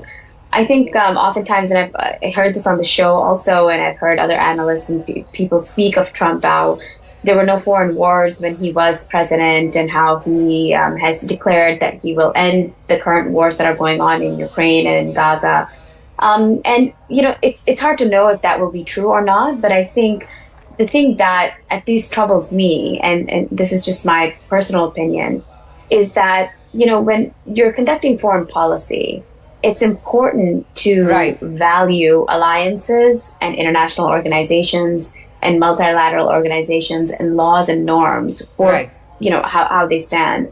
And I feel with President Trump, the first time when he became president, he said certain things that he would do that kind of undermined U.S. relationships with Europe, which are key allies. It also made many allies in the Indo-Pacific very nervous. Absolutely. Including India as well. Indeed. Sarah, I'll just come to you. I have to go straight back to Zaka, who's joining us now. Zaka, we are getting in those early trends. Battlegrounds are still too early to call. What's the latest that you're getting in at your end? Okay, so the latest is that in the two big southern states of Georgia and North Carolina, Trump is ahead, no doubt about it. In both of those states, he's up ahead by 200,000 votes.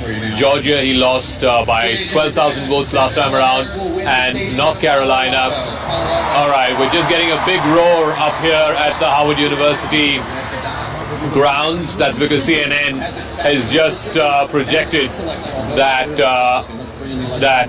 Kamala Harris will get the state of Colorado. That's an important one. So 178 to Donald Trump and 91 to Kamala Harris. So we can now divide it between the two belts, as it were. All right, again the cheer going up because Kamala Harris with a tiny sliver of a lead in Arizona, a state that she's consistently sort of not led Donald Trump. So in Georgia and North Carolina, in Georgia more than 80% of the vote is in North Carolina, again close to 70% of the vote is in. Trump is leading by over 200,000 in both of those states. And I think the critical thing is there enough votes out there in urban pockets, both in Georgia and in North Carolina, for Kamala Harris to overcome the 200,000 lead that Donald Trump has. Technically, there are in North Carolina, for example, there's more than 300,000 votes out there in just one county alone. Same is the case in Georgia as well. So technically, she can, but that does not mean that she is in a good position to overcome that lead that Donald Trump has right now of 200,000. Like I said, Donald Trump won by a mere 74,000 in North Carolina in 2020. He lost by a mere 12,000 votes in Georgia. It is still a long ways to go. I think a couple of more hours, maybe by midnight, we'll get a better picture of both Georgia and North Carolina. But the other three big states, which is really the ones that she needs to win the presidency, which is Pennsylvania, Michigan, Wisconsin. In Pennsylvania, just 30% of the vote is counted. She's leading. In Michigan, 20% of the vote is counted. She's leading. In Wisconsin, less than 20% of the vote is counted, and she's leading. So there is a long, long way to go before we get some degree of clarity on those states, possibly into the early morning hours of tomorrow. Okay, the reason the cheer is going up is because of Virginia, which is where it's the tri-state area. It's Virginia, Maryland, and of course the District of Columbia, Washington D.C., where we are reporting to you from. And I think CNN was just showing for the first time Kamala Harris taking a lead in the state of Virginia. Oh, that's an important one. Early trends rolling in with Donald Trump leading, but now also some trends coming in with Kamala Harris winning in a few important states as well. Zaka, we'll keep coming back to you. For now, we have to slip into a short break. Stay tuned. Our continuing coverage on the US presidential polls happens on the other side as well. Keep watching. Stay tuned.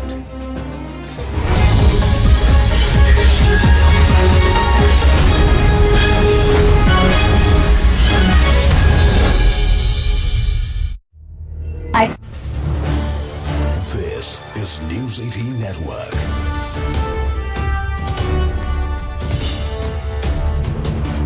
India's largest news network.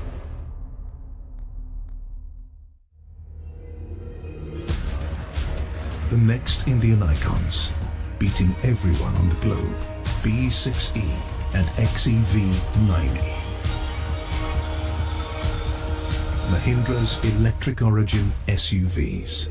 Catch them at Unlimit India. This is News 18 Network.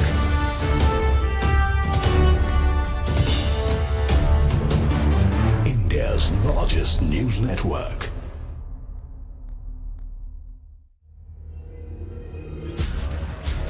The next Indian icons, beating everyone on the globe, B6E and XEV90. Mahindra's electric origin SUVs. Catch them at Unlimit India. This is News 18 Network.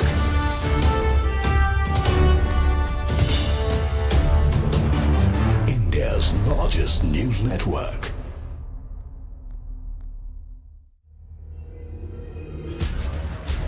The next Indian icons, beating everyone on the globe. B6E and XEV9E. Mahindra's electric origin SUVs. Catch them at Unlimit India. This is News 18 Network.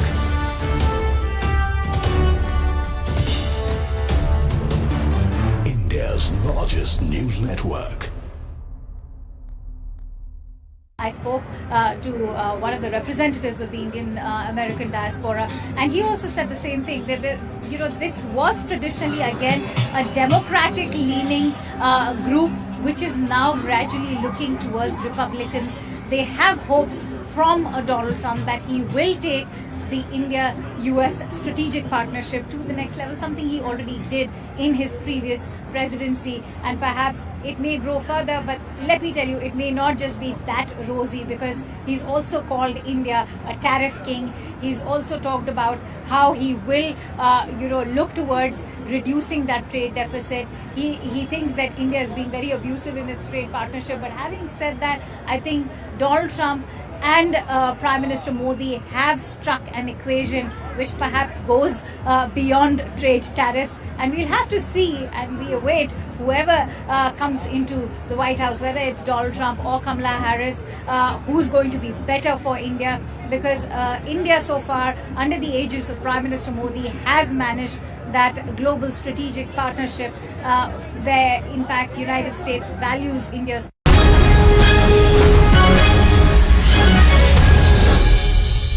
now. CNN can project that Kamala Harris will win the state of Colorado. Colorado, as expected, will go Democratic with its 10 electoral votes. CNN can also project that Donald Trump will be the winner of Mississippi. As expected, Mississippi and its 6 electoral votes go to the Republican. Let's bring in the electoral map right now. Donald Trump in the lead, 178 electoral votes. Kamala Harris has 91 electoral votes, 270 electoral votes, as always, needed to win. Let's take a look at the outstanding races right now.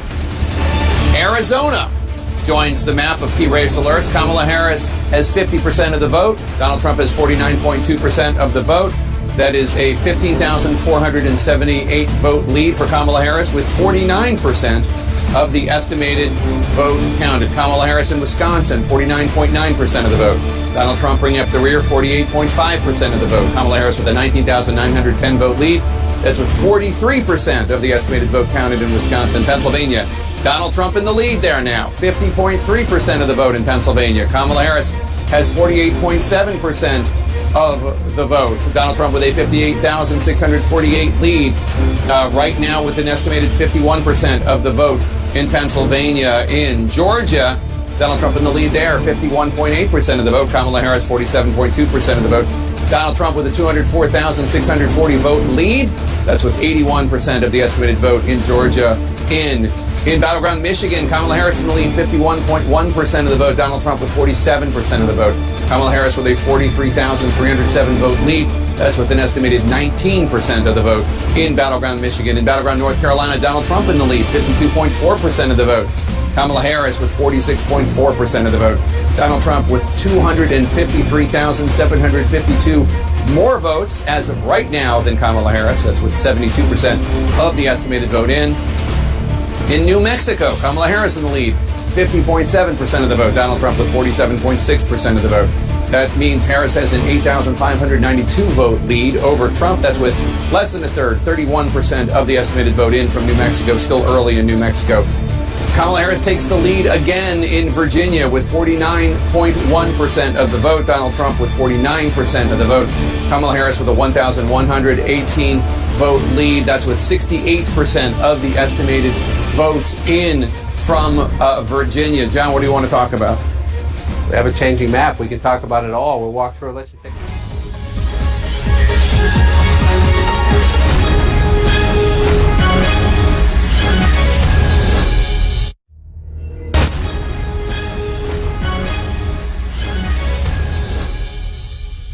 So the Georgia math, we still have the biggest population center where we're waiting to see some key results. All right, John, as we stand by for the next poll closings at the top of the hour, here's an update on the race to 270.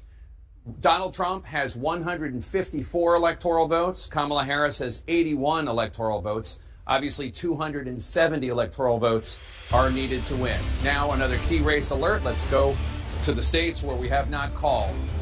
Kamala Harris in the lead in Pennsylvania, 51.4% of the vote. Donald Trump has 47.7% of the vote.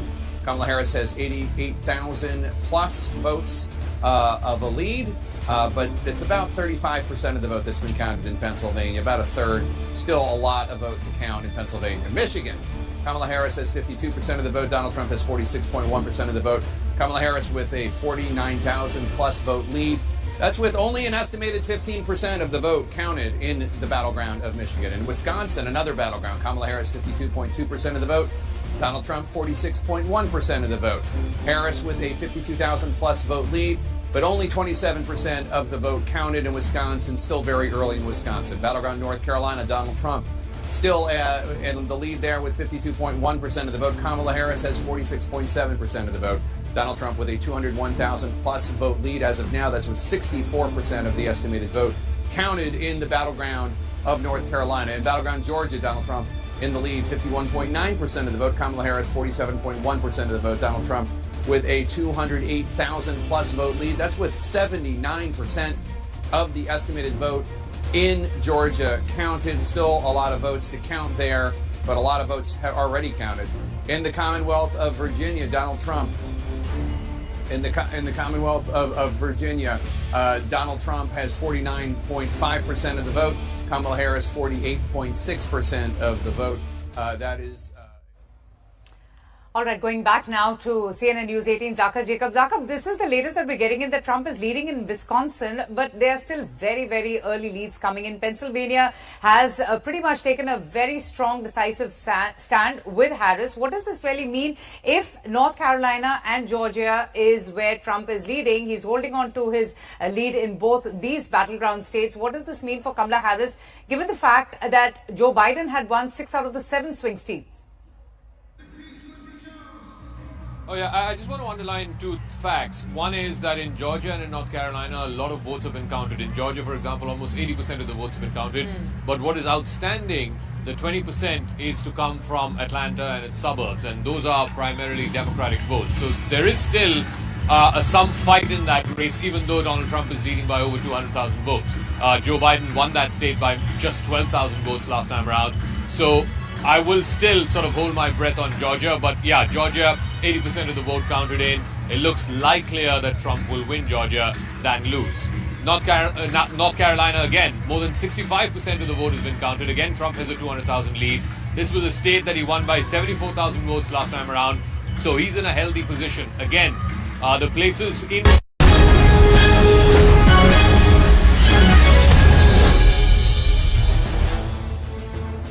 Good morning and a warm welcome. It is the race to the White House and we bring you this continuous coverage on CNN News 18. I'm Reha Atul. Let's begin with the latest developments that we are getting from America as we're learning that the former US President Donald Trump will be winning Ohio. That is what the CNN is projecting at the moment. These are the projections that we are learning of. There are 17 electoral votes that are at stake in Ohio. Remember, it takes at least 270 electoral votes to win the 2024 presidential bid. And right now, Donald Trump has the lead. CNN's Paula is with us on the broadcast.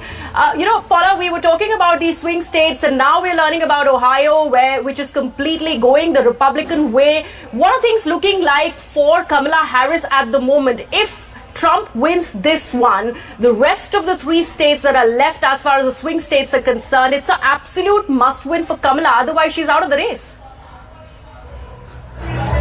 The must-win remains the same for Kamala Harris. It is Wisconsin, it is Michigan, it is Pennsylvania. And there can be absolutely no upsets. Why? Because while they're still too close to call, North Carolina and Georgia are beginning to look good for Donald Trump. The issue here, though, and you bring up an important one, while the fact that Ohio was always supposed to go to Donald Trump. When you look at the margin in Ohio, it is quite high for Donald Trump. And when you consider it looks like he is going to carry a state like that quite strongly, then you're starting to look at how that might extrapolate to a state like Wisconsin, and perhaps even a place like Michigan. Right now, though, I caution that so many of these races are still too close to call, especially when you see how divided the states themselves are between rural counts or counts in cities or counts in the suburbs around those cities. Right, but so far, from whatever we are learning of the US polls and the results of the early trends that are trickling in, it has been pretty much evident. And these are the places that were going to go the Republican way. If we take a look at what has gone to the Democrats' favor, it has been places like New York or New Jersey for that matter. So it has been pretty much in line with the trend. Well, what has been true throughout this was that the polls indicated this would be close and that it has been quite close. And that even comes down to the popular vote. I mean, think about it. Donald Trump did not win the popular vote. That just did not happen even in 2016 when he actually won the presidency. Right now, there is a chance he will win the popular vote in this country. Not just win the election, but win the popular vote, which will mean that a majority of voters voted for him. It's not just the Electoral College. Absolutely. This is not definitive yet. I do want to stress that it is very early, and there are a lot of votes still to come in. This is what the Trump campaign, though, is counting on right now. You can hear the enthusiasm behind me. As far as this crowd is concerned, they are incredibly confident right now and do believe that Donald Trump will be back in the White House as president. Absolutely. What is going to be crucial now is to look at... Absolutely. Please go ahead. I just wanted to understand about that entire mood because you are there at the Trump headquarters in Florida and we can see the kind of cheer that he is receiving because the early trends clearly are going in his favor. So that's an absolute must do when it is, voting as far as in favor of the Republicans is concerned. So first of all about the mood around you and then we'll go further and talk about how this red mirage really is progressing from here on. I mean, look, it is incredibly optimistic here. This is not 2020 as they continue to see the votes come in. But they also are looking at the margins. They are looking at the margins in a place like Ohio. They are looking at margins in places like North Carolina where they expect it to be closer.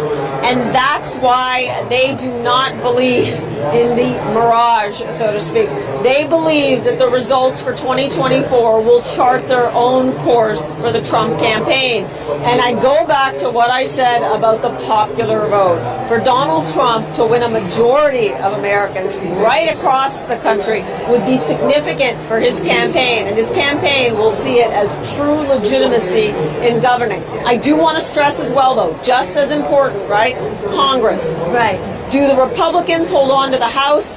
Do the Democrats hold on to the Senate? They could switch, or it could go either way. That is truly significant as well in terms of whoever gets into the White House and how they'll be able to govern. Right, Paula, thank you so much for all of those updates there. We'll continue to come back to you, but right now we are in fact going to our guests who are joining us early this morning. Harshvi Shringla, who is the former Indian ambassador to the United States of America, is with us. Also with us is Raymond Vickery, author and advisor on U.S.-India relations and a former U.S. Assistant Secretary of Commerce, Trade Development. He's live with us from Washington, D.C. So I begin with you. All right, I'm told Vickery is yet to join us. In fact, we will go to Ambassador Shringla at the moment. Ambassador Shringla, I was just wanting to understand from you, since we are learning of these early trends that are coming in, it is pretty much swinging in favor of Donald Trump as far as Ohio and the other key Republican states who have voted in favor of Republicans are concerned. But we have to go back to what happened back then in 2020. I was talking to my colleague from CNN as far as the red mirage is concerned. How do you think the Republicans and in turn Donald Trump is looking looking at keenly watching whether or not this red mirage really goes ahead and goes and swings in favor of the Republicans, or is it going to be a rerun of 2020? Because Biden clearly swayed it away from the Republicans. The votes completely turned in the favor of the Democrats back then. How nervous or how confident do you think Donald Trump is at the moment? Well, I think you're right in saying that it's very early to really come to any conclusions about the way the race is going. I imagine both candidates will be watching, the numbers coming in very carefully. The point I want to make is that, voting is going as predicted. Yes. States are voting on predictable lines. The red states are going red, the blue states are going blue. My own prognosis is that everything depends on Pennsylvania. That one state will determine who will win the presidency, who will win the electoral college vote. And I think we will have to come down to exactly what happens there. Because there is a trend that, Donald Trump is winning some of the Sun Belt states, whereas, Kamala Harris may win some of the Rust Belt states, which is basically Wisconsin, perhaps even Michigan. But Pennsylvania, I think, is going to be the key to this entire race, and we will have to watch that part very carefully. It's a very close contest with Donald Trump leading with a very, very small margin. He was trailing earlier, but it's early days. I think 50% of the vote is yet to be counted. Yes. And I would focus on that one state, Pennsylvania, that would be very critical to the way this election is decided. Ambassador Shringla, thank you so much. In fact, hold your thought there. We also have Stephen Golub, who's an international affairs expert, who's also live with us from California. Stephen, about these early trends, and since Ambassador Shringla was also mentioning about Pennsylvania, a key swing state, so far more than 35 or 40% of the votes have been counted, and they are sort of neck and neck and yet in favor of Kamala Harris. If she loses this one, along with Michigan and Wisconsin, she loses the race to the U.S. presidential polls. How do you see this working, either in favor of Kamala Harris or probably swinging a completely different way? Well, yes, certainly if she loses those three states, she loses the presidency. I think it's fair to point out that the unique system the U.S. has means that Kamala Harris could win the popular vote, as Hillary Clinton did in 2016, yet still lose the presidency by virtue of our rather odd electoral college system. I agree with the ambassador in that I would not place too much credence on these early returns in the swing states, because so much depends on which votes are being counted, which counties, whether the mail-in votes are being counted, and all of that could really affect the outcome in ways we may not know until late tonight, tomorrow, or in Pennsylvania, given the way their system works, it could take even longer. The one thing I'd flag for you is that was a promising development for Harris in terms of the tracking the early voting, the mail-in voting, is that an inordinate number of women were voting, more than usual as a percentage, that could well weigh in her favor in terms of the fact that she is drawing, there's a real gender gap. She's drawing much more support from women. Trump is drawing much more support for men. But even those early indicators, fall into the same kind of trap that I mentioned of let's not jump to conclusions. Absolutely. Mr. Stephen and Ambassador Shringla, thank you so much. I'd request you to stay on with us. But right now, what we're doing is cutting across to our sister channel, CNN, to take a look at these early trends. Cutting across live to CNN now. Yeah, we wanted to look across all three blue wall states that John was just walking us through, looking at this slice of the vote, the Latino vote in the blue wall states. Now, they only make up 6% of the electorate in each of these states, but look at the difference in the margin. So Harris is getting in Pennsylvania 58% of the Latino vote, again, 6% of the electorate, to Donald Trump's 41%. That's a 17-point advantage. But 4 years ago, Biden beat Trump with Latinos in Pennsylvania by 42 points. So that is a huge movement for Trump in narrowing that gap. Similar story in Michigan. You see the Latino vote makes up a 6% of the share. Not a similar story, reverse. Donald Trump is winning the Latino vote in Michigan with 60% of the vote. Harris 35% of the vote. That's a 25% advantage for Trump among Latinos. That is a big change when Biden won Latinos in Michigan by 11 points 4 years ago. That's a 36-point swing in the margin. And if you look at Wisconsin, Harris is at 61% among Latinos, Trump at 38%. Again, 6% of the electorate. These margins matter. That is about where Biden and Trump were 4 years ago. So not a lot of change in the Latino vote in Wisconsin, but a lot of change in Michigan and Pennsylvania towards Trump, Jake.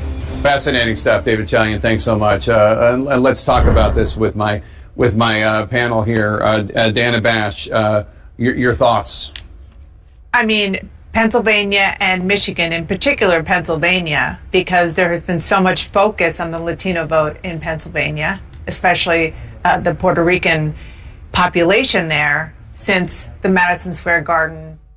91 electoral votes. There are 270 electoral votes needed to win. Donald Trump holding a sizable lead in the electoral vote as of now, but we are expecting more votes to drop in Democratic strongholds in key battleground states. We're also counting down to the next round of poll closings at 11 p.m. Eastern, when Democrats are expecting to claim a gold mine of electoral votes out west in California. That's all ahead.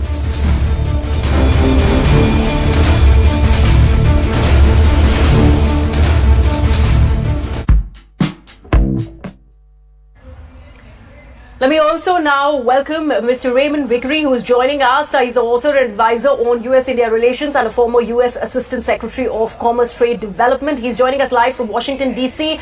Mr. Vickery, let me take this very point that we were seeing on CNN, talking about the Latino votes, especially in the swing states of Michigan, Pennsylvania, and Wisconsin, and how much of that is keenly being watched.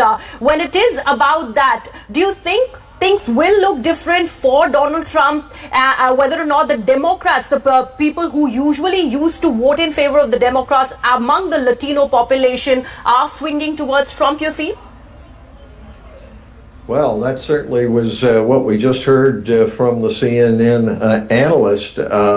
That's really quite amazing to me when it is Latino immigrants that the former president has characterized as being people who were criminals, came from insane asylums, and so forth. So it's a very, very puzzling development. But it is a development that if that is holding and if that is true, which is very bad news for the Democrats.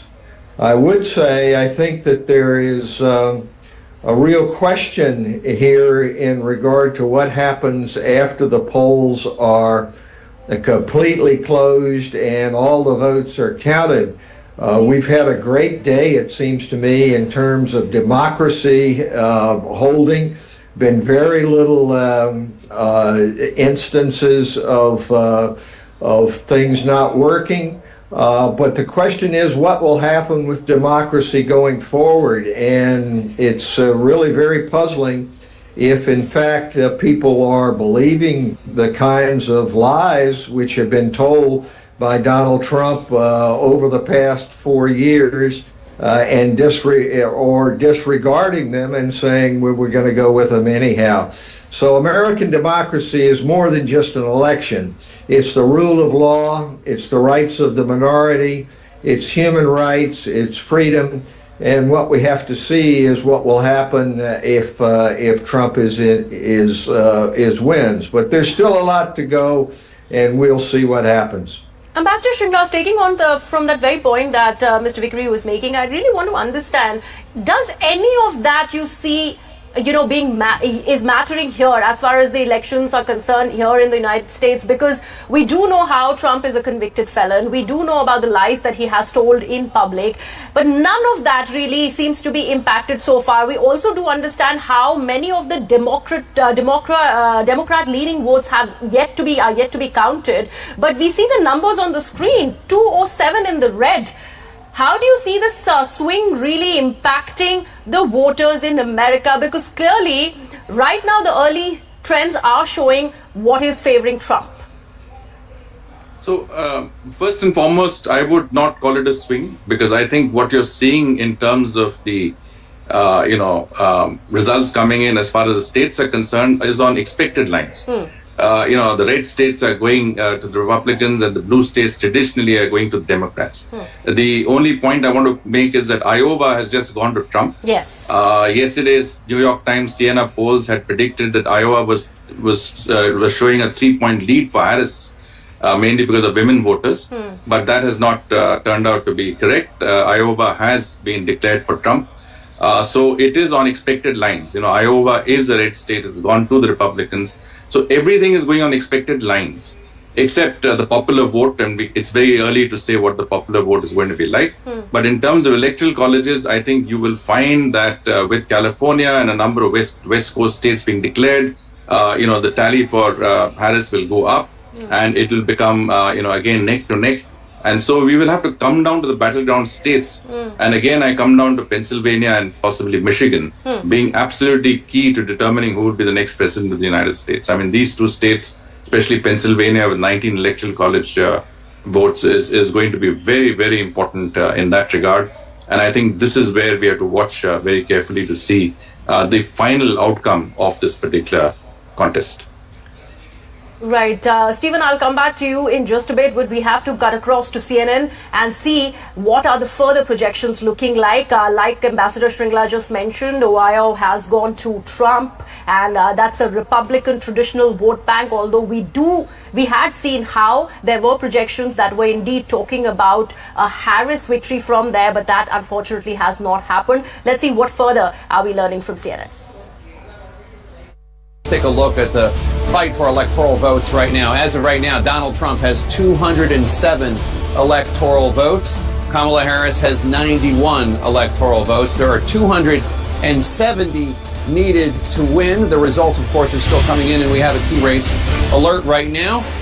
In Arizona, Donald Trump is in the lead with 49.6% of the vote. Kamala Harris has 49.5% of the vote. Donald Trump with a narrow 1,046 vote lead with 51% of the estimated vote in from Battleground, Arizona. In Battleground, Wisconsin, Donald Trump is in the lead there with 49.3% of the vote. Kamala Harris has 49.1% of the vote. Donald Trump with a 4,004 up. That just increased. So to a 5,000 to a 6,556 lead ahead of Kamala Harris with an estimated 55% of the vote in from Wisconsin. In Pennsylvania, Donald Trump maintaining his lead, 50.9% of the vote. Kamala Harris is 48.1% of the vote. Donald Trump with a 121,000 plus vote lead. That's with 61% of the estimated vote in from the Commonwealth of Pennsylvania. In Georgia, Donald Trump maintaining his lead with 51.2% of the vote.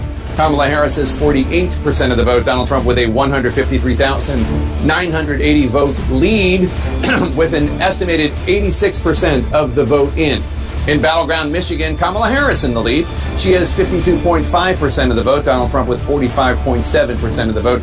Kamala Harris with a more than 102,000 vote lead. That's with 27% of the estimated vote in from Battleground, Michigan. In North Carolina, Donald Trump maintaining his lead. He has 50.7% of the vote. Kamala Harris with 47.9% of the vote. Donald Trump is 134,000 plus votes ahead with 84% of the estimated vote in the Tar Heel state. In Virginia, Kamala Harris still in the lead, 49.9% of the vote. Donald Trump has 48.3% of the vote. Kamala Harris is maintaining a 55,000 plus vote lead with 3/4 of the vote in there. In Virginia, 75% of the estimated vote. And then in New Mexico, Kamala Harris with 53.2% of the vote in the lead there. Donald Trump has 44.9% of the vote. Kamala Harris has 48,589 more votes than Donald Trump right now with an estimated 65% of the vote. Still about a third of the vote left to count in New Mexico. And Boris Sanchez has a new projection for us in the fight for control of the U.S. Senate. Boris? Yeah, Jake, a handful of important projections to bring you, beginning with history being made in the state of Maryland. There, the executive of Prince George's County, Democrat Angela Alsobrooks, will defeat former two-term Republican Governor Larry Hogan. She becomes the first African-American person ever elected to the Senate from the state of Maryland. Another projection to bring you, this one from the state of Delaware. Congresswoman Lisa Blunt Rochester defeats Eric Hansen, a former Walmart executive, the Democrat here becoming the first woman and the first African-American person ever elected to the Senate from Delaware. A projection to bring you in the Northeast, this time in New York. There, incumbent Democratic Senator Kirsten Gillibrand, a former presidential candidate, she will win her third full term in office as she defeats former NYPD detective Mike Sapercone. Let's get you some updates on the Republican side, beginning with the Lone Star State of Texas. Going into the night, Democrats had optimism about potentially flipping this seat from red to blue instead.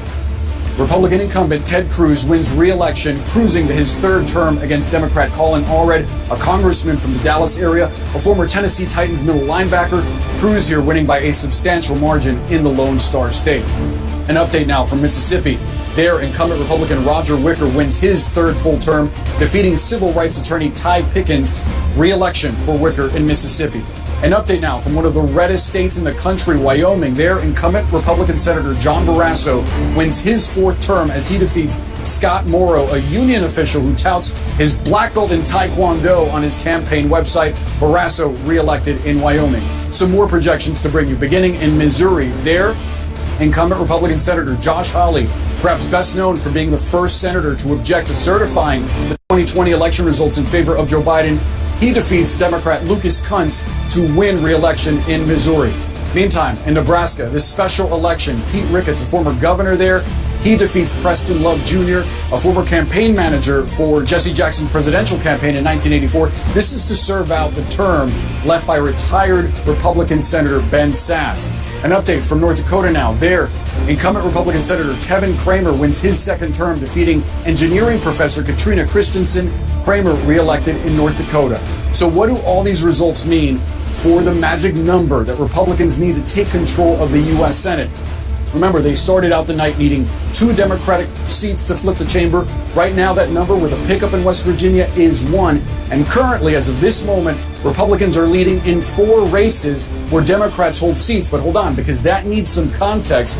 2 of these states are fairly early. One of them is Montana, and that race is expected to be competitive, but the other one is Minnesota, in which we're not really expecting that close of a race tonight. And there's also potentially a twist. I'll explain that in just a moment.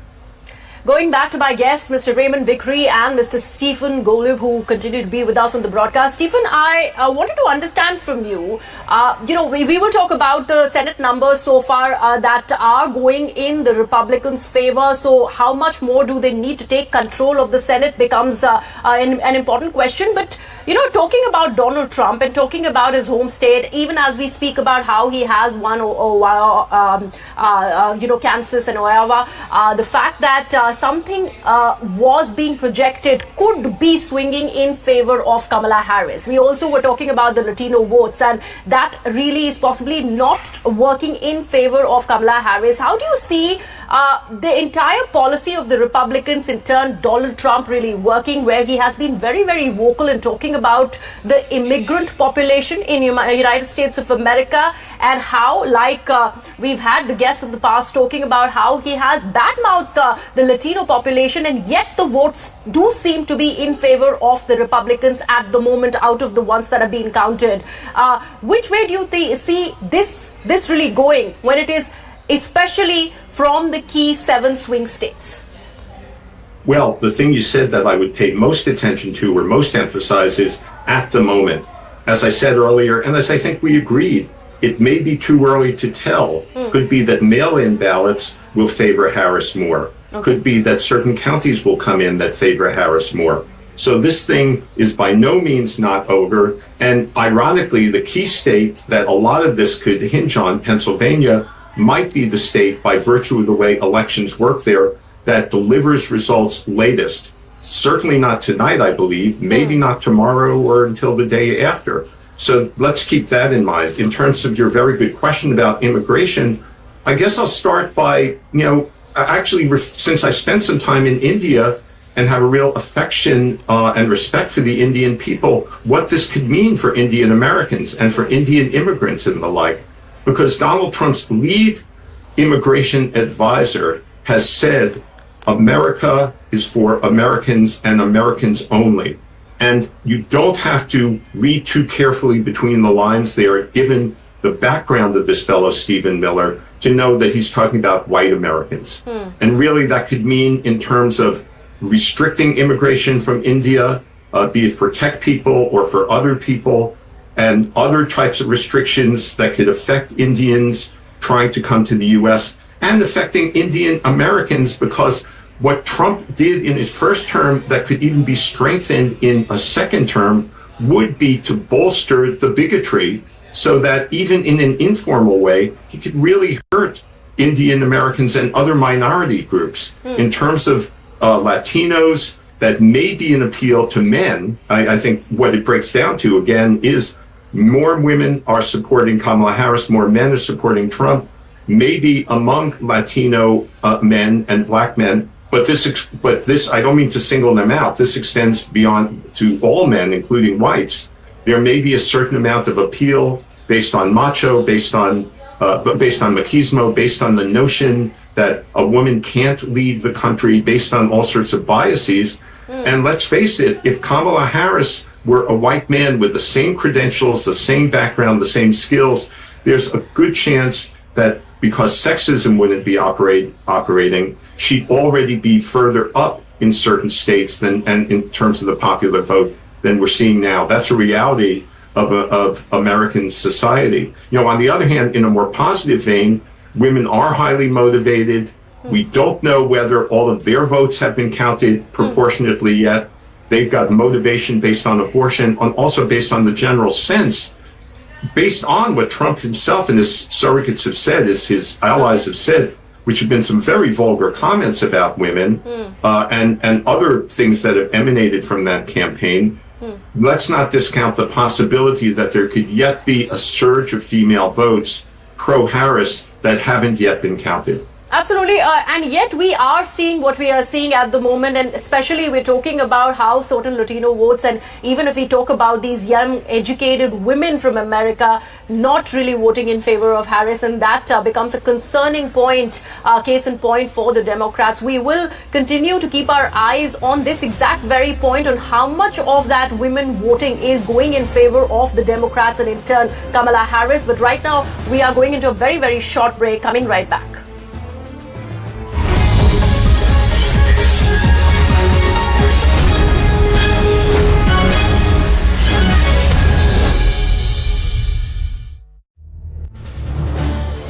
This is News 18 Network.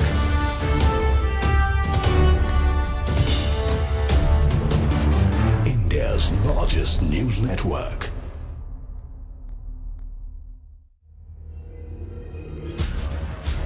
The next Indian icons, beating everyone on the globe, B6E and XEV9E. Mahindra's electric origin SUVs. Catch them at Unlimit India. This is News 18 Network.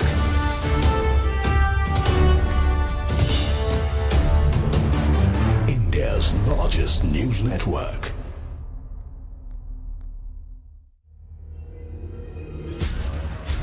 The next Indian icons, beating everyone on the globe, B6E and XEV9E.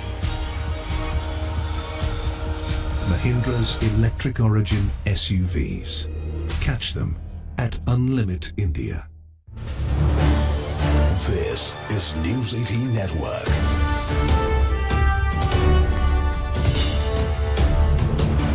India's largest news network.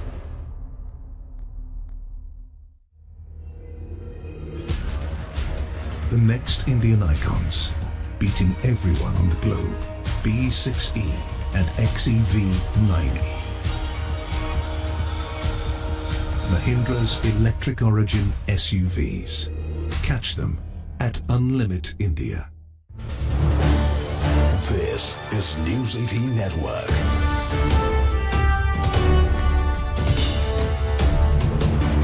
India's largest news network.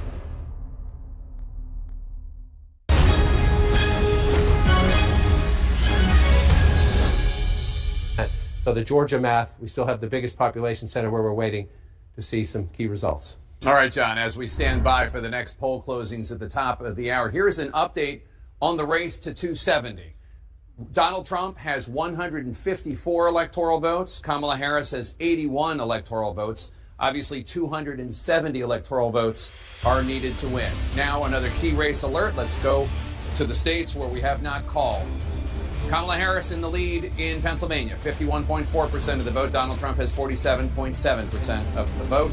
Kamala Harris has 88,000 plus votes of a lead, but it's about 35% of the vote that's been counted in Pennsylvania, about a third. Still a lot of vote to count in Pennsylvania. Michigan, Kamala Harris has 52% of the vote. Donald Trump has 46.1% of the vote.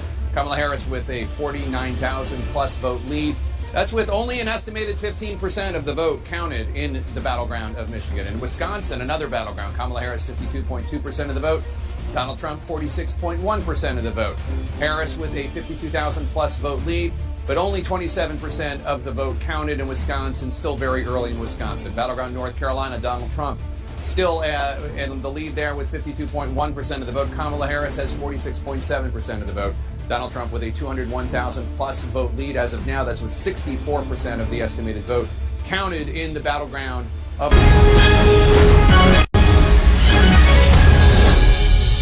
electoral votes. Too early to go. Let's go to the electoral map right now.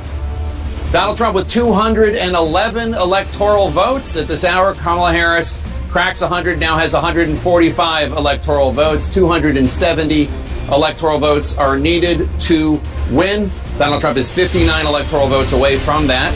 Let's look at these battleground states now. Arizona, Donald Trump in the lead there, 49.6%. Kamala Harris right behind him with 49.5%. Donald Trump has a 2,356 vote lead with 51% of the estimated vote in from Arizona. Wisconsin, Donald Trump in the lead there too, 49.9% of the vote. Kamala Harris is 48.4%. Donald Trump has a 28,576 vote lead with an estimated 59% of the estimated vote in from the Badger State. In the Commonwealth of Pennsylvania, Donald Trump maintaining his lead. He's at 50.7% of the vote. Kamala Harris with 48.2% of the vote. Donald Trump with a 119,411 vote lead with 68% of the estimated vote in from Pennsylvania. In Georgia, Donald Trump still in the lead there, 51% of the vote. Kamala Harris with 48.2% of the vote. Donald Trump with a 136,328 vote lead. That is with 88% of the estimated vote in from the state of Georgia. In North Carolina, another battleground where Donald Trump leads, 50.8% of the vote. Kamala Harris has 47.8% of the vote. Donald Trump has a 145,388 vote lead over Kamala Harris right now with an estimated 85% of the vote in from the Tar Heel State. In battleground Michigan, Kamala Harris in the lead. She has 51.3% of the vote. Donald Trump has 46.9%. Kamala Harris is 74,838 votes ahead of Donald Trump, but that's less than a third of the vote counted there. 30% of the estimated vote in from the state of Michigan. In the Commonwealth of Virginia, Kamala Harris in the lead there still, but narrowly so. 50.1% of the vote. Donald Trump has 48% of the vote. Kamala Harris with a 73,375 vote lead. That is with 78% of the estimated vote in from the Commonwealth of Virginia. In New Mexico, Harris leads there too, 52.6% of the vote. Donald Trump with 45.5% of the vote. That is with an estimated 69% of the vote in. Harris with a roughly 43,000 vote lead. Let's go now to Abby Phillip, who is at Harris campaign headquarters in Washington, D.C., at the campus of Howard University. Abby, what are you hearing from the Harris campaign, if anything? Yeah, Jake, we actually just got a pretty significant update from the Harris campaign campaign manager, Jen O'Malley Dillon, who sent out a memo to her staff tonight laying out what they see ahead in the coming days and hours, and my colleague Jeff Zeleny is here with me. The memo essentially says, Jake, that the returns are coming in slowly. They still see their path, but that path is largely going to be through the blue wall, as Jeff and I were just discussing. The key point that Jen O'Malley Dillon is making is that this is a close race. This is the close race that they have been expecting. She says to her staff, we are built for this. Let's finish the night out.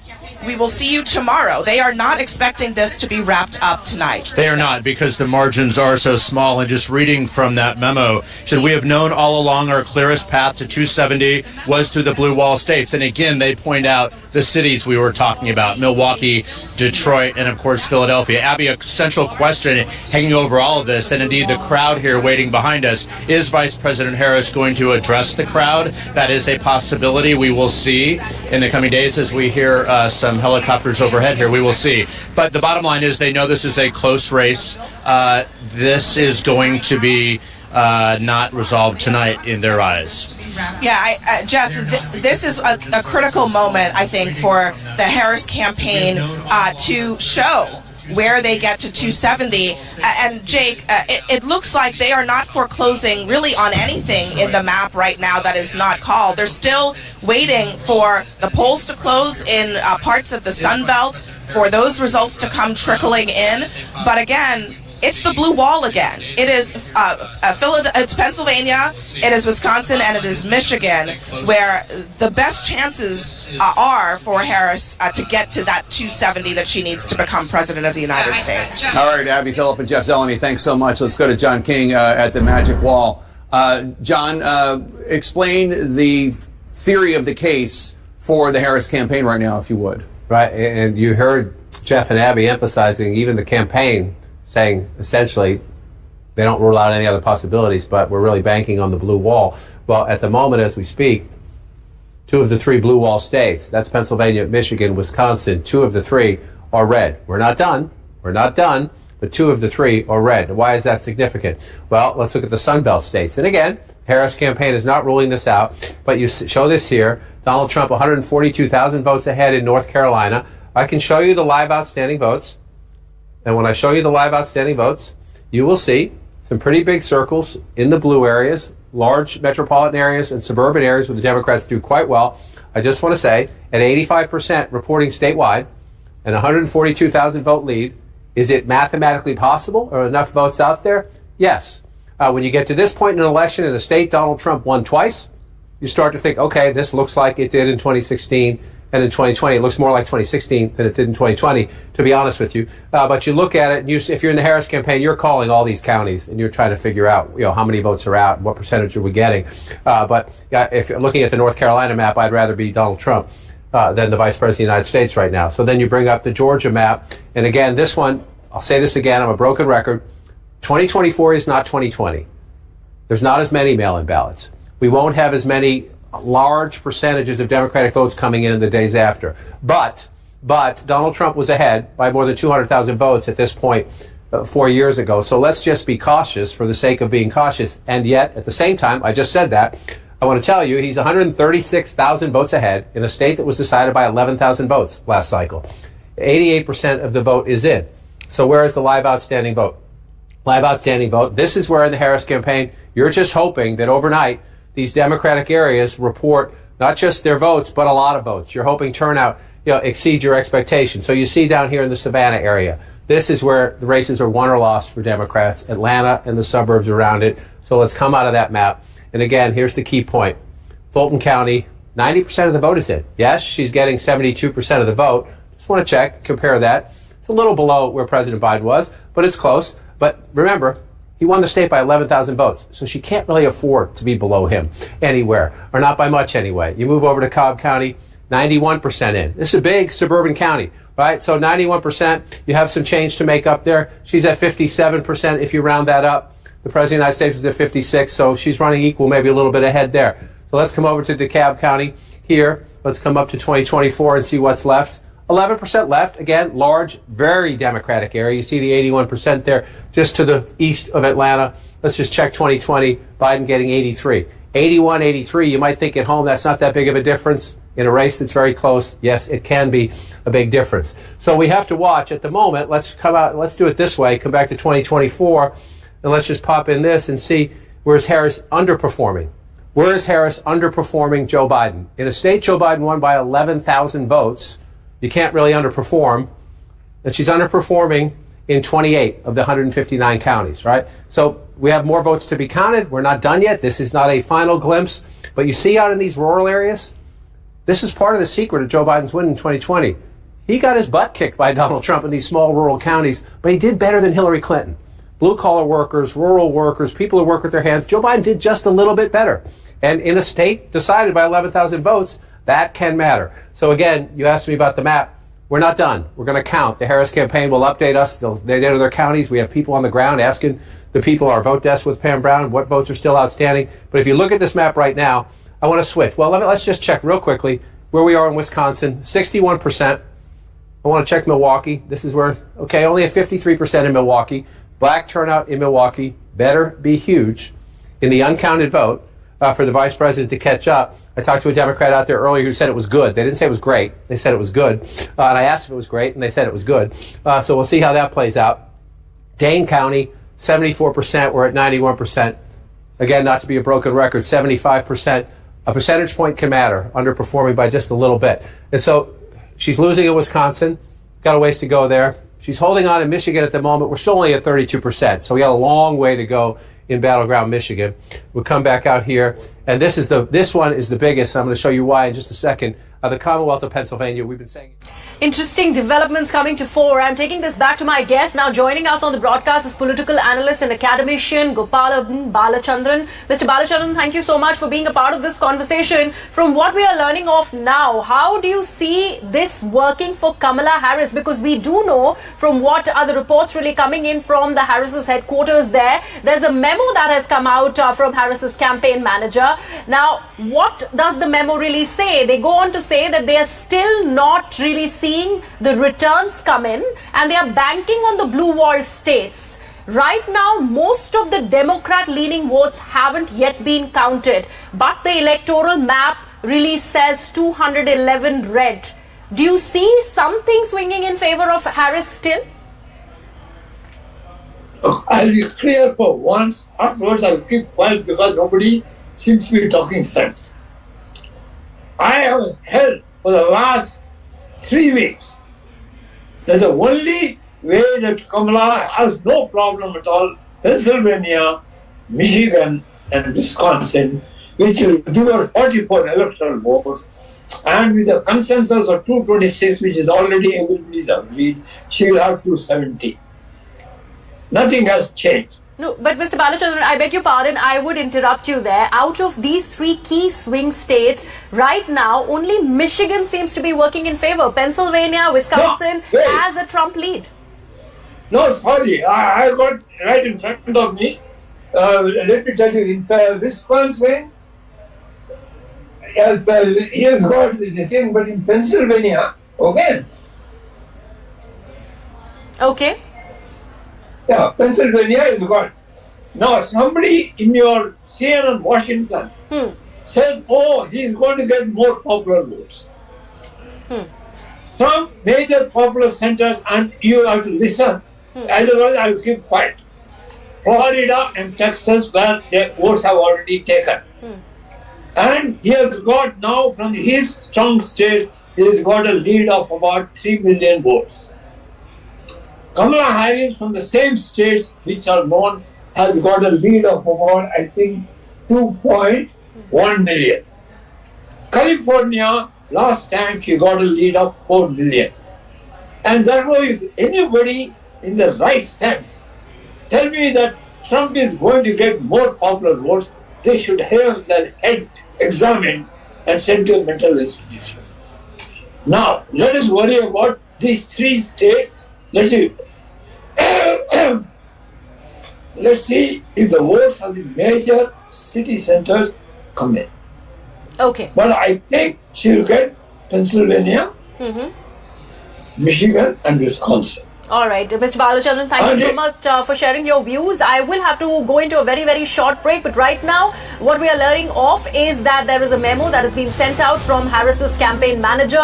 What does the memo say? It says that the returns really are coming in slowly and they are banking on the blue wall states. But out of the 3 blue wall states, 2 of them have already turned red. Does this go in favor of Harris shortly? We are yet to learn about that as the votes continue to get counted. Will the election be really called in today is also the big question. We'll keep an eye on all of that. But right now, going into a very short break and coming right back.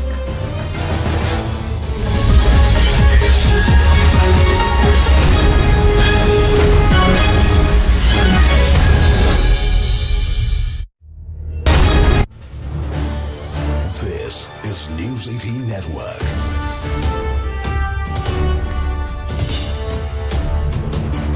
India's largest news network.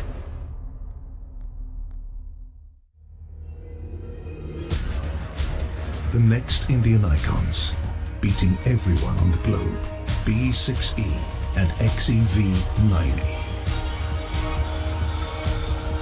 Mahindra's electric origin SUVs. Catch them at Unlimit India. This is News 18 Network.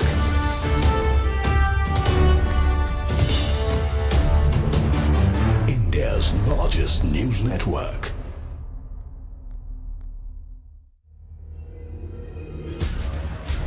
The next Indian icons, beating everyone on the globe, BE6E and XEV9E. Mahindra's electric origin SUVs. Catch them at Unlimit India. This is News 18 Network.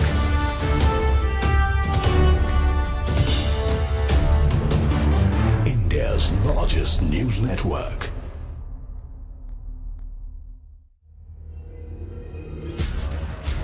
The next Indian icons, beating everyone on the globe, BE6E and XEV9E. Mahindra's electric origin SUVs. Catch them at Unlimit India. This is News 18 Network.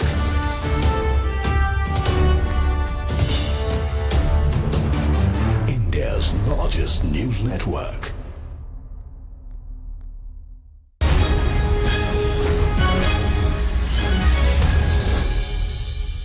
So the Georgia math, we still have the biggest population center where we're waiting to see some key results. All right, John, as we stand by for the next poll closings at the top of the hour, here's an update on the race to 270. Donald Trump has 154 electoral votes. Kamala Harris has 81.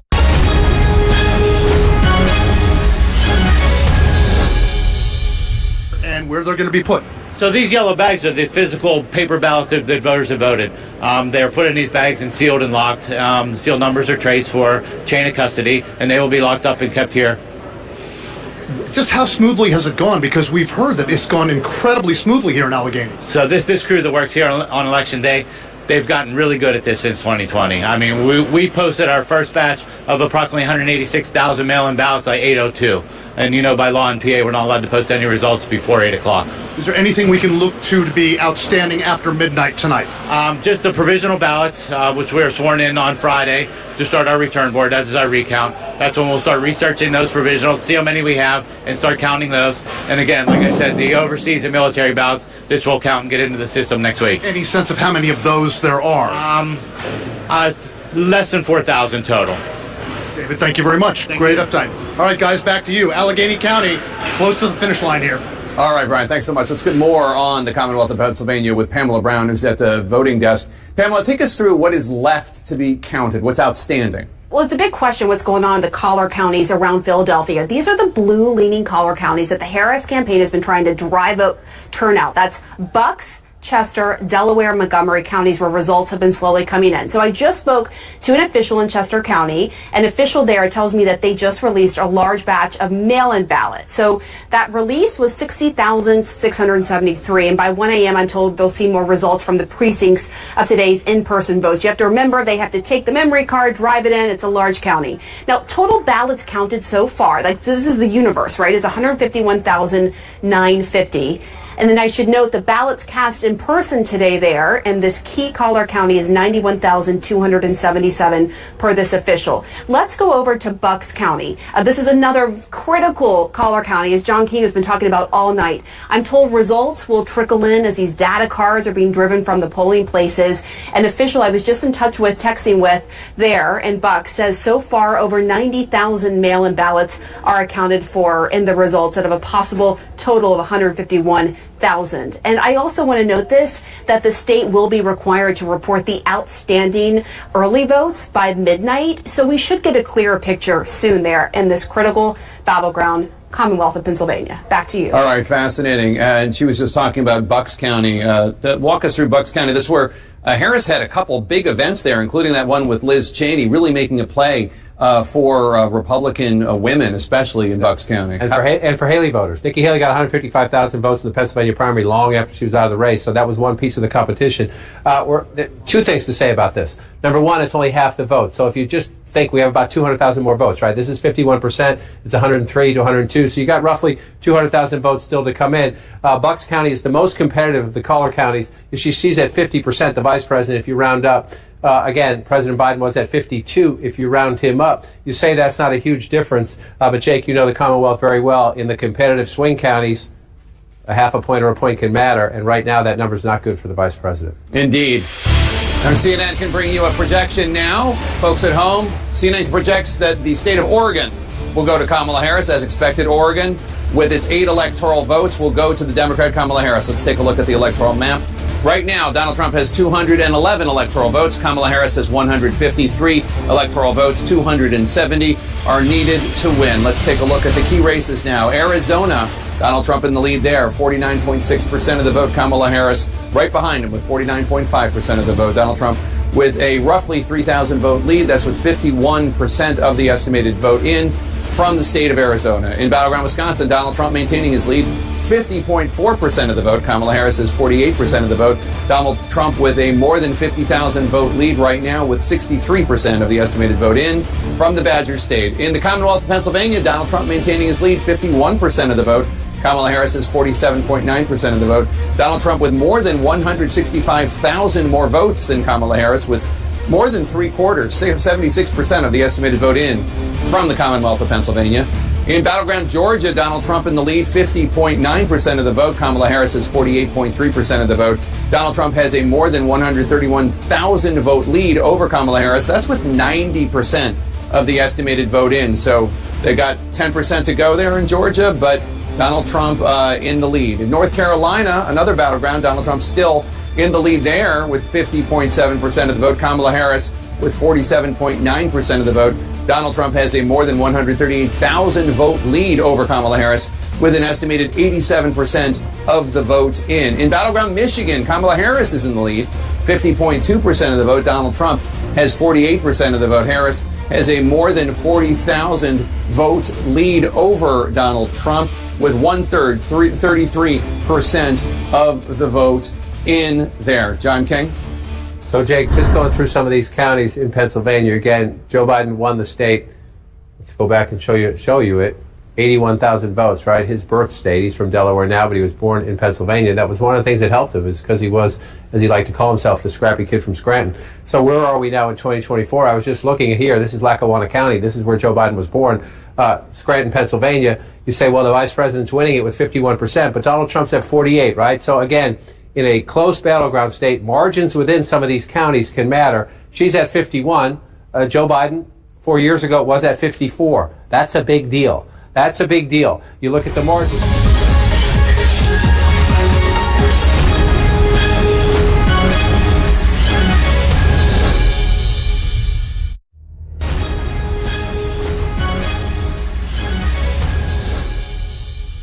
So the Georgia math, we still have the biggest population center where we're waiting to see some key results. All right, John, as we stand by for the next poll closings at the top of the hour, here's an update on the race to 270.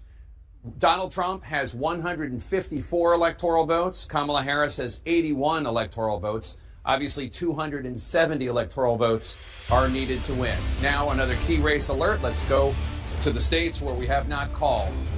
Kamala Harris in the lead in Pennsylvania, 51.4% of the vote. Donald Trump has 47.7% of the vote. Kamala Harris has 88,000 plus votes of a lead, but it's about 35% of the vote that's been counted in Pennsylvania, about a third. Still a lot of vote to count in Pennsylvania. Michigan, Kamala Harris has 52% of the vote. Donald Trump has 46.1% of the vote. Kamala Harris with a 49,000 plus vote lead. That's with only an estimated 15% of the vote counted in the battleground of Michigan. In Wisconsin, another battleground, Kamala Harris 52.2% of the vote. Donald Trump 46.1% of the vote. Harris with a 52,000 plus vote lead, but only 27% of the vote counted in Wisconsin, still very early in Wisconsin. Battleground North Carolina, Donald Trump still in the lead there with 52.1% of the vote. Kamala Harris has 46.7% of the vote. Donald Trump with a 201,000 plus vote lead as of now. That's with 64% of the estimated vote counted in the battleground of North Carolina. In battleground Georgia, Donald Trump in the lead, 51.9% of the vote. Kamala Harris, 47.1% of the vote. Donald Trump with a 208,000 plus vote lead. That's with 79% of the estimated vote in Georgia counted. Still a lot of votes to count there, but a lot of votes have already counted. In the Commonwealth of Virginia, Donald Trump.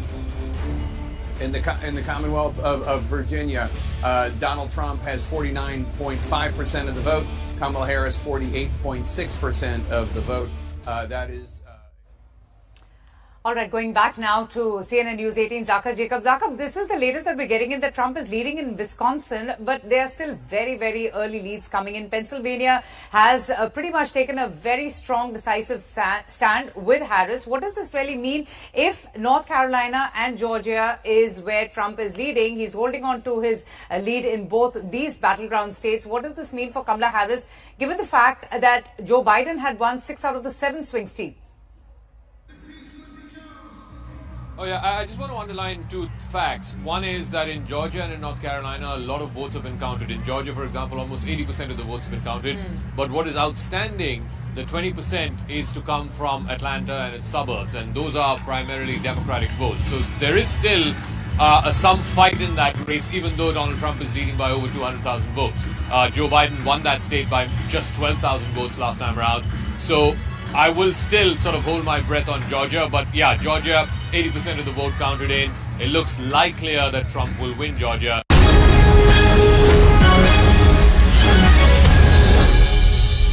Vote in 2 elections in a row. And you also know there are people in the senior echelons of the Trump campaign who say that they still do direct mail because there's seniors, you can't reach seniors through texting and emails. That the way to reach them is with direct mail, which a lot of people in politics today laugh off. But guess who votes more than young people? Seniors. Sarah Seidner. Let's go to Wisconsin if you can, because I want to bring in Sarah Seidner, who's at a vote counting center in Milwaukee right now with 66% of the vote in. Donald Trump is in the lead there with 50.6% in Wisconsin in general. Kamala Harris with 47.8%. Donald Trump right now in the lead by almost 60,000 votes.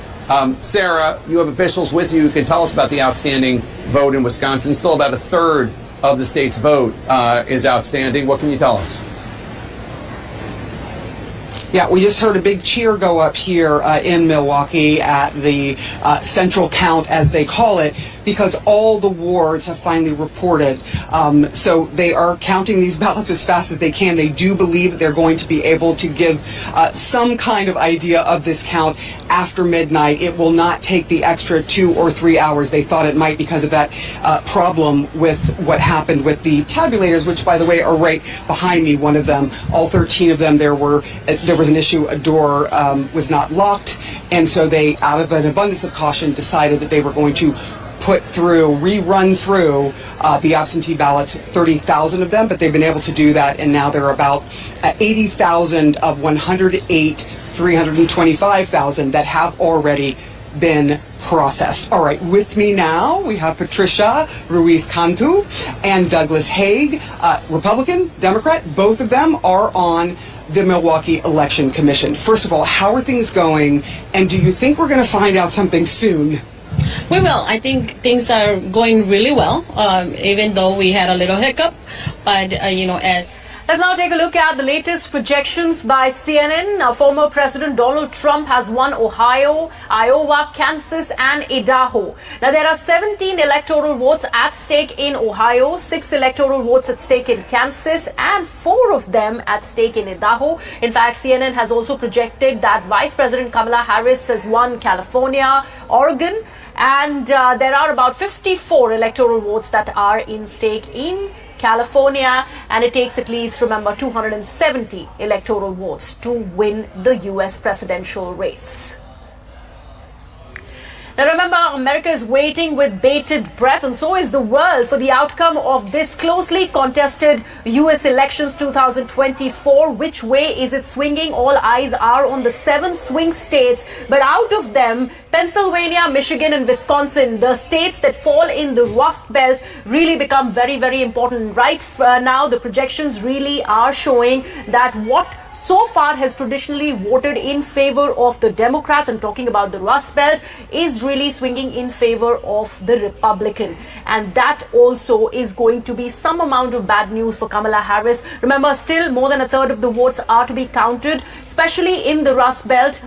We are still waiting for those numbers to trickle in. But right now, let me take this across to my guests who also are joining us on the broadcast. Nicole Brennan is a Democrat strategist. Tara Carter, he's a former director, NSCS, and she's with us on the broadcast. Tara, I will take this across to you, and let's also specifically talk about the Rust Belt that I was just mentioning before our viewers. It is traditionally voted in favor of the Democrats, but when it is about Pennsylvania, when it is about Wisconsin, it's only Michigan so far that is standing for Harris. We are still waiting for the votes to be counted. But do you see a complete turnaround happening in favor of Trump as far as this Rust Belt is concerned? It is actually very surprising, because I did expect that Pennsylvania in particular would be, totally for Kamala Harris. But, the reality is in America is that while they talk to all of us about, the equal rights and blah, blah, and all that stuff, it's very, very, Trump is all American. He gives that image. He's white. He's he talks about all the right issues, taxes, everything. Kamala Harris, woman, brown skin, a problem. It's going to be a problem even among Indians. And Pennsylvania, as you know, has a large Indian population. Urban areas where I thought there would be, I expect that, and even now that urban areas will vote more for Kamala Harris. But that is not going to change. I mean, there is a huge. The fact that they've never had a woman president is not accidental. It's a reality. That they had Barack Obama, they are lucky. I mean, I think that was a great thing that happened to the US. But also, I think the fact that Kamala Harris is handling that whole anti-incumbency factor. And let's face it, in the last few months, Biden had a really bad run. I mean, he was, come across as unable to govern, and then Kamala Harris was brought in at the last minute, virtually at the last minute when he was virtually told to go. That's not the best thing for a VP. Generally has a problem with that, when you're walking in the shadow of, not that Biden was a bad president, but at the end, he was clearly unable to do the job. And a lot of people felt that Kamala Harris was just being pushed up front in a hurry. So I think all those states. And also, I'd like to say a lot of the younger Indian American crowd whom I've been talking to, they're all voting Trump. Because they see Trump as somebody who can deliver on what they want in terms of the business fraternity. He is very, very pro-business. You see the fact that he's been backed by, David Mellon, for example. He's his largest backer. I mean, look at the causes that Mellon advocates. It's all, in terms of how you can make money and period. That's it. They don't care about climate change. They don't care about values. So this is actually working for the younger generation of Indians. Tara, thank you so much for sharing your views. I have Nicole Brenner also now with us, and it's interesting that we have this all-women panel at the moment. Nicole, would you agree with what Tara mentioned when it is about Kamala Harris probably being made the fall guy in front of Joe Biden, failing in the last leg of his presidential candidacy, which eventually he withdrew in favor of Kamala Harris? Do you think she's bearing the brunt of that? And how do you see her campaign so far from how the projection really stands when compared to the former woman candidate from the Democrat Party, that is Hillary Clinton? Do you see any difference there, even if we take into account her race? Yeah, I mean, look, there's a lot of things to hit on here. Number one, we haven't called all the swing states. This is not over yet. Yes. And what the predictions was that this was going to be in the margin of errors in the margin of error within the polls. And that's what we're seeing. The reason that these states haven't been called is because it is so close. I don't think anybody can deny that sexism, racism is an issue here. I don't think anybody can pretend that we are not seeing the gender gap that we see because of who she is.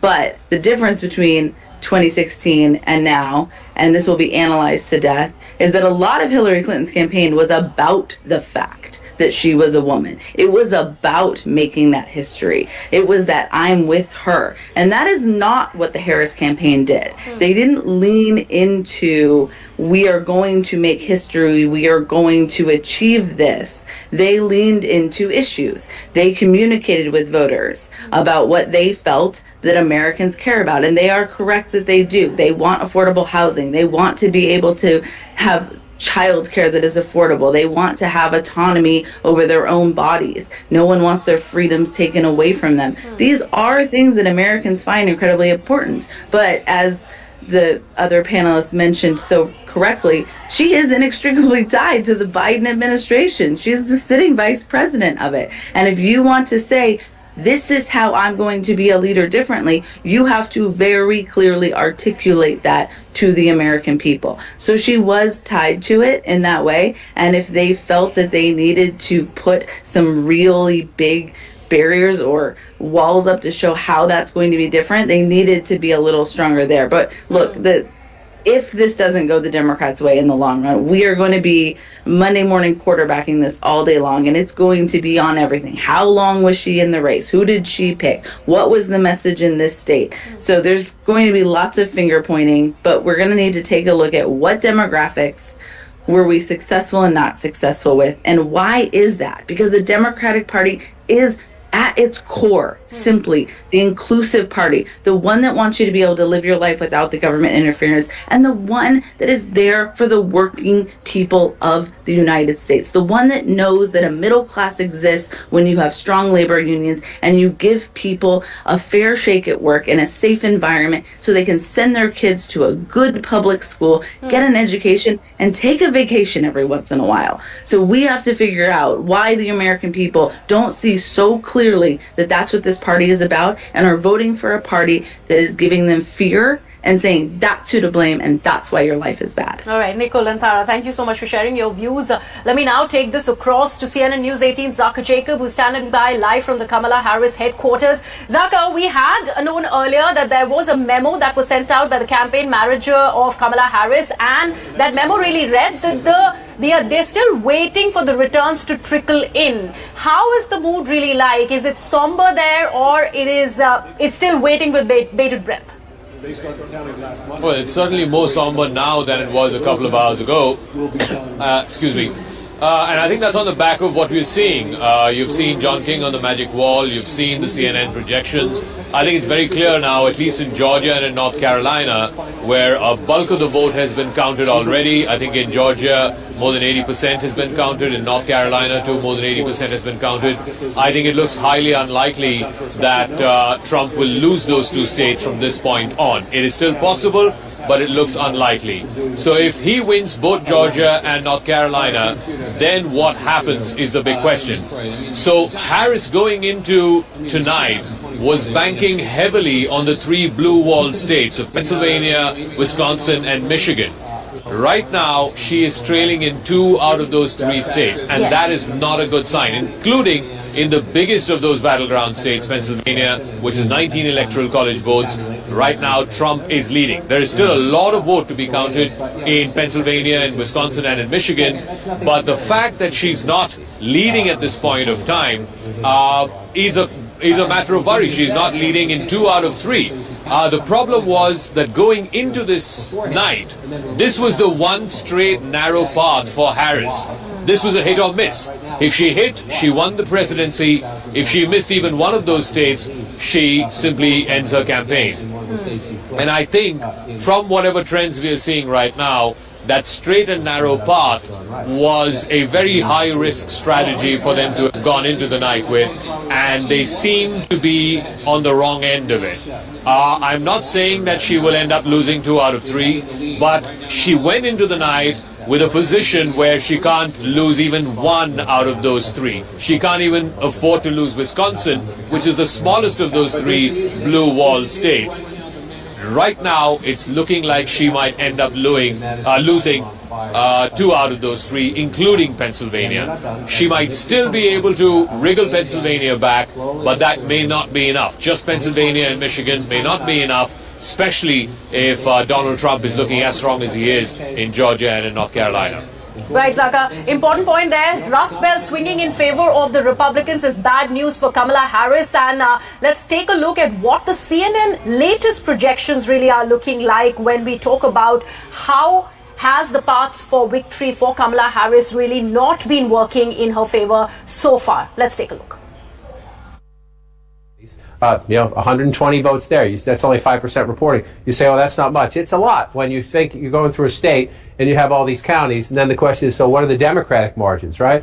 You've got 83 counties in the state of Michigan. So 56%, we're about halfway through in Kent County. It's the Grand Rapids suburbs, and she's running a little bit ahead of the president there. But Jake, the big question in Michigan is, when do those Wayne County votes come in, and what do they do to the statewide total? All right, John. Well, CNN has a major projection. CNN projects that Donald Trump will win the state of North Carolina. This is the first of 7 battleground states that we're keeping an eye on, and we are calling it for Donald Trump. What does that mean for the electoral count? Donald Trump now has 227 electoral votes. Kamala Harris has 153. 270 are needed to win. Let's go to Trump HQ in West Palm Beach, Florida, where we find Caitlin Collins. And Caitlin, CNN is now calling North Carolina for Donald Trump. This is the first of 7 battleground states that the campaign is watching with eagle eyes. Yeah, Jake, remember when I told you a few hours ago that it was going to be seen as a gut check for the Trump campaign? Listen here.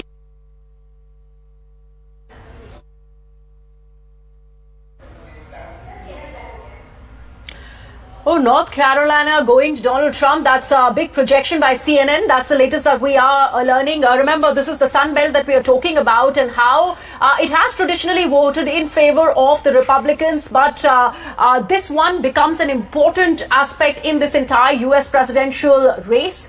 Going to Trump, North Carolina, and that's an important part to victory for Donald Trump also. And we have to see how does the Harris camp really look at the projections that are coming in from the Sun Belt constituency. Remember, Kamala Harris was heavily banking on Pennsylvania, Wisconsin, and Michigan. So far, she just has the lead in Michigan, and that is an absolute bad news for Kamala Harris because that Rust Belt was an absolute must-win. The 3 important swing states, absolute must-win for Kamala Harris, but so far she's trailing in 2 major key ones as far as Pennsylvania and Wisconsin is concerned. Let me in fact take this back to Nicole Brenner and Tara, who continue to be with us on the broadcast. Nicole, North Carolina absolutely going to Trump. How do you see this? I mean, look, the Democrats have not won North Carolina in the presidential since 2008 with Barack Obama. This state even came on to our map when Joe Biden decided to not run and the vice president was nominated. So, yes, it's one of the swing states in this election. Yes, we see now how close it is, but this was a new addition late in the race for the Democrats and was never a must win to get there. As you've noted, the blue wall, or as some people call it, the Rust Belt, that is the key to her victory. So it was great to be competing in North Carolina. North Carolina did have a good night in some ways. They've elected a Democratic governor this evening, which is a very big deal for the constituents there. But this was never a necessary state for her path to victory. And Tara, talking about the blue wall states, 2 of those still Kamala is seen trailing in that, and one of them is the one very, very big and huge state of Pennsylvania. Do you see that really swinging in favor of Democrats at all, since more than 1/3 of the votes are yet to be counted?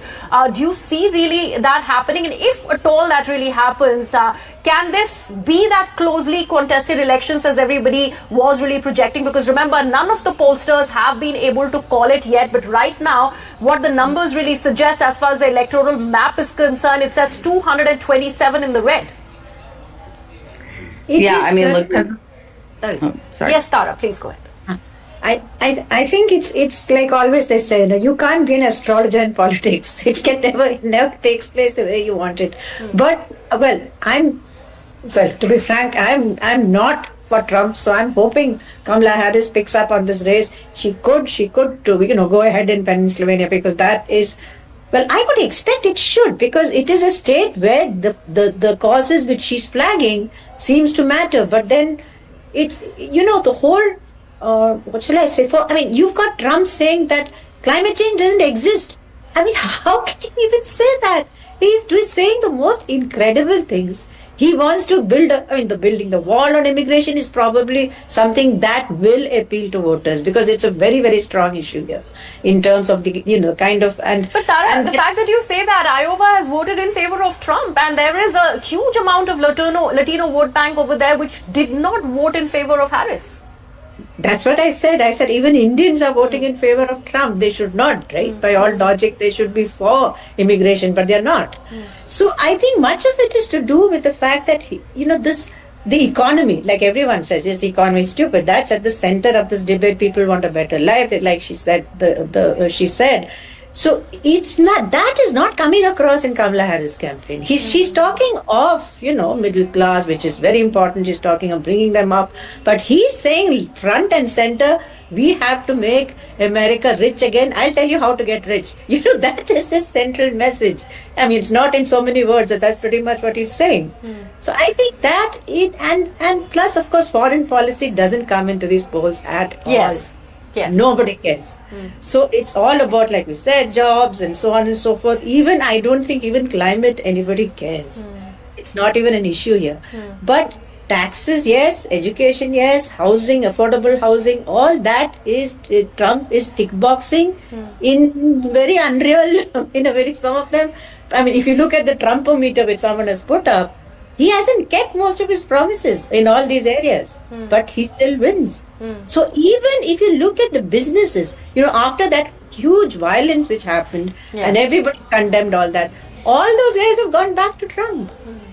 So it's finally, like they say, it's about the money, honey. It's who's going to put money in whose pockets.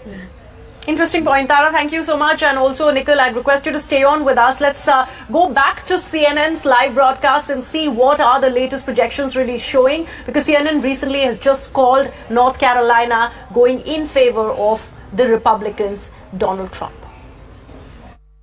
Of illegal immigrants north is now being felt as an issue, not just on the border, but in northern states as well. Yeah, and Jake, I'm going to be interested to figure out and to find out, once we get all the details, how much success the Trump campaign had in increasing their share of the mail vote. They worked really hard at that.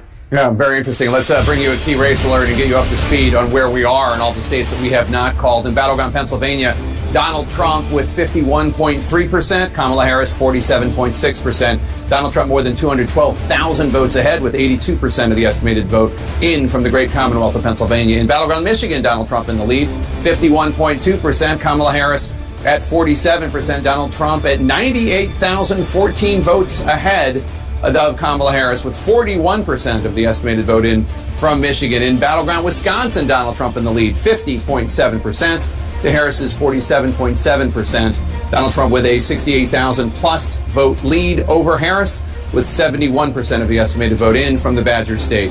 In battleground Georgia, Donald Trump up 50.8% to Harris's 48.3%.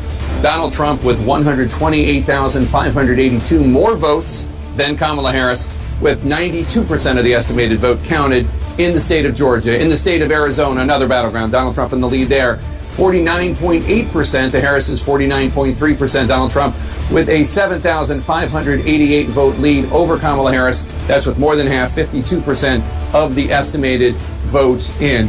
In Nevada, Donald Trump in the lead, 73%. Kamala Harris with 26.2%. Donald Trump with a 10,985 vote lead over Harris. That's with only 2% of the vote in from from Nevada, only 2%. Boris Sanchez now has some new projections in the fight for control of the U.S. Senate. Jake, a major moment for Republicans. They have just flipped. They are expected to flip their second Democratic seat of the night, this one coming in Ohio. There, Republican Bernie Moreno defeating incumbent Democrat Sherrod Brown.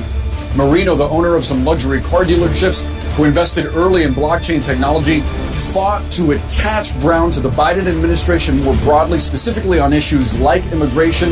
Sherrod Brown, a populist who had survived some difficult tests in his state before, cannot overcome the political headwinds he is facing. Donald Trump has now won Ohio 3 elections in a row, and it's simply too much for the incumbent Democrat to overcome. So we are projecting that Bernie Moreno is your new junior senator from the Buckeye State. Meantime, 4 Democratic holds. The first one, a historic one in New Jersey. There, Congressman Andy Kim is set to become the first Korean American ever to serve in the U.S. Senate. He defeats real estate tycoon Curtis Bashaw. Meantime, in Virginia, there, incumbent Democratic Senator Tim Kaine, a former vice presidential candidate, he's projected to defeat Hung Kao, a former Navy captain.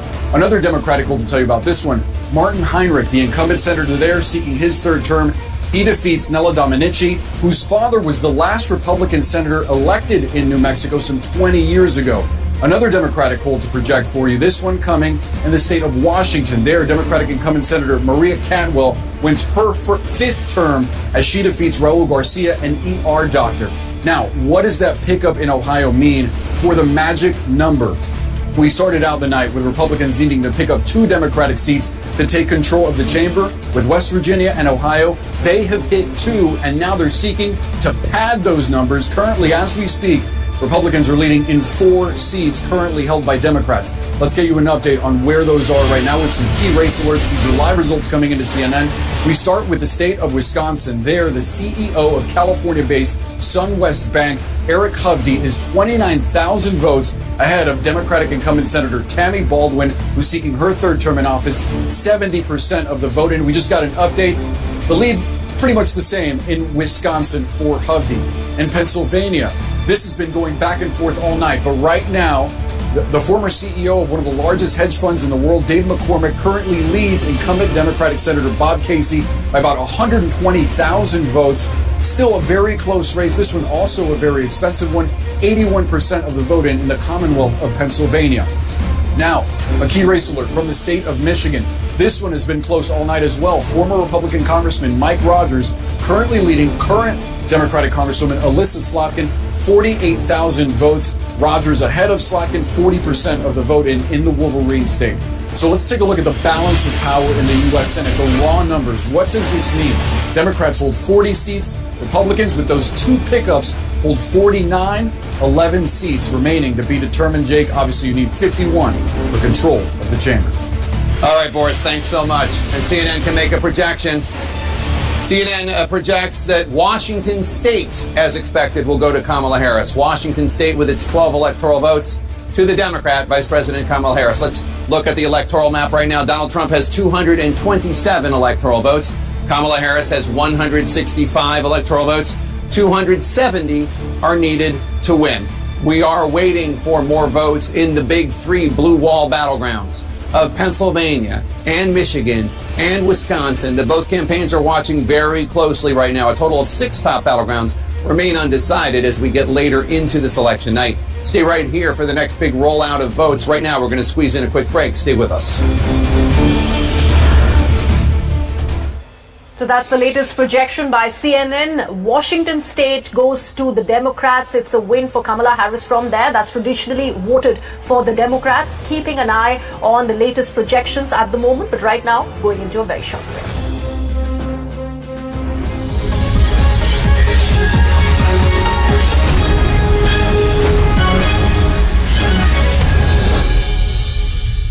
Brought to you. This is News 18 Network.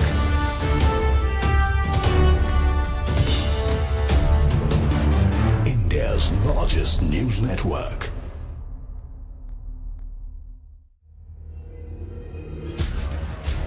The next Indian icons, beating everyone on the globe. B6E and XEV9E. Mahindra's electric origin SUVs. Catch them at Unlimit India. This is News 18 Network.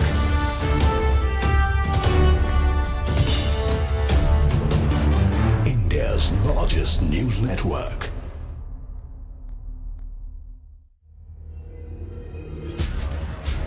The next Indian icons, beating everyone on the globe. B6E and XEV9E. Mahindra's electric origin SUVs. Catch them at Unlimit India. This is News 18 Network.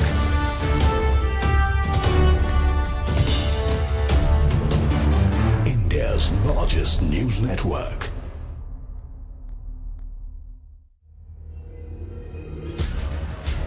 The next Indian icons, beating everyone on the globe. B6E and XEV9E. Mahindra's electric origin SUVs. Catch them at Unlimit India. This is News 18 Network.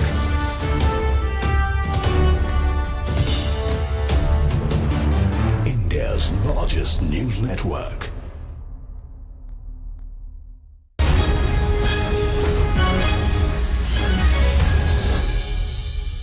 So the Georgia math, we still have the biggest population center where we're waiting to see some key results. All right, John, as we stand by for the next poll closings at the top of the hour, here's an update on the race to 270.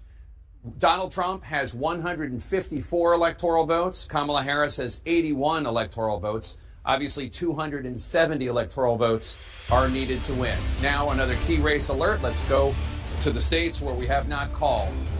Kamala Harris in the lead in Pennsylvania, 51.4% of the vote. Donald Trump has 47.7% of the vote. Kamala Harris has 88,000 plus votes of a lead, but it's about 35% of the vote that's been counted in Pennsylvania, about a third. Still a lot of vote to count in Pennsylvania. Michigan, Kamala Harris has 52% of the vote. Donald Trump has 46.1% of the vote. Kamala Harris with a 49,000 plus vote lead. That's with only an estimated 15% of the vote counted in the battleground of Michigan. In Wisconsin, another battleground, Kamala Harris 52.2% of the vote. Donald Trump 46.1% of the vote.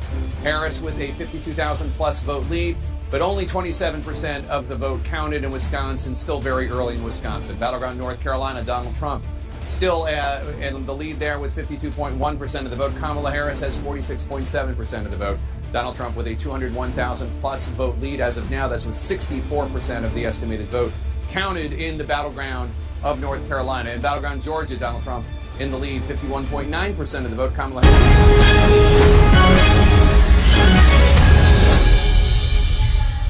Welcome back. We are continuing with our coverage on the US presidential race, and the latest projections that CNN is talking about is seeing a lead, in fact a win for Trump from North Carolina. That's one of the key swing states that has been won by the Republicans, and that aspect becomes a very, very crucial one when it is about this race to the White House. We also are learning that Kamala Harris has won Washington state that has traditionally voted for the Democrats. Let me take this across to CNN News 18 Saka Jacob, who is live with us from the Kamala Harris HQ. Saka, North Carolina voting in favor of Donald Trump. How do you see things really going on from here, as this is one of the first key swing state that is going in favor of the Republicans? Well, first of all, the mood here at the Howard College, which is Kamala Harris's alma mater, has been quite somber for the last couple of hours or so, and I think that's because there is now a sinking feeling that Kamala Harris's campaign might be meeting with a reality check. Remember, coming into election night, she had a very straight and narrow path, a risky one, but a straight and narrow path to 270. And that was to win the blue wall states of Wisconsin, Michigan, Pennsylvania. As of right now, she is trailing in 2 out of those 3 states, including the biggest one, Pennsylvania. Is it possible that she can reverse those trends in those 3 states? It is very much possible. There is still a lot of vote out which is yet to be counted. So it's possible that the situation as it stands right now, where she's trailing in Pennsylvania, trailing in Wisconsin, leading only in Michigan, can turn by the end of the night. Yes, that's possible. But the problem for Kamala Harris is this, that she is almost certainly not likely to win Georgia. More than 90% of the vote is in Georgia. There's very little outstanding in a way that it can overturn Trump's lead of over 200,000. North Carolina, which is the other big state which you were referring to, again, 16 electoral college votes, has already gone to Donald Trump.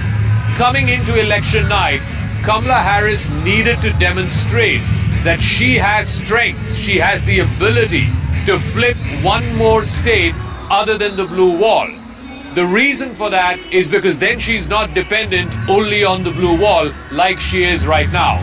Georgia, like I said, highly unlikely that it will go to Kamala Harris, which means that she has to win Pennsylvania, she has to win Wisconsin, she has to win Michigan, and right now it is not looking good for Kamala Harris. So, which is why this high-risk strategy of coming into election night, putting all your eggs in that one basket, that one blue wall, was not particularly the smartest strategy by the Harris campaign.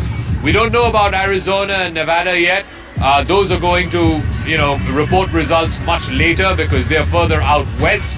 But as of now, it is looking like a slightly bleak night for the Harris campaign as we go past midnight, Tuesday night, going into Wednesday. Whether things will change by early Wednesday morning, we might get results or at least projections from some of the blue wall states. But right now it is looking quite somber, quite bleak for the Harris campaign because they realize they came in with a single shot strategy, which was to win the 3 blue wall states and forget about the rest. But right now it is looking very difficult that Harris might be able to win all 3 of the blue wall states, which are a must win for her. Which is why I think they need to go back to the drawing board and look at this whole strategy, because it's all about momentum. It's all about creating the perception that your candidate is the one who is on the winning side. And if you create that perception, that can't be just restricted to a certain set of states in the north or a certain set of states in the south, which is why you look at the 2020 result, Biden won 3 states in the north and 3 states in the south. So it was a big deal that he managed to flip 6 out of 7 battleground states. Today, Kamala Harris, if she's lucky, might win 1 or 2 out of the 7 battleground states. And that is, in effect, where she may have lost this election, or at least is likely to lose this election. But Zaka, do you think what went wrong for Kamala Harris had a lot to do with the last leg of Biden's presidency? Probably she is now being made a fall guy because she was got in the very last minute because he was not able to go through with his presidency. A lot of Democrats really wanting him to step down, and that also is not really working in favor of Kamala Harris. Or for that, or do you think it is the fact that she is a woman candidate? We'd seen what had happened in the favor of Hillary Clinton in 2016. Do you see any kind of equating of the Harris's campaign when it is about the 2016 Clinton campaign? No, so I think the first part is certainly right.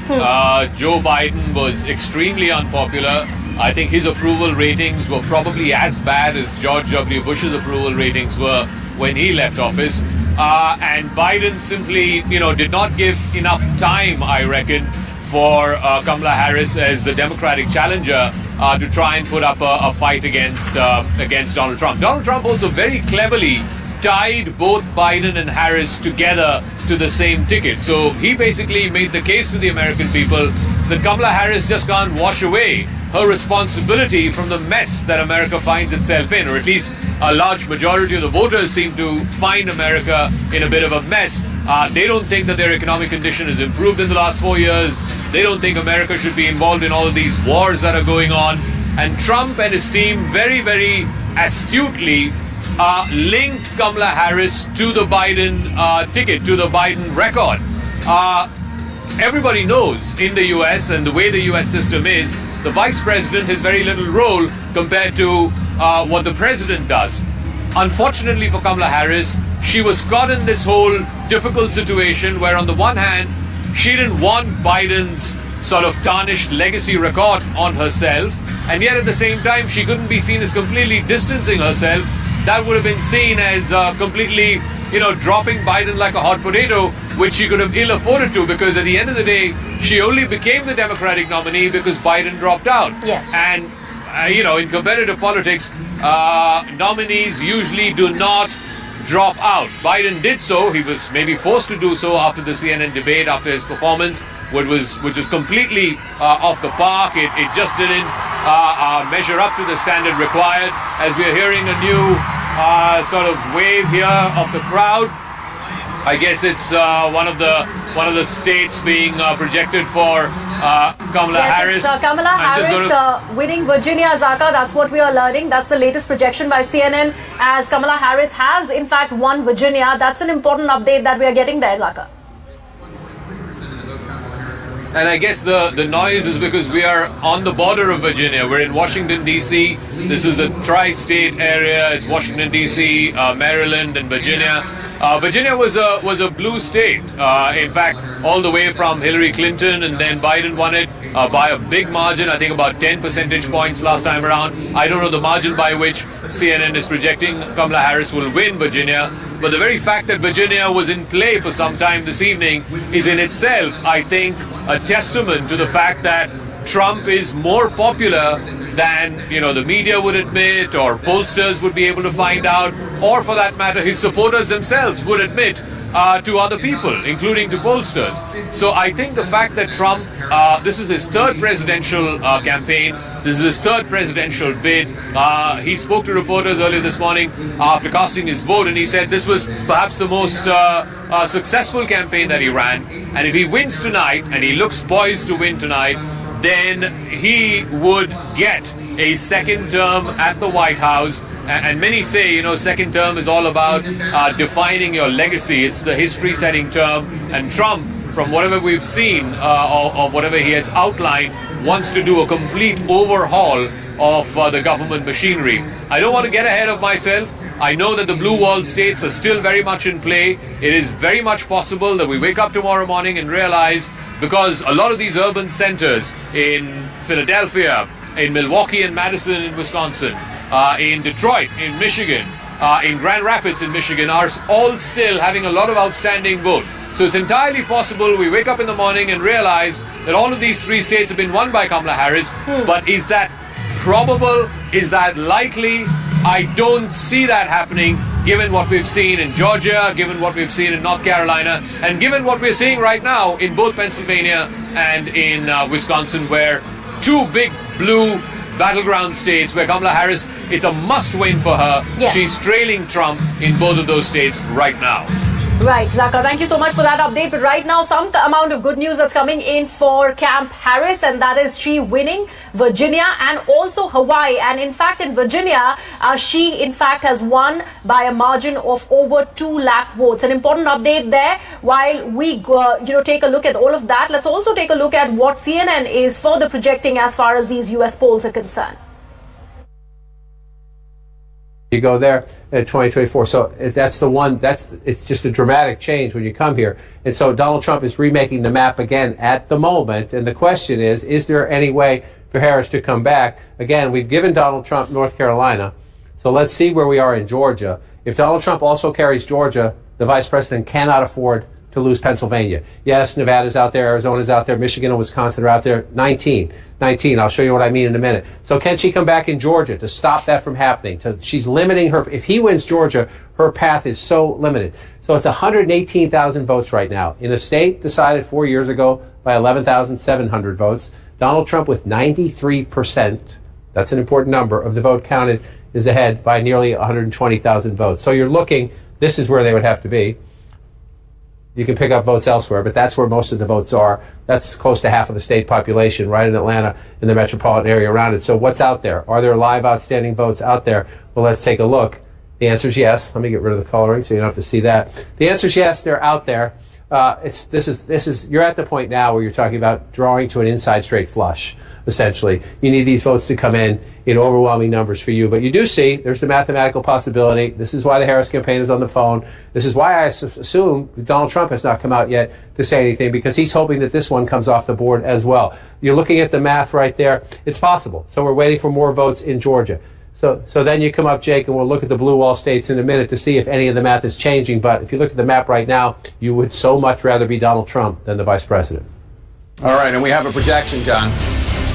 CNN can project that Kamala Harris will win the Commonwealth of Virginia. Commonwealth of Virginia, with its 13 electoral votes, will go to the Democrat Vice President Kamala Harris. What does that mean for the electoral math? Let's take a look.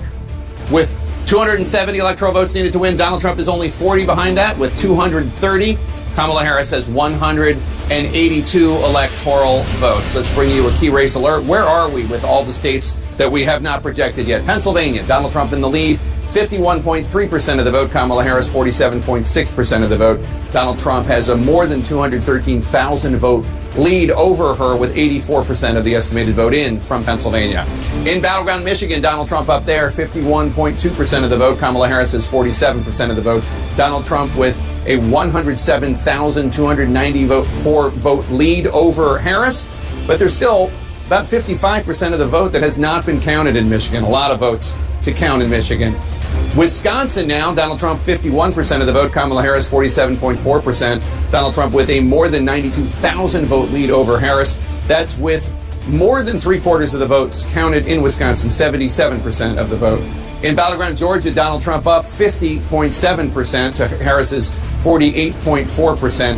Donald Trump with a 118,838 vote lead over Harris with 93% of the estimated vote in.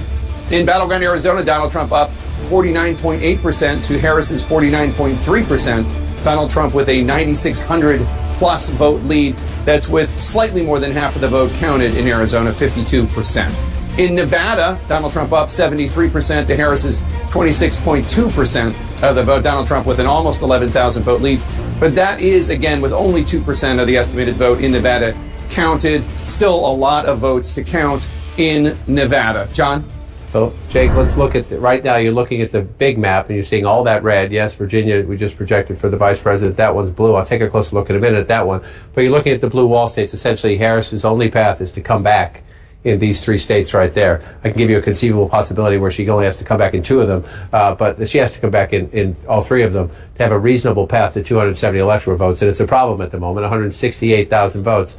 I'm told more votes just recently came in Philadelphia, and indeed they did. So now you're up to 76% estimate. These can change a little bit as more votes come in. But you see that, the vice president opening a healthy lead in Philadelphia, which is a building block of a Democratic win in Pennsylvania. The question is it enough? I just showed you Trump was leading. So 78%, 477,000 votes. If you go back 4 years ago, it's 81%, and it's 603,000 votes. Remember that. 81 and 603. 78 and 477. Can she move both numbers up when we get the final quarter of the vote? That's the challenge, because you need that math, forgive me, to overcome that. 168,000 votes in a state that was decided by 80,000 votes 4 years ago and 40,000 votes 4 years before that. That is a big lead in a tight state like Pennsylvania with 85% of the vote. So you're saying, is it just Philadelphia and the suburbs where there are outstanding votes? Again, if you're joining us late, the larger the circle, the more votes that are still outstanding to be counted, the color, the way the candidate, who's winning in that area at the moment. And so you still do right here, Philadelphia, Delaware County, Chester County, Montgomery County. There's still some math to be done there. A little bit out there in Allegheny County, where we talked to Brian Todd early in the night. A little bit up in Erie County, which is a swing county. Tends to be very close, though. So let's come back and look at this as we come through it. Number one, there are bellwether counties in Pennsylvania. Northampton is one of them, and Trump is winning with 52% of the vote right now. This county usually picks the winner in the state. As I say that, I'll say its twin is Erie, way over here. It's not twin geographically. It's twin in that they voted twice for Obama, then for Trump, then for Biden. Erie and Northampton, 2 of the 25 counties that did that. At the moment, the vice president is leading in Erie County. In the last campaign, it was Vigo County, Indiana. This streak of picking the winner went off the board. We'll see if the two swing counties in Pennsylvania split as this election goes through. But if you're looking at this map right now,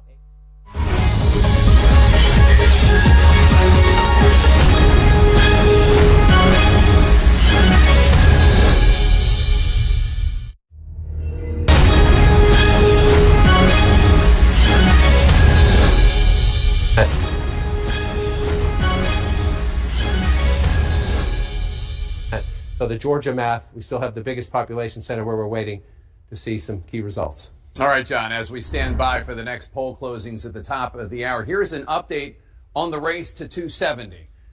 Donald Trump has 154 electoral votes. Kamala Harris has 81 electoral votes. Obviously, 270 electoral votes are needed to win. Now, another key race alert. Let's go to the states where we have not called. Kamala Harris in the lead in Pennsylvania, 51.4% of the vote. Donald Trump has 47.7% of the vote. Kamala Harris has 88,000 plus votes of a lead, but it's about 35% of the vote that's been counted in Pennsylvania, about a third. Still a lot of vote to count in Pennsylvania. Michigan, Kamala Harris has 52% of the vote. Donald Trump has 46.1% of the vote. Kamala Harris with a 49,000 plus vote lead. That's with only an estimated 15% of the vote counted in the battleground of Michigan. In Wisconsin, another battleground, Kamala Harris 52.2% of the vote. Donald Trump 46.1% of the vote.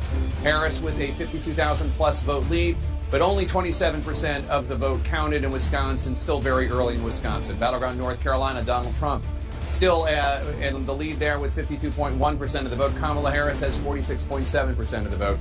Donald Trump with a 201,000 plus vote lead as of now. That's with 64% of the estimated vote counted in the battleground of North Carolina. In battleground Georgia, Donald Trump in the lead, 51.9% of the vote. Kamala Harris, 47.1% of the vote. Donald Trump with a 208,000 plus vote lead. That's with 79% of the estimated vote in Georgia counted. Still a lot of votes to count there, but a lot of votes have already counted. In the Commonwealth of Virginia, Donald Trump, in the Commonwealth of Virginia, Donald Trump has 49.5% of the vote. Kamala Harris, 48.6% of the vote. That is... All right, going back now to CNN News 18, Zakir Jacob. Zakir, this is the latest that we're getting in that Trump is leading in Wisconsin, but there are still very, very early leads coming in. Pennsylvania has pretty much taken a very strong, decisive stand with Harris. What does this really mean if North Carolina and Georgia is where Trump is leading? He's holding on to his lead in both these battleground states. What does this mean for Kamala Harris, given the fact that Joe Biden had won 6 out of the 7 swing states? Oh yeah, I just want to underline 2 facts. One is that in Georgia and in North Carolina, a lot of votes have been counted. In Georgia, for example, almost 80% of the votes have been counted. But what is outstanding, the 20% is to come from Atlanta and its suburbs, and those are primarily Democratic votes. So there is still some fight in that race, even though Donald Trump is leading by over 200,000 votes. Joe Biden won that state by just... Trump right now, it's only 20%, it's less than 20%, 16%. So, you know, but that if he's even above 30, right? Anything he's above 30 is an improvement for him.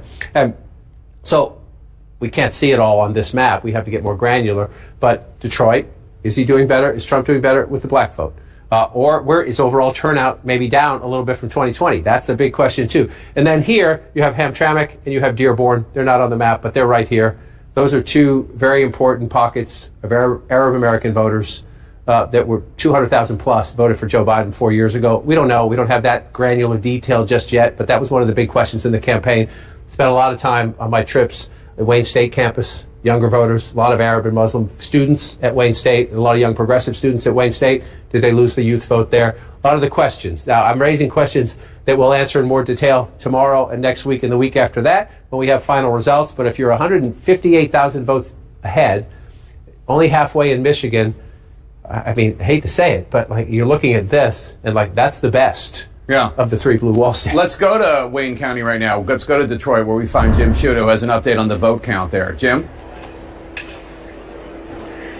Jake, there have been a lot of questions and some consternation as to why we haven't seen more data from Wayne County yet. And I just spoke with the Secretary of State, Jocelyn Benson, and we believe we have the answer here. I asked her quite specifically.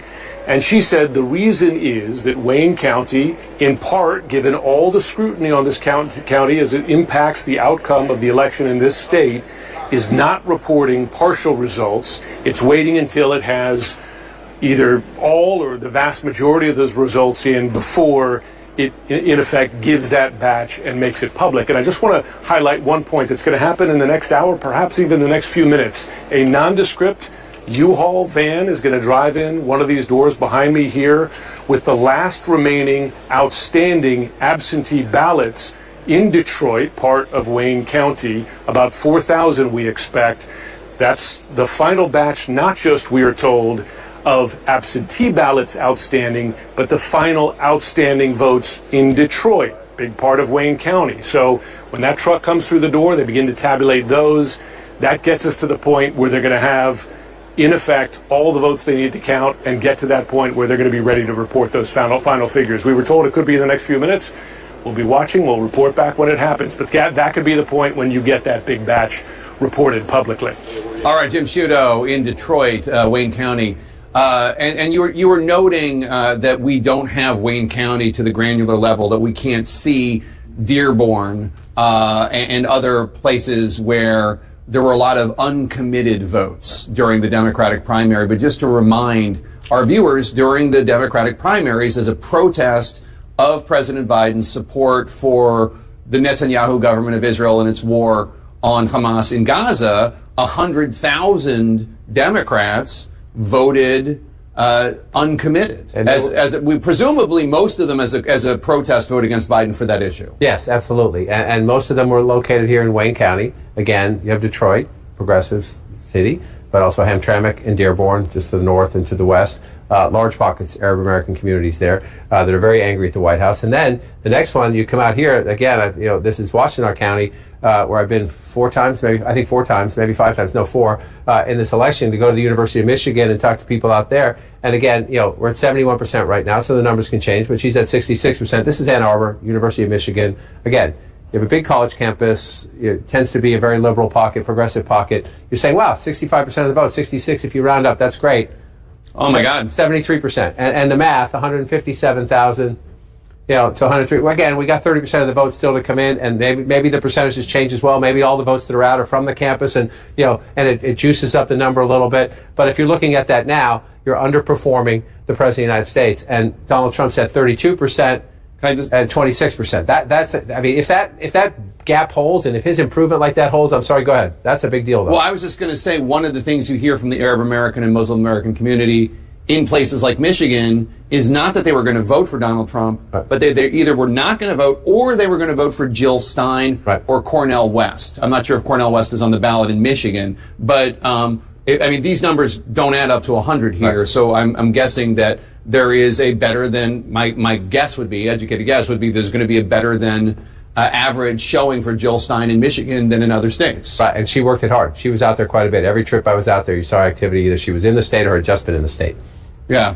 So just to explain it. Now, one of the other things I heard about people talking about Michigan is everybody in the media, all you talk about is the Arab American, Muslim American vote, but really the issue in terms of a big sizable, bigger chunk of votes is white working class voters, union voters, because the Trump campaign ran ads slamming Harris's position on electric vehicles, EVs, and that is actually going to be more significant ultimately. That was, this is just their projection, than the Arab American, Muslim American vote. Is there any way we can gauge that, how well or poorly she did compared to Biden when it comes to white, non-college educated union voters? David would have the exit polls, so you could look at union households. That's a question on the exit polls. I can show you some counties where we were.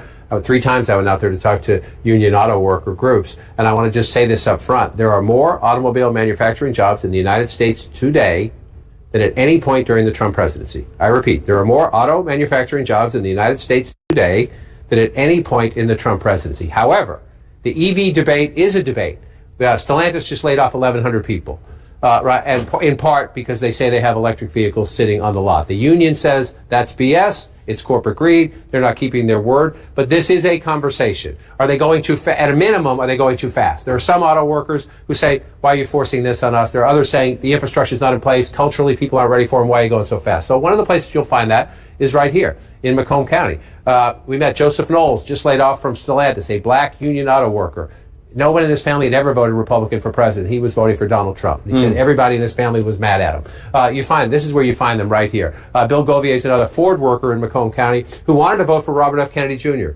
When he dropped out and backed Trump, Bill Govier said, that's great. I love them both. And he voted for Trump a 3rd time. So some of them have been in Trump's camp, like a Bill Govier. But Joseph Knowles is a +1. Voted Democrat all his life, right? So there, Macomb County, we got a long way to go here. 36%. But Trump at 58, when you round that up, Trump at 53 right there. So again, we'll see if that sustains itself. Yeah. And the Biden number at 45, the Harris number at 40. If that's the if that's the number at the end, then it's very hard. Well, to there see you go, and you can see why and not all of that change is from that one issue or that one demographic I described, but that is quite significant if it holds. Let's go to Pamela Brown at the voting desk. Let's jump to Wisconsin if we could, because Pamela wants to talk about Milwaukee and what's going on there. Pamela? Yeah, I've been talking to officials there in Milwaukee County as well as the city. Let's look at Milwaukee County right now. A large portion of the vote that remains is from Milwaukee City itself. This is the largest county. This is the largest city in Wisconsin. According to a source in Milwaukee County, 9 out of 19 municipalities are completely reported. And the source also says that the county clerk there expects all results from Milwaukee County to be reported between 2 and 4 a.m. tonight, Central Time. So these results coming in overnight there from Milwaukee County. That is the expectation. Now, let's dive in here to the Milwaukee City. I just spoke to an official there. Milwaukee City has 27,724 mail-in ballots left to be counted so far. In addition, officials are still waiting for results from 4 wards still, and those would be the day of votes. So from election day. So there's still quite a bit to go to count tonight there in Milwaukee City. For context, 69% went for Biden in 2020. And as I mentioned, this is the largest county in Wisconsin. So we're keeping a close eye on this. All right, Pamela, thanks so much. Let's take a look at Wisconsin as long as Pamela drove us here. So a critical point she makes, 4 wards in the city of Milwaukee still have not reported their election day votes. And again, anecdotally, just texting people out in the state, they said turnout was good. They weren't saying great or gangbusters, they were saying good. So you wait. But again, so we're waiting for the city. This is Milwaukee plus the suburbs around it. The county is what you see here. But she's at 66% and Joe Biden's at 69%. So when those city of Milwaukee votes come in, that not only does that percentage need to move, but that math needs to change quite significantly if you're trying to make up that. Now, 96,000, that's better than 150,000, right? Simple math, people. We always say politics can be very complicated. Sometimes it comes down to basic arithmetic. Are there enough votes still out there to overcome a 96,000 vote lead? And, so if Pam says 4 big wards are still out in Milwaukee City and there's a little bit more in Milwaukee County, the answer is maybe, right? Again, you're getting to the point where you're drawing to an inside straight flush. But maybe. So then you look around in other Democratic areas, and again, Eau Claire, she's getting 55% of the vote. I just want to compare that. That's okay, a little better maybe, but it's not a ton of. It's just not a ton of people there. Then you come down to La Crosse. You're looking at the blue areas, and you're saying, is there anything left? Not much left, right? It's not a huge swing anyway. So even if you pick up some votes, you're not picking up a ton there. So if you're looking at this map now, I just want to check what was our percentage here. 95% in Dane County, and these other blue counties around it. I'll hit them for you. You just see they're pretty small population-wise. I mean, not tiny, but again, you're at 95% Rock County, 95% Greene County. 92% Lafayette County. That one is a little bit smaller. So again, the math's getting really hard if you're trying to figure out can Harris come back in Wisconsin. And I would say simply that it comes down to that, and those Milwaukee precincts that are out better be gangbusters. May I do a personal prerogative? May I see the Commonwealth of Pennsylvania? We haven't checked in there in a while, and that's obviously a place near and dear to my heart. And I have questions about it. One of them is Allentown, which is blue right now. Allentown, the city of Allentown is 54% Latino, 54%, and Pennsylvania, as we've discussed, has the 3rd largest Puerto Rican population on the mainland, behind only New York and New York and Florida. So my question is, how is she doing in this Latino area compared to Joe Biden 4 years ago? Again, cannot go granular just into the city of Allentown, but you can look at Lehigh County here, right? And I can already tell you, 51 to 48, if you're the Trump campaign, sure, you'd like to win it. But you're looking at 48% in Lehigh County, and you're feeling pretty good because you were 46 last time. Right? And again, within a battleground state, you think margins within the margins, the battlegrounds within the battlegrounds. So Joe Biden at 53% with 98,000 votes, the vice president at 50% with 93,000 votes. Now, we're not completely done there, but that 5,000 votes makes a big difference. It just does, right? So that's there, right? So then you come out here and you come up, let's just move on up, right? Carbon County, look at this, Trump getting 73% of the vote. He's improved. That's one of the places he's overperformed himself. And then you move up here, this is Lackawanna County, Scranton, Pennsylvania, Joe Biden's hometown. It's a tough, competitive blue-collar area, but 51 to 48 now. 54 to 45. And if that movement of 4% can be the whole thing. It's a couple thousand votes here. It's a couple thousand votes there. I want to show you something. By the way, else. can I just point out? Erie has now flipped. Erie, which has always voted with the presidential victor in Pennsylvania and nationally, is now with Trump. Has flipped. And let's see where the turnout is there. Again, it's one of the 25. They're at 95%. It's very close, but it's always very close. So you see Erie County, very close there. And I just want to come across the state, Northampton County. So you're on the, your Buffalo, New York border, and here's New Jersey here. You've got, 52 to 47 there. Not done yet, but the two multi-pivot counties. Twice for Obama, then for Trump, then for Biden. At the moment, they're going back to Trump. I just want to show one more thing we haven't shown tonight. I just want to bring this up and bring this out. It's not here. It is here. No, it is here. Sorry. I will figure this out eventually. I promise you. I just have too many gizmos. Just want to come in here. Come on. And show you this. So let's go out nationally first. Everyone's been talking all night long about the headwinds. There'll be a lot of questions asked about this after the fact. This is not a good environment for any incumbent. Kamala Harris is the incumbent vice president. What this shows you is not votes. This shows you the darker the county, the more that county has been hit by inflation. Meaning, the darker the county, the more cost of living, energy prices, gas prices, housing prices in a lot of places have outpaced wage increases. Right? Try to find me. See the green? Yeah, what does that mean? That's the county where your wages have outpaced inflations. You can use a hand. You will fill one hand. In the more than 4,000 counties and townships in the United States, you use one hand to fill out the counties where wages have outpaced inflation. So can I make two observations? So I just want to come back into your comment. Oh my goodness! I want to come back to your comment. The darker the county, the more punishing, the more inflation outpaced your wages, your cost of living. And just look. I mean, the fact that she's doing as well in the suburbs is a testament to the Democratic strength there. But you see in these other places, it's just that was the headwind. And that came up. I can tell you I was on the road for 15 months, and that came up from the first trip to the last trip, even for people voting for Harris. Even for people gladly and proudly voting for Harris, we're saying it still sucks when I go to the grocery store. Yeah, and that's also why, the right track, wrong track numbers are 75% wrong track, 25, but the election's not 75%, 25, because there are people who think it's wrong track, but they're still going to vote for the Democrat. Yet, this is difficult to fight against if you're the incumbent. That's North Carolina. Especially you're trying to win back. Look at all the dark colors in Arizona and Nevada. It gets worse as you go west. That's what I was going to say. Then you're in Georgia. Look, this is the Atlanta suburbs, right? If she loses just a little tiny bit, right? And look down here. These are working class people, right? And then you're absolutely right. Then you come out here and you look at in Arizona. That's Maricopa County. That's the largest county. Up here is usually Democratic area. He's winning Maricopa County. He is at the, that's just the, let's see. Let's come up there. It's close. That one's close still at half and half as you bring that out. And then you come here. This to me, of all the visits, you want to talk a place that still has the COVID body bruise because unemployment hit 30%, twice the national average. Tourism. And then the cost of living. I mean, look at it right there where, again, the darker the county, the more, and out here it's housing more than anything. Housing in Vegas, a lot of people rent.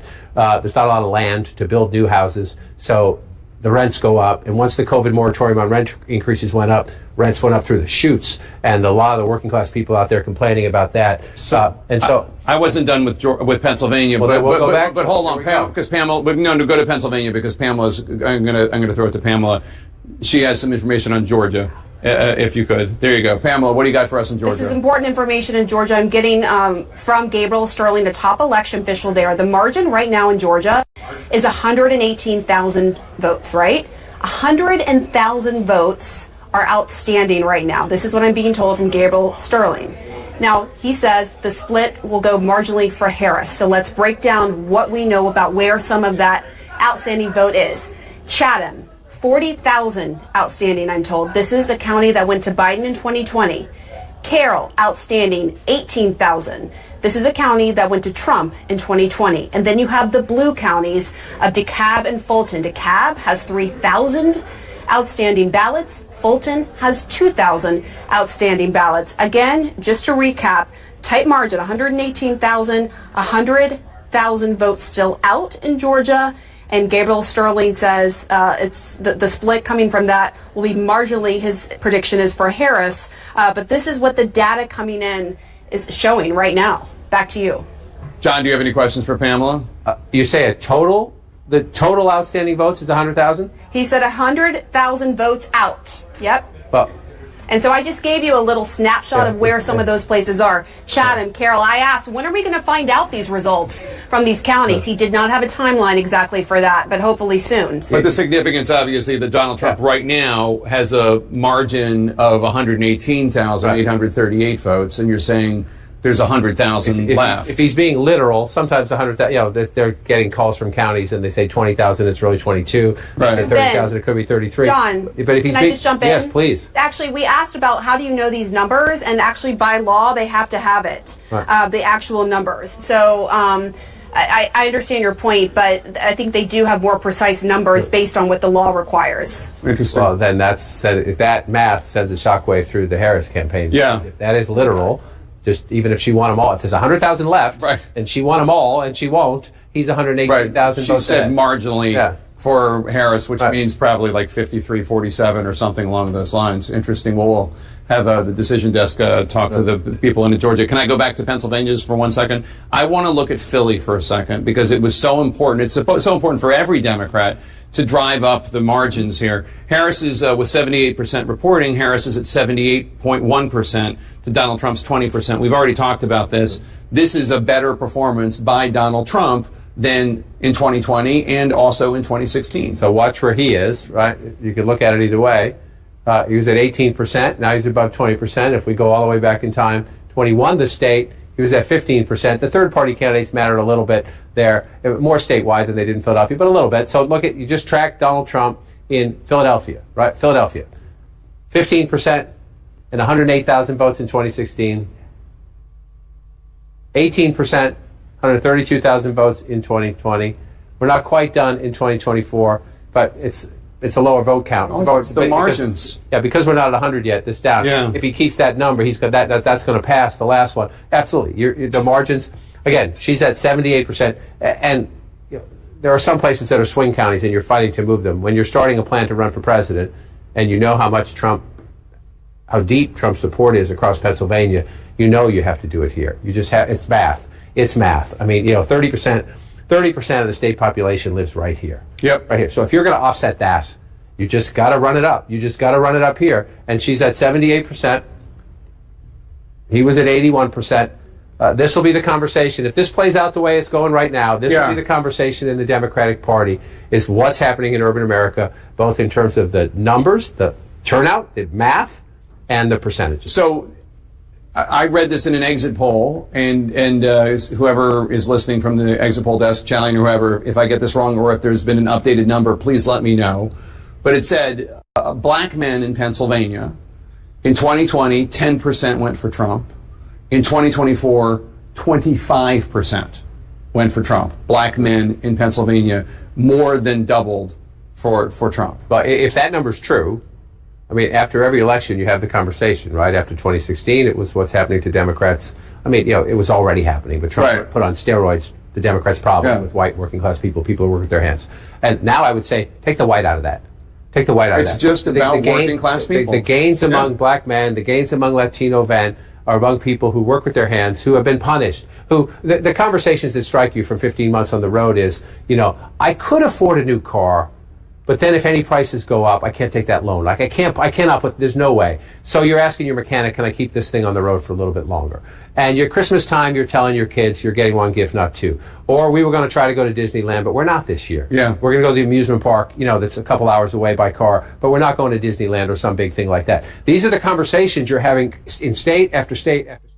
Guys are on the key 7 swing states, and right now what CNN is projecting, all of them seem to be going to the Republicans. In fact, the 3 blue wall states also are right now tilting in favor of Donald Trump. Which way will it swing? Because a lot of those votes are yet to be counted, especially in Pennsylvania, in Michigan, and in Wisconsin. We are keeping an eye on that. Let me take this across to James Russell, who's Associate Professor, Department of National Affairs, who's joining us on the broadcast. Mr. Russell, thank you so much. Let's talk about the blue wall states initially that have not really been working well for Kamala Harris. Do you see her Path to Victory campaign really going all wrong when she was concentrating on just these blue wall states?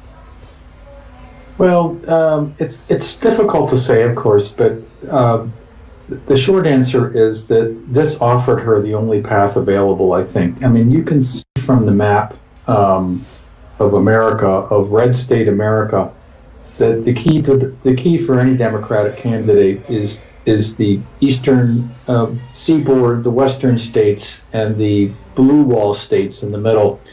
And this really offered her the only chance to replicate, of course, what Biden did 4 years ago. So I don't think you can question her emphasis on trying to win these states. And as the problem being, of course, as the CNN reporters have been telling us all night, yes, Harris has simply been underperforming what Biden did 4 years ago, and Trump has done better. Erie County, for example, in Pennsylvania, which is this sort of mixed county up in that's sort of emblematic of the way things have been going for Trump over the evening in states like North Carolina and Georgia and Michigan. And he has won Georgia, Mr. Russell. We are learning that this is the latest projection by CNN that Trump, in fact, has taken Georgia. Yeah. So I think the election at this point is effectively over. I mean, of course, we haven't gotten to a victory yet, but it looks almost certain that Trump is going to be returning to the White House. So you wouldn't say that this is still very early to call because you are putting it out there in black and white that it is a Trump victory after all that we are looking at, even though there are about so many votes that are yet left to be counted, especially in these blue wall states of Pennsylvania, Michigan, and Wisconsin.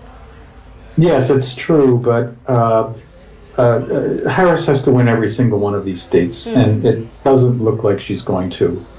For example, she's too far behind, I would think, in Pennsylvania, and she's having problems in Michigan and Wisconsin, and Trump just has to win one of these at this point. And I think the math is against a Harris victory at this point.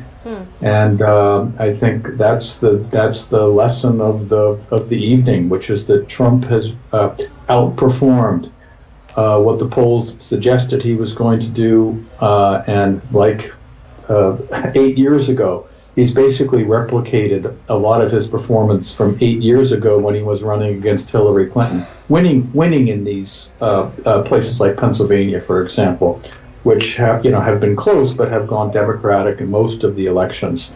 So I think it looks pretty bleak for the Harris campaign at this point. And Mr. Russell, even that race card that Kamala Harris sort of was playing and, probably leading with her African-American heritage really is not really working for her, because if we specifically talk about Pennsylvania, and we were just hearing our CNN colleagues and they were talking about how the black men in Pennsylvania have really doubled as a vote bank for Donald Trump in Pennsylvania.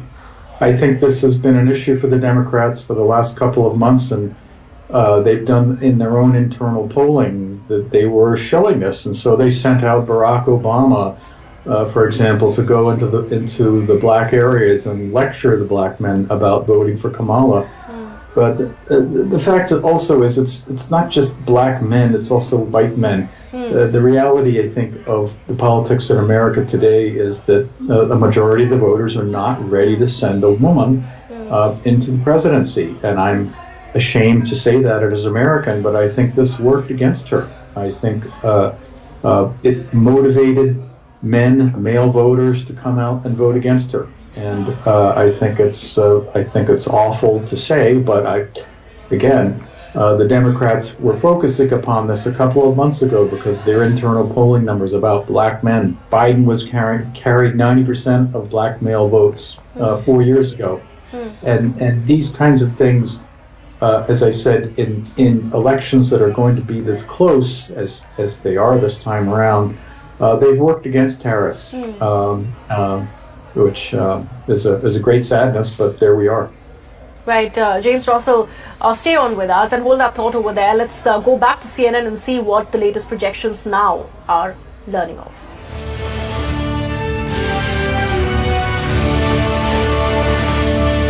It is election night in America, and let us bring you back to where we are right now with 270 electoral votes needed to win. Donald Trump is in the lead with 246. Kamala Harris is at 182. There are still 5 battleground states that remain uncalled by CNN. Let us go and look at where they are. Pennsylvania, Donald Trump in the lead with 50.8% of the vote. Kamala Harris with 48.1% of the vote. Donald Trump has a more than 165,000 vote lead. Let's go to Kamala Harris headquarters right now. Let's listen in. Good evening, HU. I want to say good evening to all of the Harris campaign, the campaign family. Thank you for all that you have done. Thank you for being here. Thank you for believing in the promise of America. We still have votes to count. We still have states that have not been called yet. We will continue overnight to fight to make sure that every vote is counted, that every voice has spoken. So you won't hear from the Vice President tonight, but you will hear from her tomorrow. She will be back here tomorrow to address not only the HU family, not only to address her supporters, but to address the nation. So thank you. We believe in you. May God bless you. May God keep you. And go HU and go Harris. Thank you all.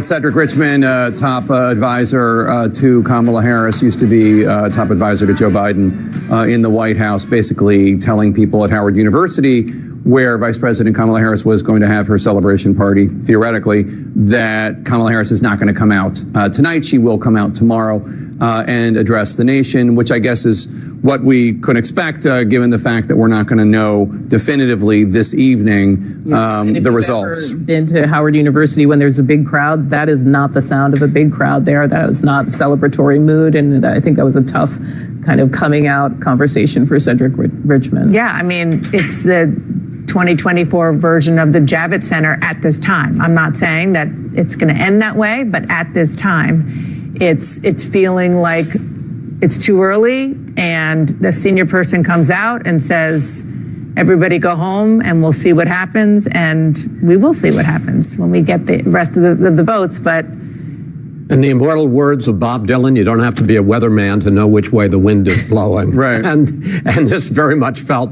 I mean, we talked before about whether this felt more like 2020 or 2016. This felt so much like the Javits Center, and specifically her campaign chairman, John Podesta, came out at almost exactly this same point 8 years ago and made almost exactly that same speech. And the next day, Hillary Clinton came out and conceded. Now, again, he is not at 270 yet. She has not lost this race, but you don't have to be a weatherman. Right. And just to go over where we are right now, so there are 7 battleground states, and we have called, CNN has called, projected that Donald Trump will win 2 of them, North Carolina and Georgia. So of the 5 that are remaining, there's Arizona. Trump is in the lead currently with 0.72% of the vote. Pennsylvania, Donald Trump is in the lead with 2.6% of the vote. Wisconsin, Donald Trump is in the lead by 3.53% of the vote. And then there's Michigan, Donald Trump is in the lead with 6.12% of the vote. There's also Nevada, which I don't see on that list there, and I haven't committed it to memory, but there wasn't enough really percentage of the vote that had come in yet for us to be definitively saying anything. In any case, the point I'm trying to make is, of the 5 battleground states that are outstanding, Donald Trump is currently in the lead in all 5 of them. And in a place like Nevada, the demographics are something that is more favorable to them. That's an electorate that has more male voters, more Latino voters, and those are 2 groups we're seeing who are leaning towards him. And I just want to go back to, even though we don't know where the blue wall states are yet, we're still waiting for votes to come in, some of the underlying themes that we are seeing that, Audie, you were talking about a little while ago, that I think it's important to go back to. One of the things that we started out the evening with was about the women, the question about whether or not women were going to come out for Kamala Harris, whether or not men were going to come out for Kamala Harris in a post-Roe world on that issue. And if you just look at for example, suburban women. They, according to the national polls, they went for Trump. It seems like abortion was not the animating issue it was the way it was right after the Dobbs ruling. In so many of these exit polls, I'm seeing that the economy, the people who are most upset listed themselves as angry or facing severe hardship.